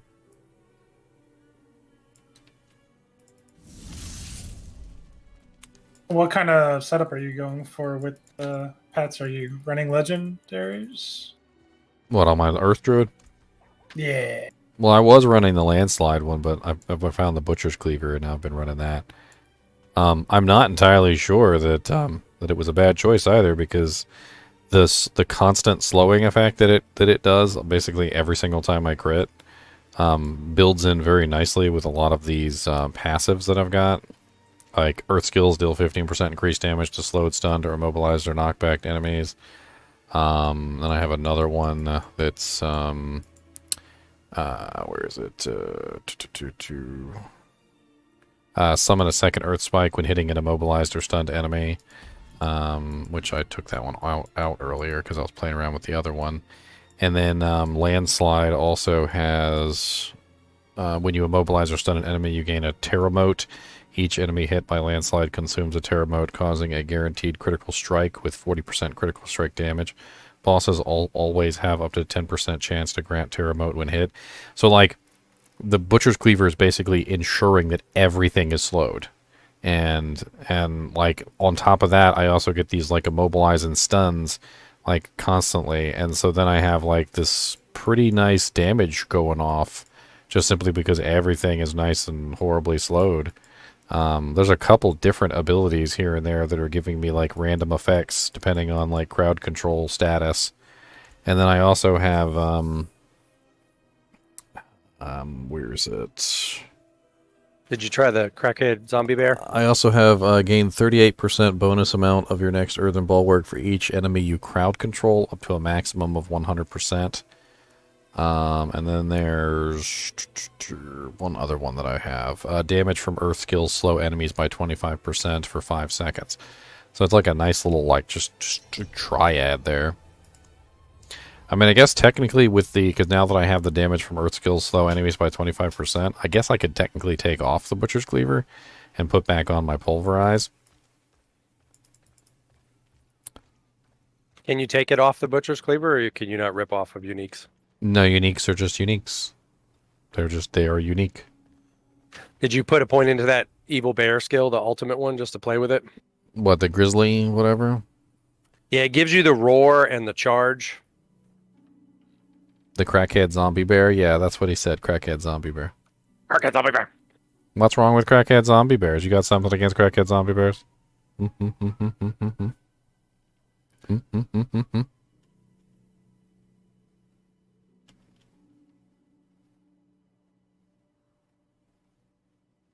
Where did I put that item at? My, oh, there it is. No, that's not it. There's not it. Where did it go? I'm pretty sure it was a one-handed mace. Not that one. Might be on my other druid still.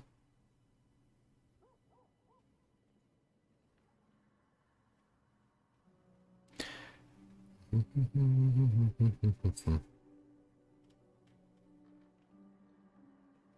must be on my druid. My other druid. My mouse controls aren't right. My other druided. I don't know if your guy's been over here. I'm kind of far over on the map.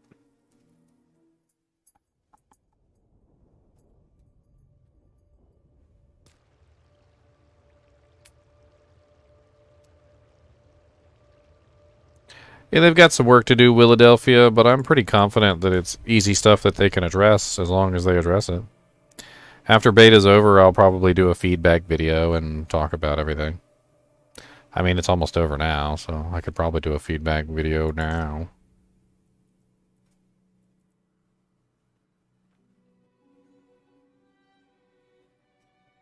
Yeah, this is another companion item I found. Your companion gains the bonuses from the Bestial Rampage key passive. So, like, that's another in the long line of passives that I've found so far that seem to be very good for beefing up your Doojankarankers. In fact, I'm going to give my boy the Earthen Bulwark pants that I made for this guy.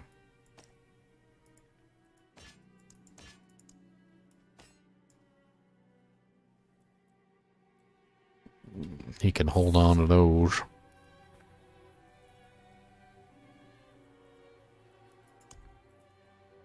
Oh, I remember what happened. I pulled the effect off. Yeah, there it is right there.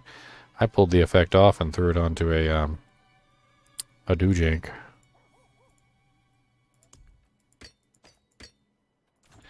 Let's see if I can throw it onto this Blazing Mace of Fervor. It's 442. Supposedly, when you throw it on there, it brings the level requirement down to 25. Be interesting to see how it turns out. Yeah, I'm using one that's level 20. If I upgrade it, will it mess with the eye level and make No. it back into 26? No. So I can go upgrade it right now. Let's do that first.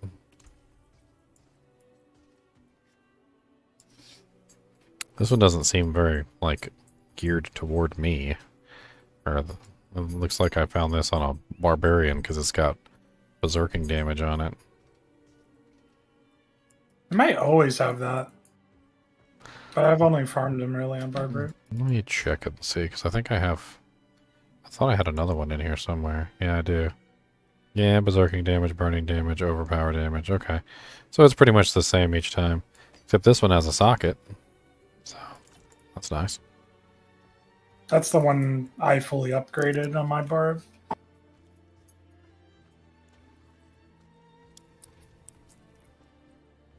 Thing hits hard. Yeah, it's really high eye level, so...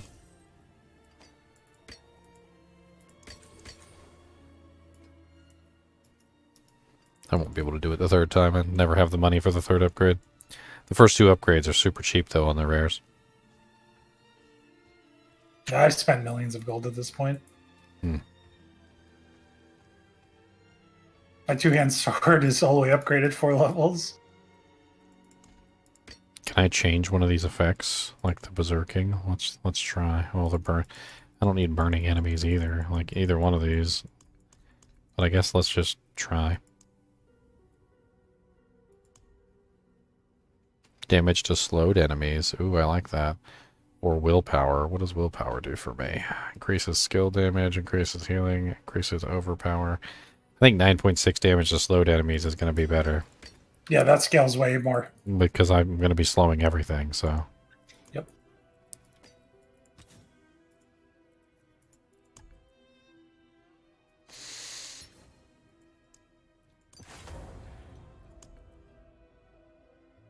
There we go. Impact Hammer of the Ursine Horror. 411 power with 10 plus on the upgrade. 282 damage. Not bad. It's one-handed too. I could throw a little gem of lamb in there.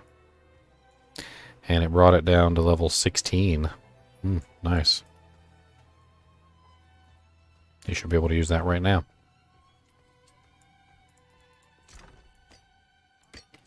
Combine that with my pants. Yeah, I've been farming him. I haven't done it that much, like, because it's kind of boring on stream, but I've done it some. For sure.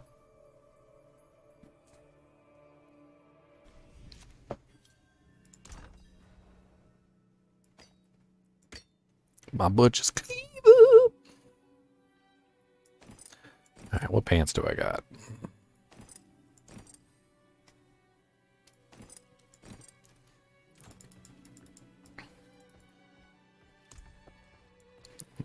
Freaking pants have 2 ranks of Hurricane on them, too.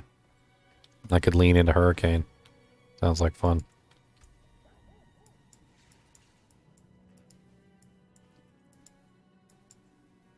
I could pull 1 point out of there, throw it into Hurricane.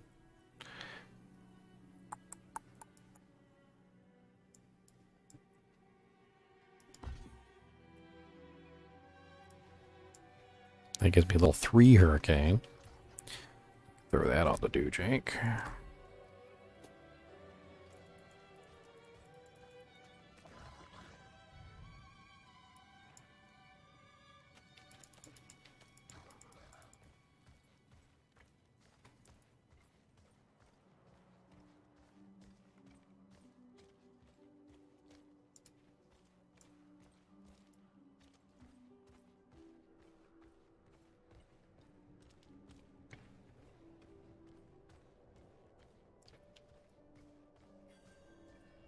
Dewjanker rankers, Dewjanker got the Dewjanker rankers, Dewjanker. I mean, as much as I've been playing, I'm kind of surprised I didn't find a unique item before now. I know that they're technically supposed to be limited to World Tier 3 or whatever, but obviously there are ways that you can find them, like from the Butcher. There's probably more, we just don't know about them. I bet you Ashava probably had a chance to drop uniques. I wonder if anybody got a unique from Ashava.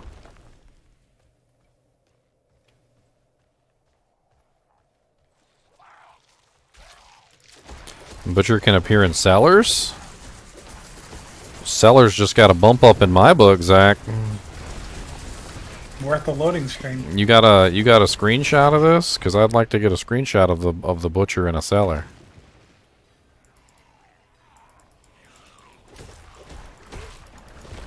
Like, now you want me to go into every single cellar now. Because if I get to fight the Butcher in there, that's worth it.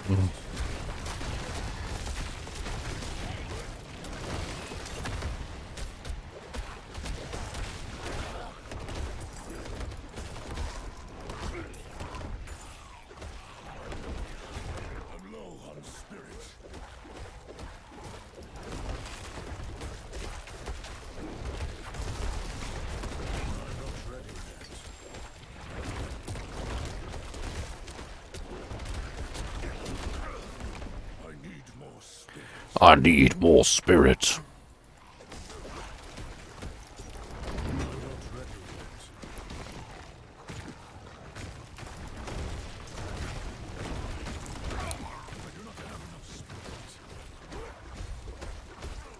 I'm not ready yet.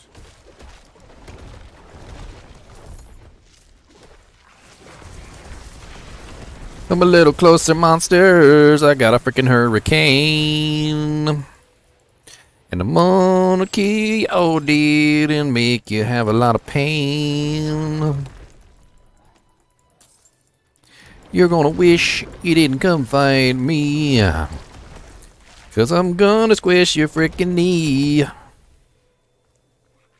With a big old rock coming out my hand. And you're gonna be like, whoa, that's not fair.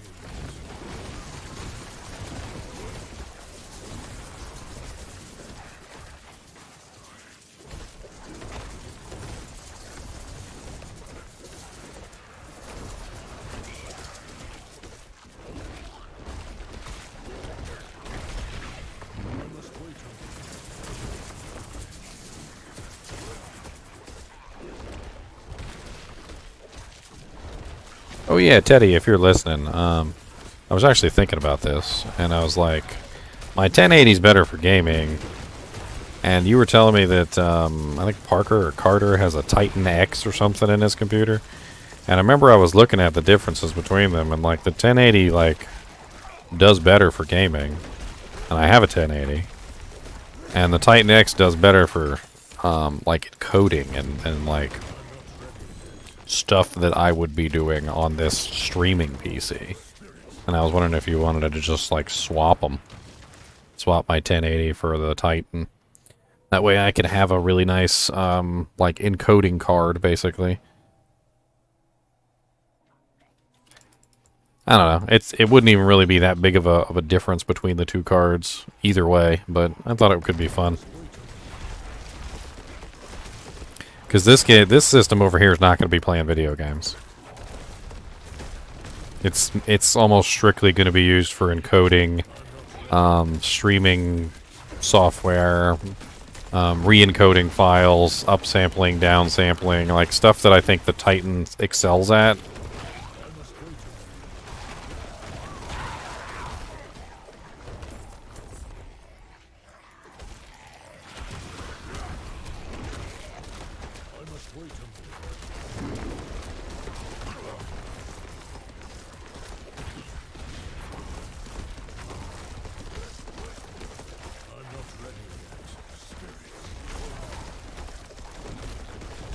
Well, where'd you go, Daniel? Running around doing stuff. Oh, I thought you were in my party. No, we're not. I don't see anybody. Look at them kicks. I'm over here doing an event right now.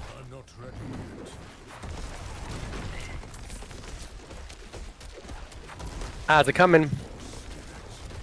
Idol of the Imp. I'm about to kill it. Die, Idol. Oh, he put up a shield.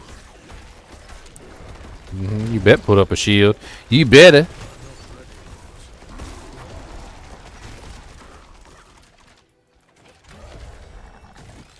Just in time for the chest. I love it when I do that too. I'll be Literally running the rare running ship. You'll be running along and somebody does like a, you know, they got like an event going and you're like, let me join the event, and they're like literally killing the boss and he's got like 1% HP and you like touch him and you get credit. You're like, yeah, I was totally here. I totally helped. I deserve a share of this loot. Oh yeah, yeah. They're like, I didn't see you fighting. I was over there. I got a ranged ability. Like, you didn't... yeah, you weren't going to see me. Like, yeah, I was totally over there. What's going on, Ginger? What's up, man? What are you guys doing? I'm having fun with this earthy druid. Oh, yeah, you're still on the Earth Druid? Yeah, I almost got him maxed out. He's level 23 now. I found the Butcher's Cleaver earlier, a unique item. I was super... You still haven't gotten it? No. That's terrible. I'm mad at you. That's not fair. It's cheated. Streamer, Streamer luck. It was a rough fight, man. Like, there were 3 of us there, and it was not really a good, like, composition. We had one level 7. Yeah. I think it was like a level 13, and then it was me. I was like level 20, and like I could tank him as long as I had my cooldowns up, but as soon as my cooldowns went down, it was like, oh god. Send me you want to send me an invite to your party from the clan? Yeah, so type in chat, I'll just suck you up from there. Or yeah. Chat. That's me. The Beast. I'm definitely down to do whatever. I've been doing dungeons. Oh, and you still got strongholds to do? Oh yeah, we can go do some strongholds. That sounds like Hell fun. Yeah. I'm definitely. This was a completely new character. I hadn't. I didn't want to just like respec my druid. I literally just made a new druid. Are you Earthbender? Yeah. Yeah, you were not one of the people who put GGM in front because we didn't have to. Yeah, you don't have to. It's that's only for Diablo 2. I mean, it's the beta. I mean, everybody, you know.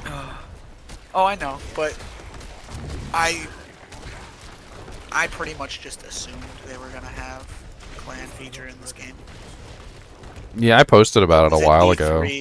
It was in D3, so my assumption was that it was gonna happen, so I just didn't put GGM in front of my name. Oh, it booted me. Booted. Did you just teleport somewhere? We're just walking along. I was trying to get the waypoint down here, which I never got. Oh, okay. Sweet. Hopefully I don't have a queue. I haven't had a queue time since I've been playing at all, so hopefully I don't have one. No. For some reason or another, a lot of people think the beta's down today, so, like, you shouldn't have any queue whatsoever. Everybody keeps coming in and chat, and they're like, how are you playing? Beta ended yesterday! And I'm like, no, it didn't end yesterday. It's still up. It ends today. Like, literally the title of my stream is literally something like beta ends today, 12 p.m. PDT. Pull me in again. So, he can show up in cellars, huh? Who, the butcher? Yeah, we've been told he can show up in cellars.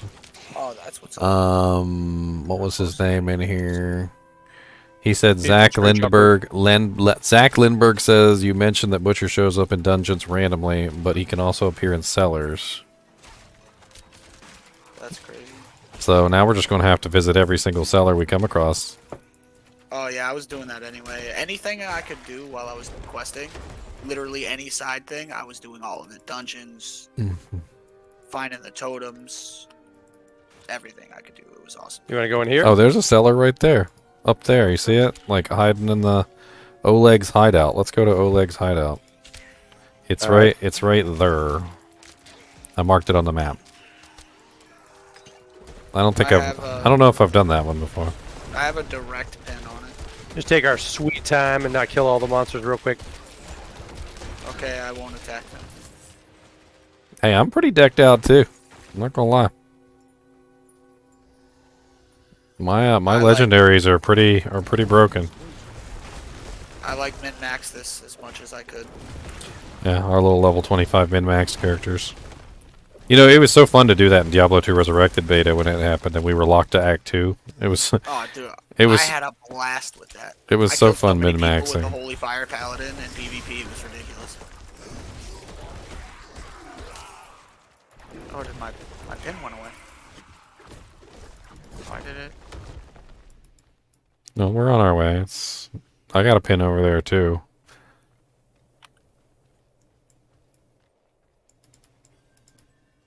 Are we gonna be able to get to? Yeah, there we go. It's like if the jump thing doesn't pop up, we're not gonna be able to go to it, but it popped up. We're good. Hungering Bone Cache. Yes! That was one of the ones I didn't have. I gotta go do this immediately. Some quest thing we hadn't done yet. Oh, good. We'll do it after the cellar. I almost did everything on this character. Just had a lady call me and she was so happy that I can solder her antennas back onto her router. Oh, okay. She ripped her antennas off her router?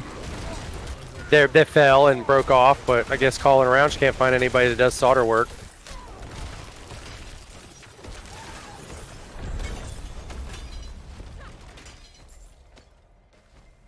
There's another shiv on the ground. S-H-I-V. Yeah, shiv. It's a makeshift knife. Shiv.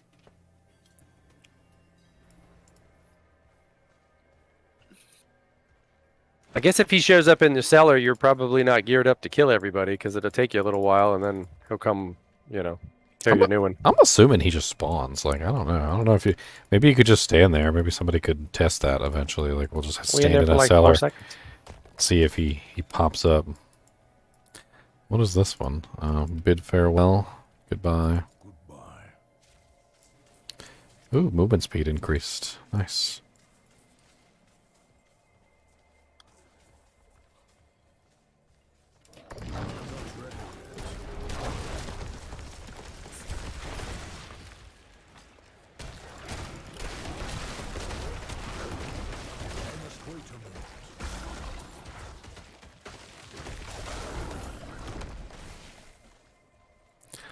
So what is the objective on this one? Harvest dead anima from werewolf. Okay.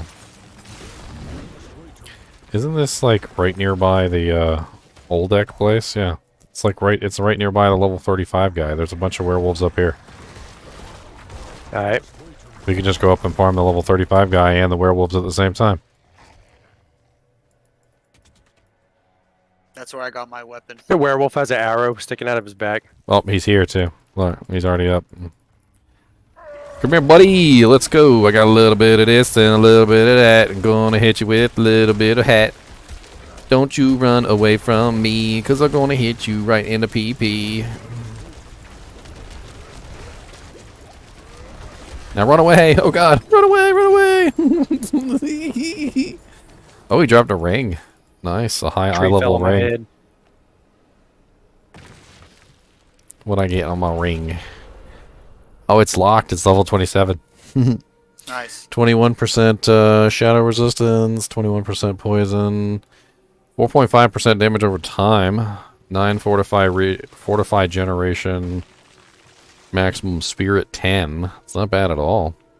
Would be a good base for a legendary. Mm-hmm. There should be a bunch of werewolves around here. There's also another cache over here that spawns sometimes. I don't know if you've gotten this one yet. It usually is like right here.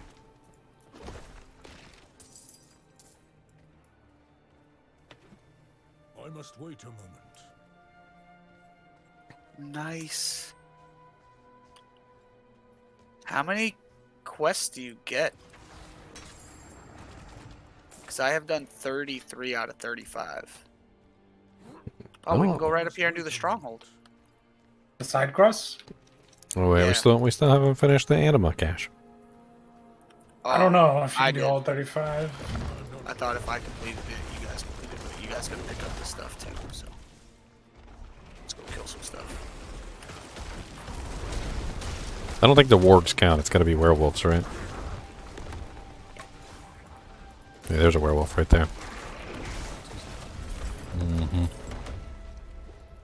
Here we go. I got mine. Did you get yours today? I got challenge tricked out, 1 of 3. Ooh, I don't know what that is. Oh, if you look in the challenges, that's probably something that you got to do. Like, lay a certain number of traps at the same time or something. Like, I don't think it's possible unless you have some cooldown reduction equipment. Because I think I tried to get it and I couldn't. I had shot an ultimate at the same time. Where's Nostrava? Is this Nostrava? Yeah, let's go do it. Yeah, mine's on Legacies of Lightwatch. Oh yeah, this is 3-part quest. I've already, like, memorized the map. I knew it was Nostrava without even looking. We gotta go to the chapel first, and then we can do all the little houses. Nostrava's pretty fun. I like this one. This is like what I would consider a dungeon. Like, you go in, you find something, like, freaking house burns down, you fight a bunch of monsters, you do a little quest, you come back, you fight a bunch more monsters. Like, you even gotta, like, come in here and go to church. I like this other stronghold. This is my favorite one. Malnock. Yeah, with the storm guys, that one's pretty cool too.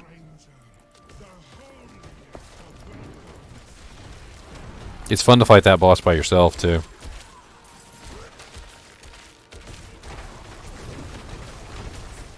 Gotta get out of here. We're burning. We're burning. Invisible we're burning. fire.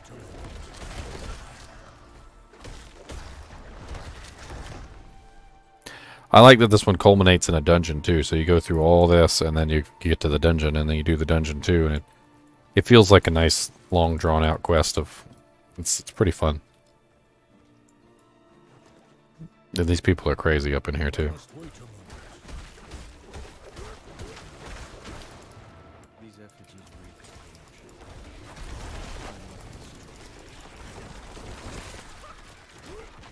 Bear smash! Bear smash! Ah, Bear gone smashing!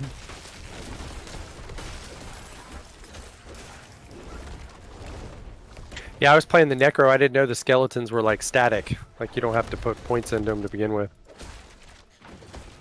Yeah, it's pretty cool. You get 4 skeletons right off the bat. You can beef them up with skeleton mastery and like mage mastery and stuff. He's pretty fun to play.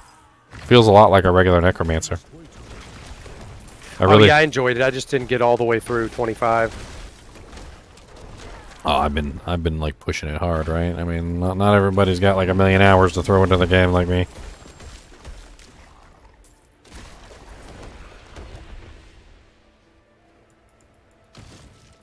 The boys have their moods sometimes, and they don't play nice. I'm just trying to learn as much about the game as I can in the shortest amount of time that I've got. And, I mean, 8 days, right? That's all we've basically had was 8 days to learn about the game.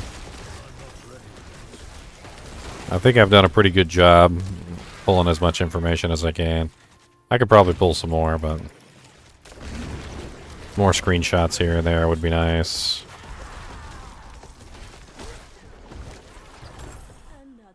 So what do you have the 1440p stream on? Is it on this computer or your second one? I haven't switched anything to the second computer yet except for chat.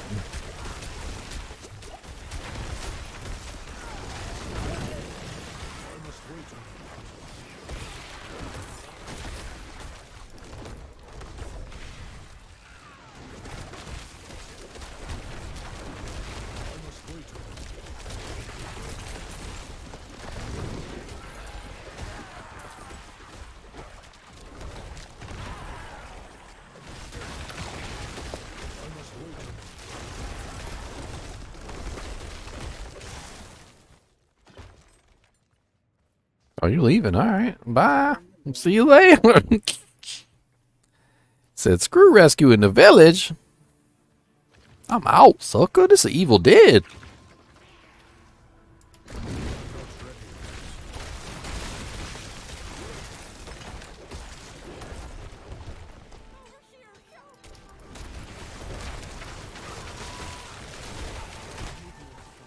I always felt like Ash from Evil Dead handled everything remarkably well for there being like a whole bunch of demons that were trying to eat their souls and stuff.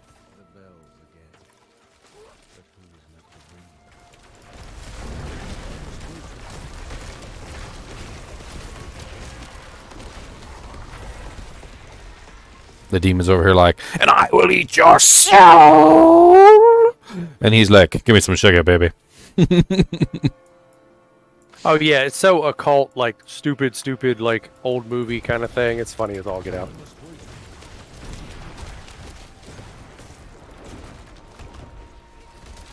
Like Army of Darkness when he hops out the hole and he shoots the witch back in with his shotgun and he's like, this is my boomstick!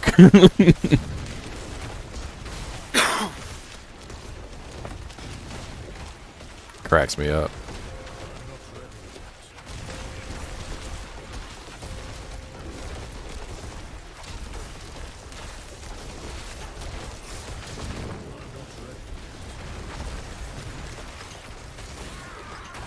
I'm Big Bad Bear. I'm Big Bad Bear.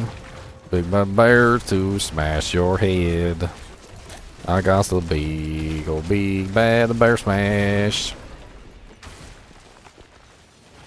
They come to smash, smash, smash your head. Smash, smash, smash.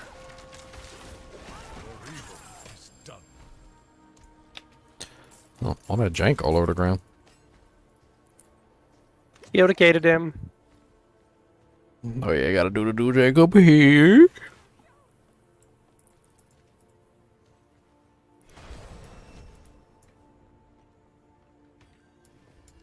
Hail Hydra.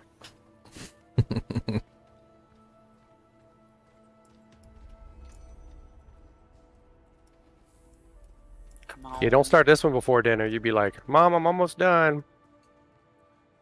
Let's get the butcher. I just gotta go through the dungeon.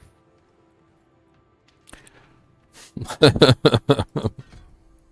I just did before I joined you. But isn't that Diablo? You're like, wait a minute, just one more quest, one more level, get one more point. One more point.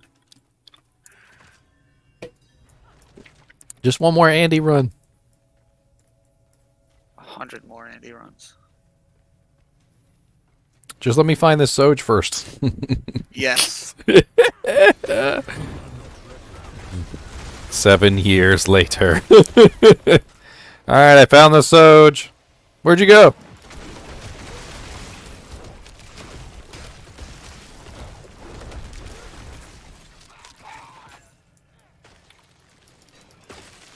Everything's nice and frozen in here.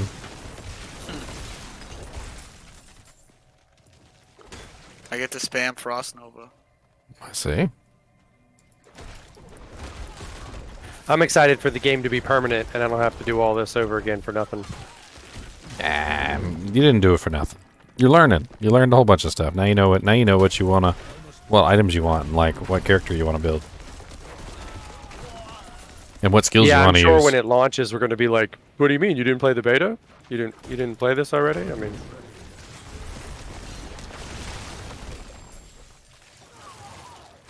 There's rats in this game too, Vince. You guys haven't seen the rats? They're big. They're huge. There's one right there. Look. Look. Look at him. He's monstrous. And you can kill him. He's dead. Look. We killed him. Poor little rat. Well, little rat. What am I talking about? That's a New York Oh, rat I got right a there. shrine. That's a New York rat right there. There's also snakes in some of the dungeons too, just like in Diablo 2. I haven't seen any scorpions yet, but...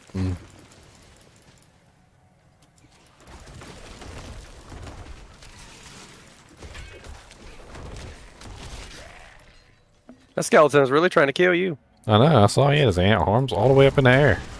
Like he just didn't care. This dude got his map open. My map wasn't open.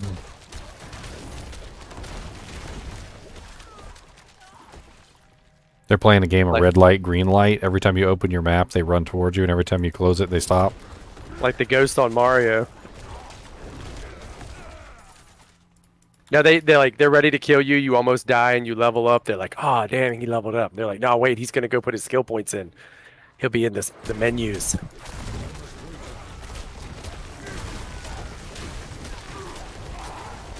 Yeah, did you ever watch Sword Art Online? No, I don't think so. So Sword Art Online was a game, and they had this special technology called Nerve Gear, which connected like directly to your spine, and so you were actually like in the game controlling your character, and your body was just like lifeless, like a lifeless husk basically, because it like intercepted all your nerve impulses. But anyway, they were in the game, and like you could duel people, and if you died in the game, you died in real life.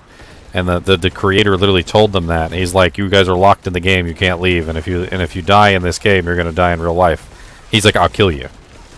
And so literally, people would fall asleep, and the other people would manipulate their hand to accept a duel invite, and would literally make a duel with them, and would kill them and take all their stuff.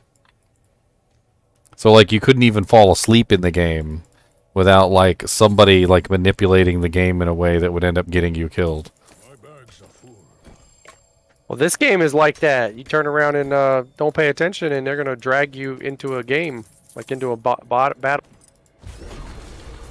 Your conduit shrine of uselessness, because nothing is left alive.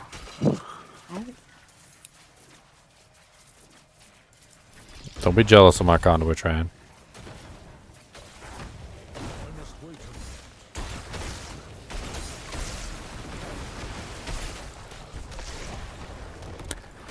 I can't wait till I just like stack skill points though on my summon necromancer. I need to get my skills as high as possible. Like level 70. Yeah, playing as these little babies seems kind of different. You left like a boss outside. Where's a boss? Triune worshippers. Them dang Triune worshippers always worshiping the Triune. How dare they worship the Triune and everything that the Triune stands for.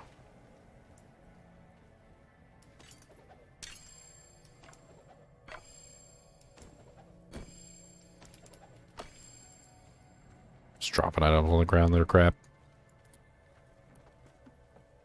I want your crap. I don't want your crap. I don't want your crap. Nope, nope, don't want your crap. Nope, nope, nope, don't give me that crap. Don't want your don't no crap.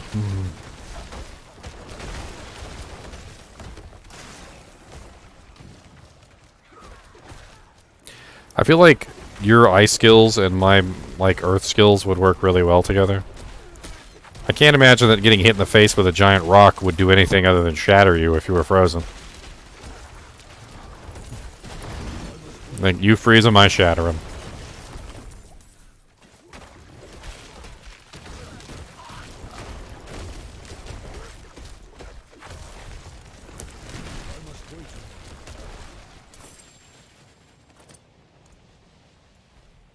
I'm a little annoyed that when you drop the item on the ground... actually, that's identifying the item, isn't it? Now I'm stupid. I feel stupid now. So when you see the item drop on the ground, it says the base item name, and then when you pick it up, it says the name because it identifies it. And then when you drop it back on the ground, it says the actual name. So like right now, it says Cleaver. I pick it up. Now it's a exploitative Cleaver. I drop it back on the ground. Now it says exploitative Cleaver. Explosive Cleaver. So like it actually identifies it when you pick it up. That's kind of cool. I thought it was hard to figure out what it was if your inventory's cluttered. Yes.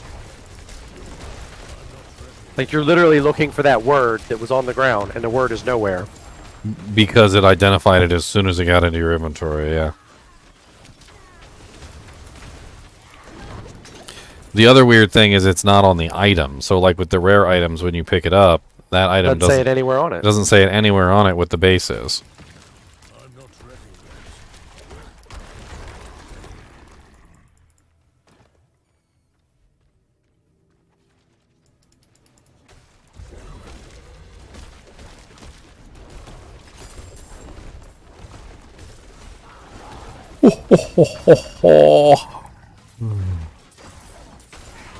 I like opening all the werewolf cages.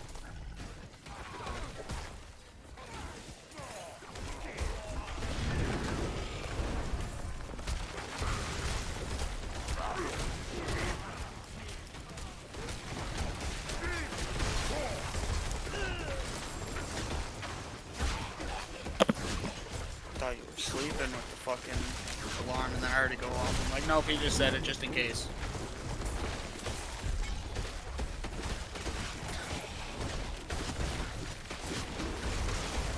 Killed the boss and died. From poison. Oh.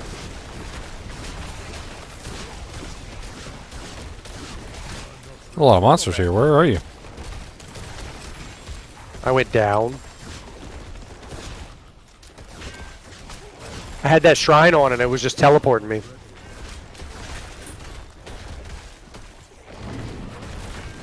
There's so many monsters here. Ah, dang.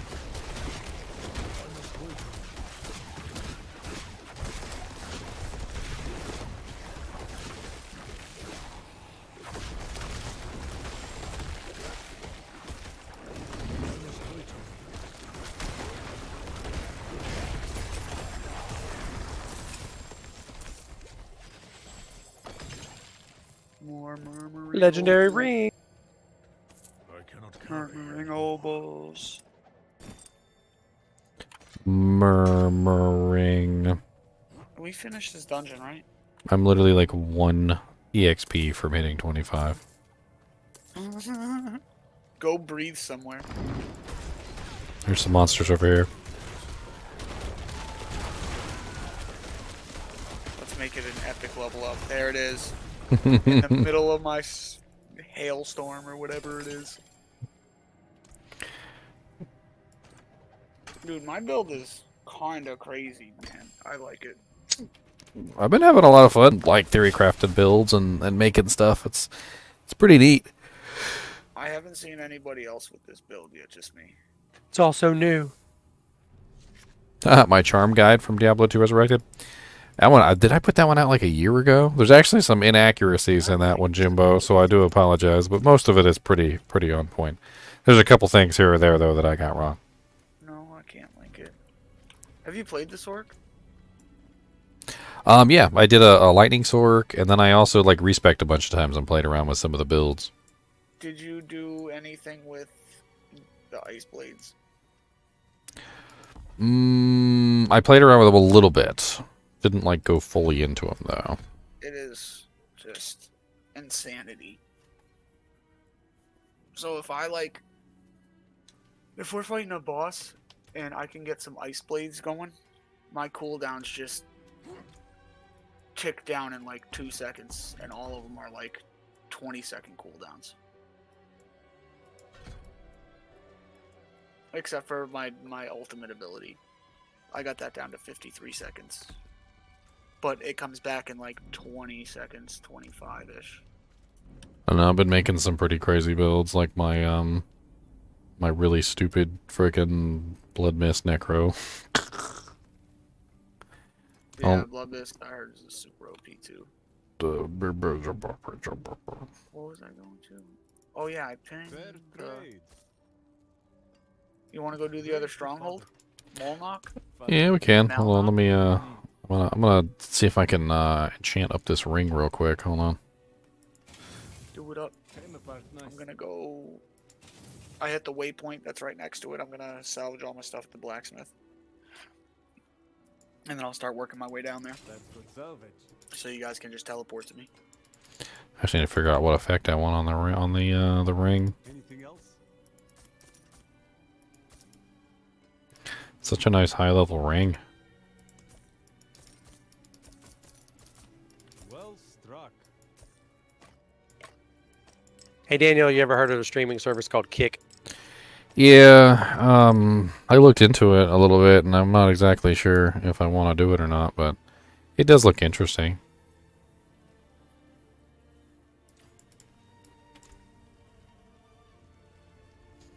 I mean, if I can dual stream to it without too much of an issue, I guess I don't really care.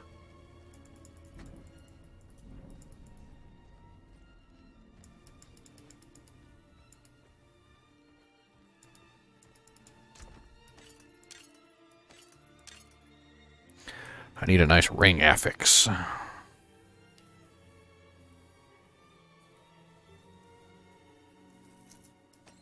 Yeah, that'll work just fine. Unless I already have that. Do I already have attacking increases with basic increases core skill? I do not.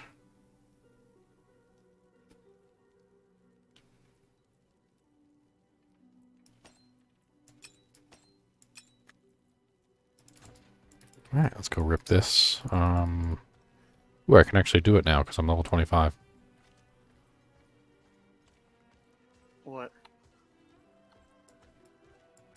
The occultist. If you can't activate the occultist, because you've done all your dungeons, it'll activate at 25.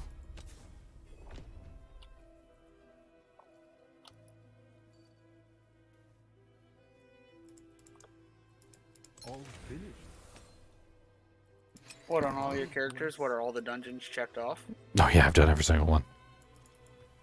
Well, it's not just it's account wide, so that's also part of the issue. Oh, okay. We not know how to do it yet. We learning. I don't know if I was able to do it at a lower level, because I played a couple different characters, but I don't remember doing any of the enchant stuff on them. Nice. Now I got myself a really nice high eye level. 439 plus 10. It's pretty damn good. It's got 10.8% fortify generation on it too, which is pretty good. Although I probably could have replaced that damage over time. Oh well. Alright. Whenever you guys are ready, I'm right by the stronghold, right outside of it. Teleport to the beast.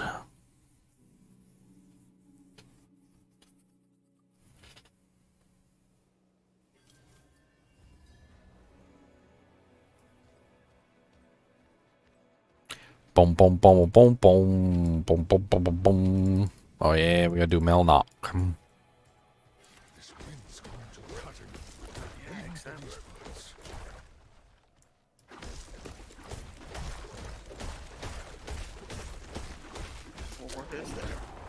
that your like regular attack? Mm-hmm.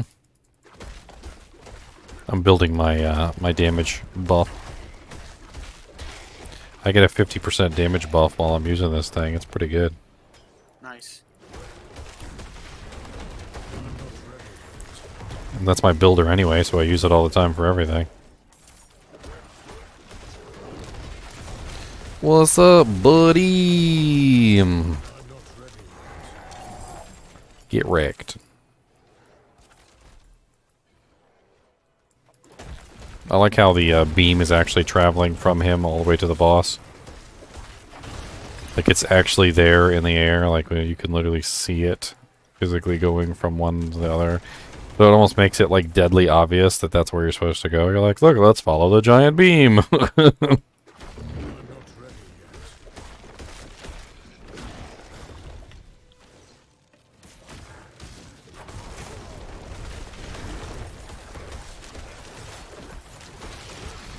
I have the ridiculous ultimate, the one that just stuns everything. The petrification. So I can just do this. Be petrified.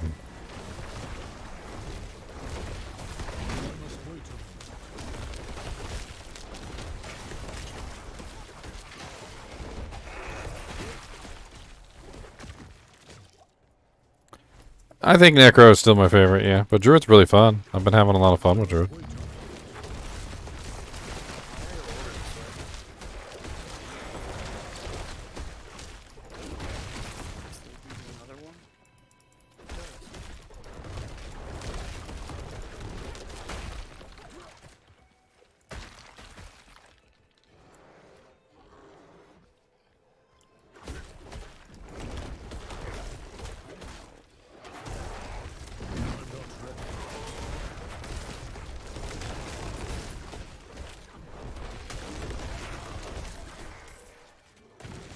Honestly, yeah, I definitely recommend playing the game. I mean, no different than any other game when it first starts out. I mean, like Elden Ring or anything like that. I mean, you're probably going to play it on launch, have some fun, laugh at the bugs, you know? Like, and there's going to be bugs, I'm sure. Most games usually do have some bugs.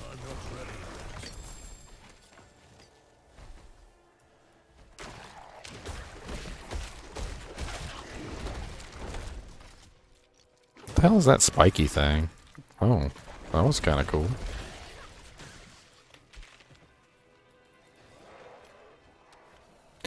The game is still up for everybody. It stays up until today at 12 p.m. PDT. So basically about 3 o'clock EST.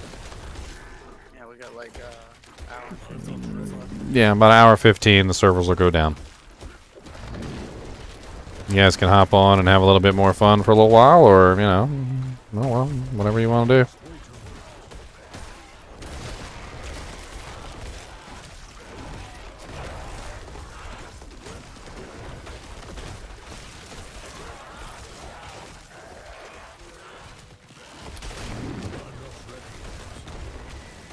You don't want to eat bugs? Well, James, you're just going to have to starve then.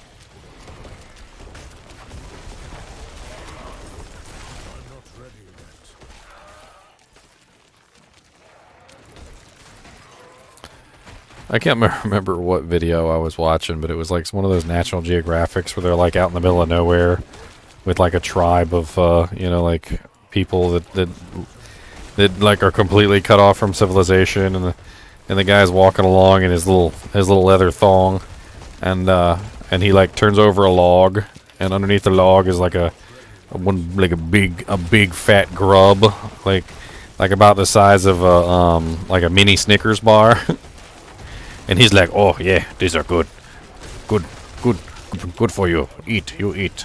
He like takes one and just gobbles it down. And just crunches it up. I'm like, all right. Mmm, delicious. That's some pretty nasty damage output down there. Not gonna lie. There was some sort of named monster down there. I wonder if he dropped a bound item. think his name was like, if you go back on the stream, like just like 10 or 12 seconds, like it was right there. I saw him for a minute. It was like Bacillus Icarus or something. I'm really not sure.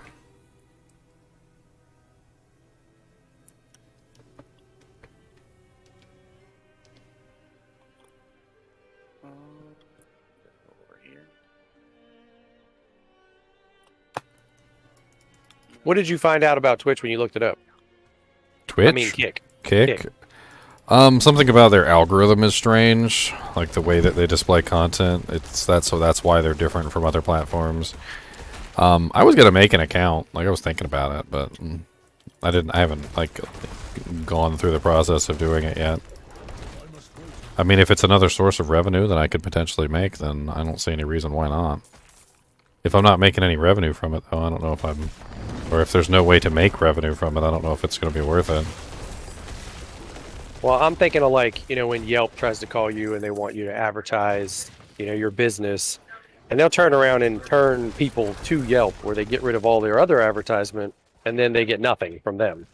So they put all their eggs in that basket and then they're screwed. Kick solely exists to advertise gambling sites. Huh, interesting. These things are cool. Break them all! I froze you. What's this big huge boss in the middle? The ice mage got frozen. We gotta kill all the stormcallers first before we can fight him. They're protecting him. That's why we're up here killing the stormcallers. And then once we kill the last stormcaller, then we can fight the big guy in the middle.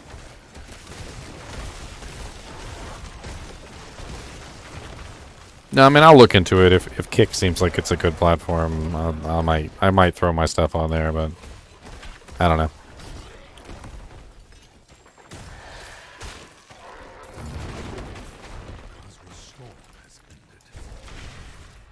What the hell? How did the monster end up down there?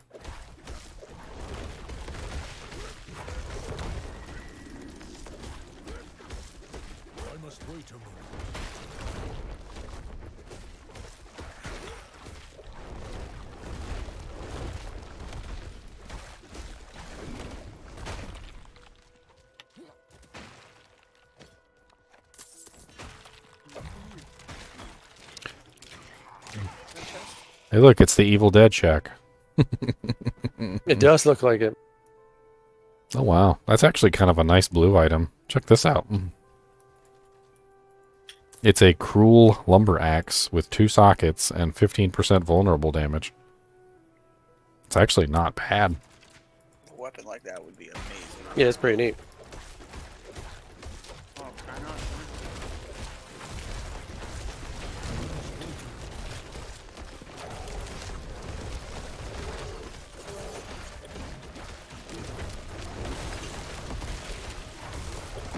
Yeah, you're thinking about Kick. We're thinking about Kick. 2 completely different platforms. Although I can see why you would make that that odd distinction.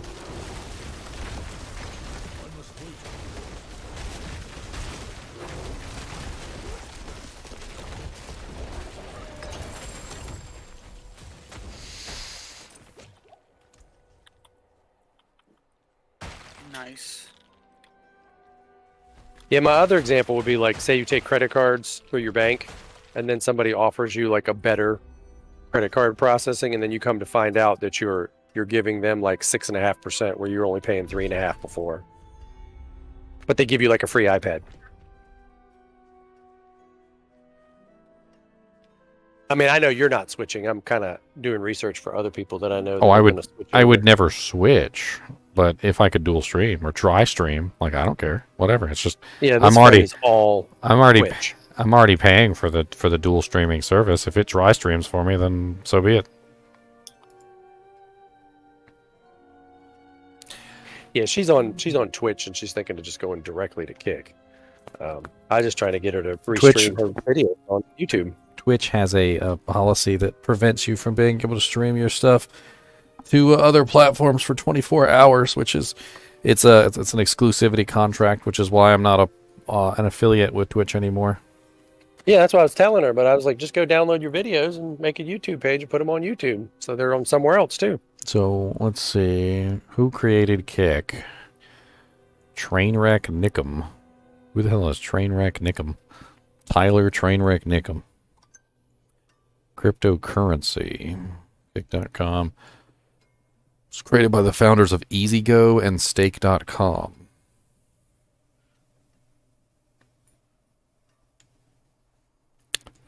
95 to 5 revenue share.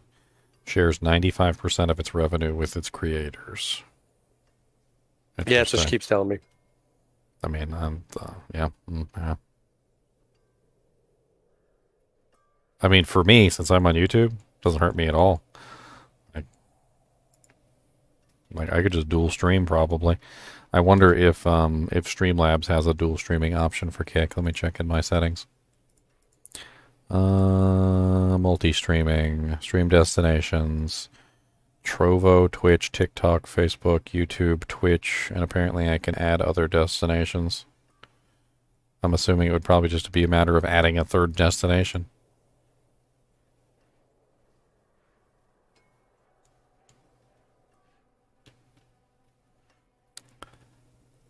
Slots and Casino, 18,452 watchers. Music, Makers and Crafting, Just Chatting. Tom Clancy Rainbow, 130 people. Slots and Casino, 1,483. There's a lot of slots and casino going on in here. See if anybody's streaming Diablo 4. 195 viewers. The highest person on the list is 59 viewers. You take over the whole thing, huh? Probably, to be honest. He's been streaming for 10 hours.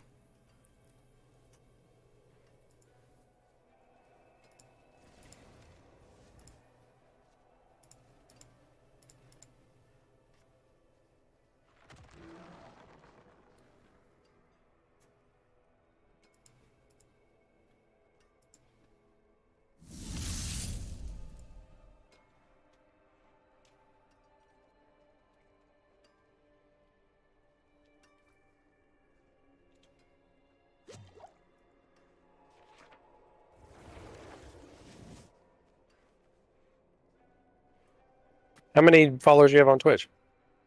Like 3,000. It's not my main platform. I'm not worried about it. Oh, yeah. No, I knew that. The only reason I even ever went to Twitch was because it got banned on YouTube. Somebody said it's a company run by kids. I see a lot of gambling going on there. I don't know. It's like a lot of people are watching people gamble.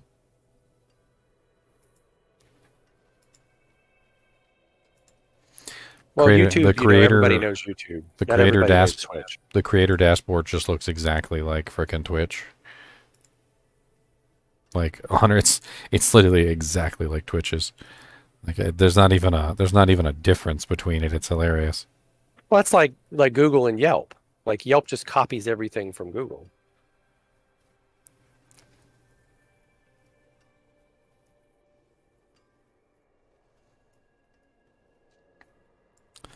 Let's see here. I'm going to add it into the list here. Kick. I don't know if I can activate it without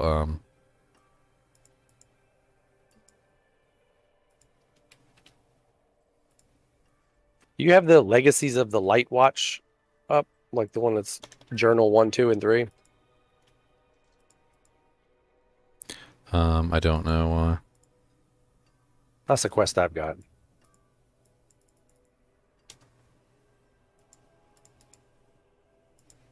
It says a level 1 quest.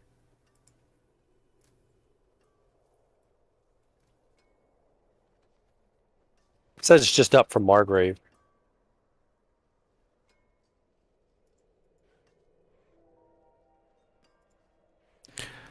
I wonder if I could... I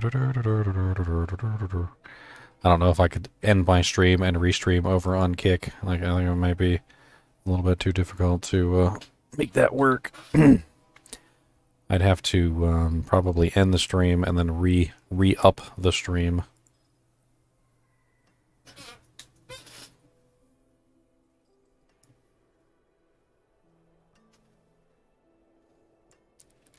I mean, I set up my profile pretty damn fast, so I'll tell you what. Because it's just like Twitch. Yeah, it's just like, it's exactly like Twitch. It doesn't have a button like import your Twitch profile. It even has like literally like links in here where you can just like put in all your other information, like your Twitch account, your you know, like your YouTube page and all of that stuff, and you can just like put it into your profile. So like, here, I'll just take my Twitch in here. Actually, Twitch isn't on the list. Twitter is on the list. TikTok, Discord, YouTube. I guess since they're directly competing with Twitch, they don't want you to have your they don't want you to have that one on there. Sounds like they're poaching.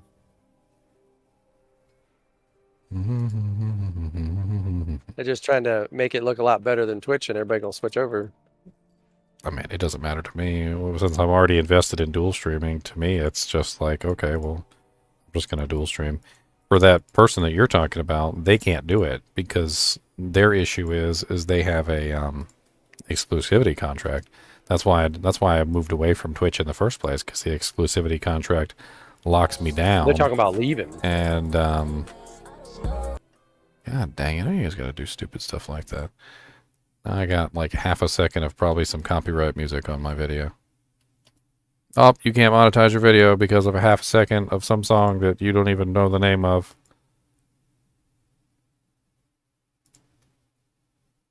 Oh my god, I hate you, TikTok, and the way that you do things. I really do.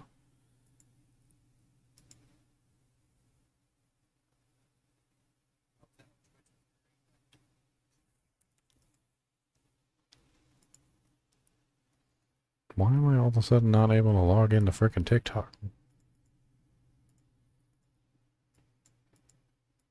Okay, whatever. I don't even care. Not even that important. I was just trying to put my little links up here and stuff.